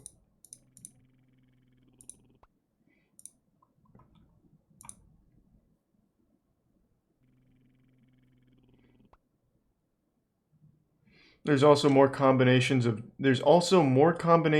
chess than there are atoms in the universe. What? Well, that one's I find a little bit more believable. Because a chess game, the thing with the deck of cards is there's 52 and that will never change. There's 52 cards and that's it. But with chess, I can absolutely see why there'd be more combinations there. You could say the same thing for pretty much anything. So, like, there's more possibilities in how a Valorant game will play out than there are atoms in the universe, because there can always be something a little different. But with a deck of cards, it's 52 static. That doesn't change.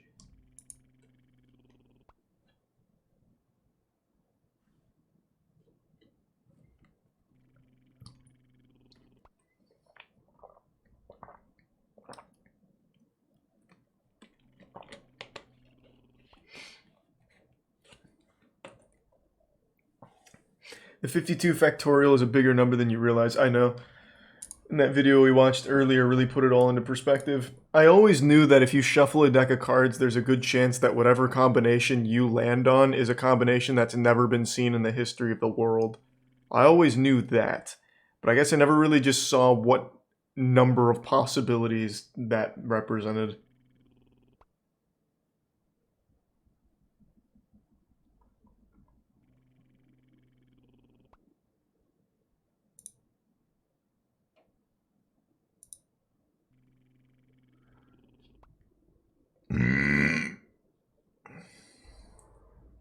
I don't know why you want me to see the hoodwink thing so badly, but sure.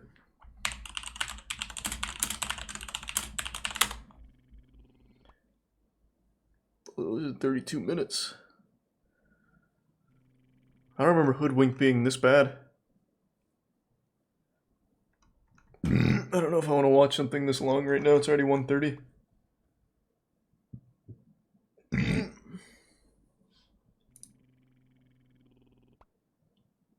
Oh, I got you. So I was suggesting Lofus. Okay. I don't know if I want to watch their feelings, though. That sounds kind of heavy.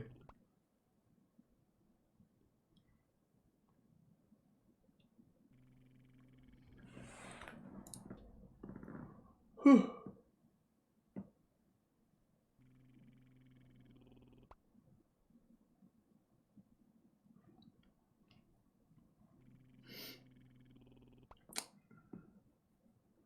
I just don't really like the Mandela catalog. I don't really like analog horror very much. I just think it's boring.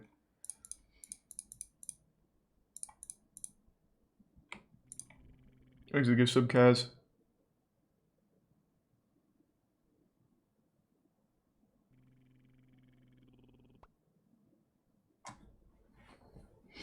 Look up the Twizzler house.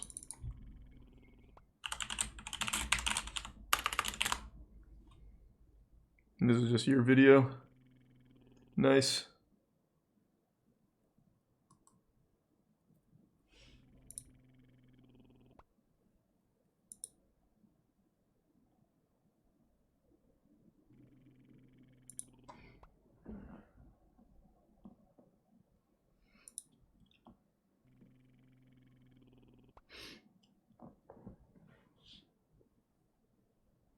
Thanks for the 5 again, trash. Jesus. Thanks for the resub Lego movies.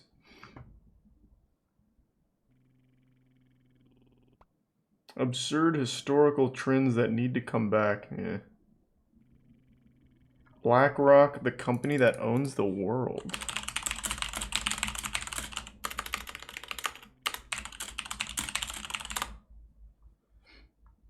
This? Major financial institutions have teetered on the edge of collapse, and some have failed. As uncertainty has grown, many banks have restricted lending. Credit markets have frozen. Thanks, and families George. and businesses have found it harder to borrow money. We are in the midst of a serious financial crisis, and the federal government is responding with decisive action. So I propose that the federal government reduce the risk posed by these troubled assets and supply urgently needed money so banks and other financial institutions can avoid collapse and resume lending. This rescue effort is not aimed at preserving any individual company or industry. It is aimed at preserving America's overall economy. In January issue, the bailout is far bigger than the Federal Reserve let the public or even members of Congress know at the time. During the 2008 meltdown, when the government bailed out too big to fail giants like Bear Stearns, AIG, Fannie Mae, Freddie Mac, who did they hire to analyze and clean up the mess? Another giant financial firm by the name of BlackRock, led by a very well-connected billionaire by the name of Larry Fink. Never heard of him. BlackRock was awarded these key government contracts to help with the meltdown with no competitive bidding while being enveloped in secrecy. Basically, Larry Fink was hired to be the manager of Washington's bailout of Wall Street, even though BlackRock is one of the biggest shareholders in the same banks they were helping to get bailed out, making Larry Fink the most powerful man in the post-bailout economy. fast forward to the 2020 pandemic. Oh, I've never heard of them. Rick, quick question for you, sir. We're just getting word from the Federal Reserve, and this might be boosting the markets even more this afternoon. They are talking about the details of their corporate bond purchases. The Fed making My history mom today, works and for them. for the first time ever, She's evil then. began buying corporate debt ETFs. Your mother's a harlot. The unprecedented move driving an explosion in the I corporate guess. debt I don't market. know. We are Is committed BlackRock to using bad? our full range of tools to support the economy and to help assure that the recovery from this difficult period will be as robust as possible. But again, as I mentioned, the Fed 2 weeks ago began buying individual corporate bonds, and we just got granular detail about what types of purchases it made yesterday. And who did the money printer of the US, the Federal Reserve, hire to manage their scheme to buy corporate bonds? Basically, they were bailing out corporations that had too much debt to withstand Who the is pandemic. that guy? You guessed it, they went right back to BlackRock. Yeah. Even though, again, the same corporations BlackRock was helping to bail out were the same corporations that they own some of the biggest stakes in. Keep in mind, though, these are just Do you the own top 10 BlackRock? holdings. Like, The whole goddamn, list, man. which the Fed has published Thank you on to the give New York subs, Fed Katya. website, includes 794 Jesus sucks. Thank you again, companies. man. So, yes, these are just the top 10 by holdings, but there are hundreds of other companies that could be. Yeah, this is kind of boring. I thought there was going to be something far more insidious. I thought it was going to be kind of wild, but it's more analytical than I expected. These three men control Wall Street: BlackRock, Vanguard, and State Street. Never heard of them. If they don't make anime or video games, I don't care. They don't own shit then.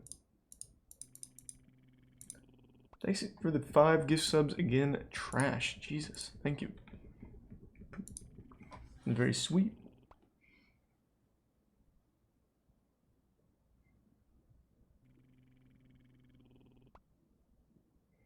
Oh, I didn't know you want me to say that, but yeah, abrasive socks for sure. Have you seen the most dangerous tennis match? Now that sounds interesting. Let's go.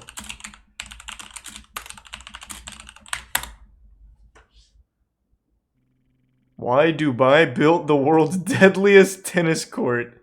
What? This looks fucking awesome. This is actually like Dead Man Wonderland kind of shit here. Imagine a tennis to the game of death. Tennis where one wrong move could send you spiraling down over 700 feet to a very certain and clickbait? painful death. Oh, don't tell me Not that. for the faint of heart. Unbelievably, this exact scenario actually played out one afternoon back in 2005, when Ace of tennis 5 gift greats subs Roger like Federer a- and Andre Agassi played a round of tennis on top a sky-high helipad converted grass tennis court, with no fencing or safety boundaries whatsoever. Yeah. Though pictures, discussions, and ridiculous myths have swirled the internet for years regarding this iconic matchup, little is actually publicly known about the Is it Brian circumstances, Toyo? logistics, and real reasons Let me behind sub the event's Osmundo. inception.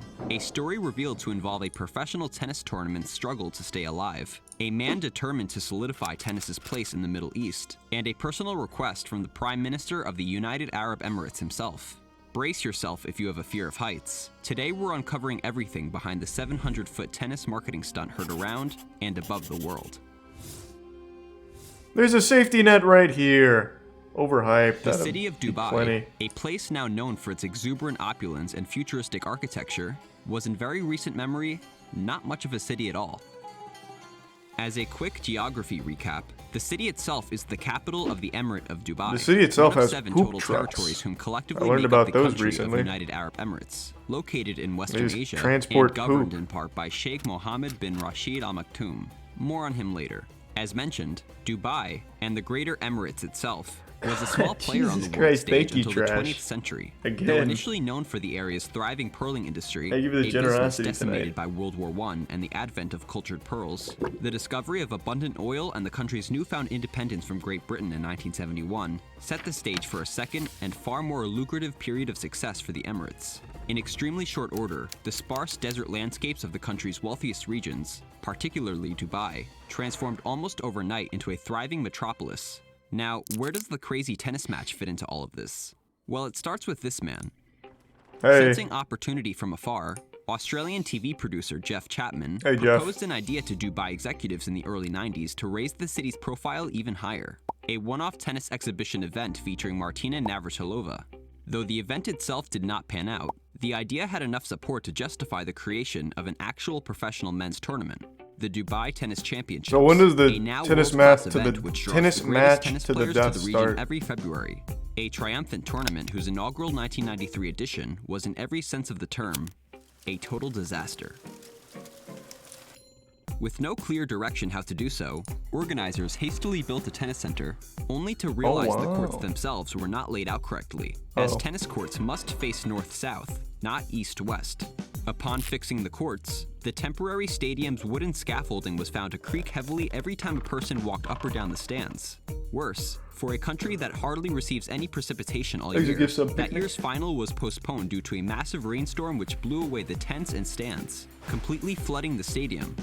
Though the event comparatively fared better over the next 10 years, by 2003, the Dubai Championship was still struggling to gain proper footing in the tennis world, having remained sparsely attended with no high-profile players willing to play. When the tournament came under current director Salah Talak's leadership in 2003, pressures to turn the tournament's fortunes around reached a fever pitch when Talak was paid a visit by who other but the aforementioned ruler of Dubai himself, Sheikh Mohammed. A tennis fan, the ruler questioned why the tournament stadium seats always appeared empty on TV, and requested because no one likes tennis, I guess. I don't know. With nowhere left to turn but upwards, Talak envisioned a comprehensive plan to elevate the tournament's status above all expectations. A plan to be capped off by a marketing stunt so extreme that it would be impossible for tennis fans not to be talking about tennis in Dubai. All Talak needed was some help from a couple friends. Roger Federer, one of the greatest tennis players of all time, was initially known to Dubai tennis officials as a match tanker? What? Having arrived to play in Dubai for the first time in 2002, the promising 21-year-old was beaten handily in the second round by German Rainer Schüttler, a lower-ranked player he had himself beaten just a month earlier.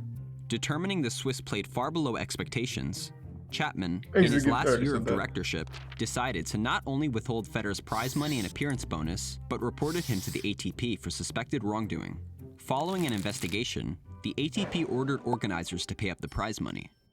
The appearance money, substantially larger, was held back on the condition that Federer they just played like shit. I don't know what to tell you. What began as a hostile association became a blossoming partnership, as Federer in subsequent years would win back-to-back Dubai titles and was eventually made tournament ambassador, significantly raising the event's international profile. I just want to see the death match. Talak and company's hard work at further improving the tournament, such as elevating its status to an ATP 500 event, pushing its dates deeper into February so players wouldn't have to arrive right after the Australian Open, and introducing an equal pay women's draw to coincide with the men, the 2005 Dubai Tennis Championships was poised to be the highest profile edition of the tournament seen to date, with a star-studded cast which for the first time included fan favorite Andre Agassi.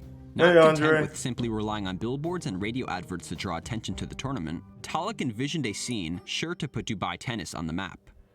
Just a year prior, Tiger Woods made headlines by teeing off the helipad of the newly constructed Burj Al Arab, a 5-star mega hotel just down the road from the tennis stadium that towered over 1,000 feet into the air.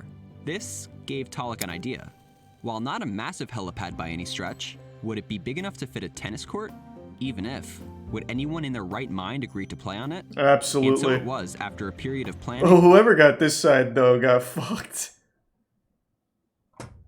Construction, and a couple phone calls. Until they switch, I guess, but damn, arrived what at a the disadvantage. Burj Al Arab on February 22nd, 2005, for the hit of a lifetime. Crazy tier 1 hot soda. Roger and Andre were forced to act out this hilariously awkward exchange on their way to the court. Hey Andre, how's it going? Roger, what's happening? Yeah, everything's good, so first time for you in Dubai? First time here. Special place, this hotel is amazing. They got a court upstairs. Want to hit? Thanks for some friend. Special court, let's go do it. Yeah, let's do that, that'll be a lot of fun. It'll be a lot of good fun, let's go! Roger's acting chops aside, the world was then finally introduced to the Sky Court, a specially constructed grass tennis court standing 689 feet above the ground upon Burj Al Arab's extended helipad. Though regulation tennis courts measure 27 feet wide by 78 feet long, this one was reportedly to fit the helipad's dimensions. And no, there's no camera trickery at play. There truly was no fencing or boundary to prevent the tennis balls or players themselves from falling off the edge. And judging by promotional video obtained, they weren't afraid to get too close. Regarding the stunt's logistics, Talak has said, "It took us about 1 month to convince both Agassi and Federer to do it, because one of them, I can't remember if it was Federer or Agassi, had a height phobia. Eventually, both of them agreed." though Talik wouldn't specify. We can make an estimated guess which player he was referring to based on Andre's later recount. This was an absolutely amazing experience. When you first get over how high you are and start playing, it's an absolute joy. I mean, it does seem cool. This was no issues with the height as long as definitely overhyped though. They didn't play a real game. No information has ever been publicly revealed regarding the court's construction process or artificial grass makeup. Talik later revealed that it cost a little less than $25,000 to stage the matchup. Though the stunt could have been done for a lot cheaper, the event wouldn't have came close to having the viral impact it did, if not for a request made by Roger Federer himself. I had an idea of how we could make it better. We had a helicopter, which was going to film it all around, really show what kind of platform we were playing on. God, imagine one of them did fall though. Hotel. It can really tell how high up we are, and I think that made the difference. A difference made, indeed. Promotional photos and video posted online spread like wildfire through news articles, blog posts, and email chains, becoming tennis's first truly viral moment to hit the internet. I've never Then ATP heard of it, CEO so. Mark Miles called Talik personally to congratulate him, saying, "What you guys have done is great for tennis. Congratulations. You hit half the planet." Underwhelming. I thought it was a real match. It was just a promotional piece. They should have played a literal fucking death match. A loser gets thrown off the side or some crazy shit. Fuck it. Give them like a parachute, and if they can figure out how to use it in time, they can survive.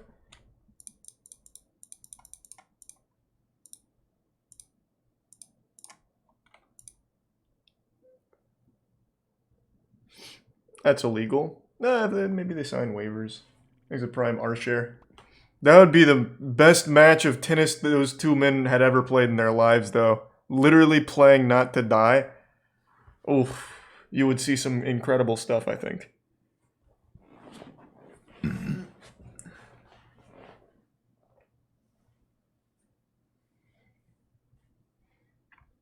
Rise and Fall of Blackwater. What's that?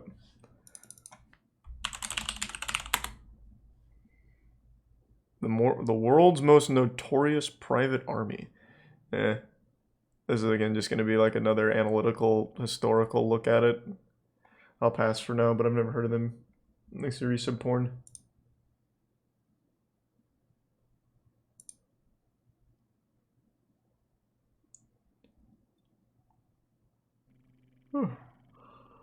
There's a Prime Phantom.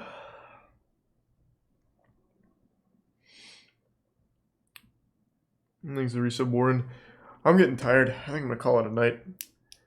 Alright everyone, thanks for tuning in. To everyone who donated, big thank you. New subs, welcome aboard. Sub means a lot. Thanks for subbing. Hope you all have a wonderful rest of your evening. I'll throw you on over to... I'll throw you to Rex. Thanks to the resub Aegon, Tank, and Warren. Have a great night, everyone, and thanks again for the generosity. And thanks for the 5 gift subs again, Trash Jesus. Appreciate it. See you all tomorrow.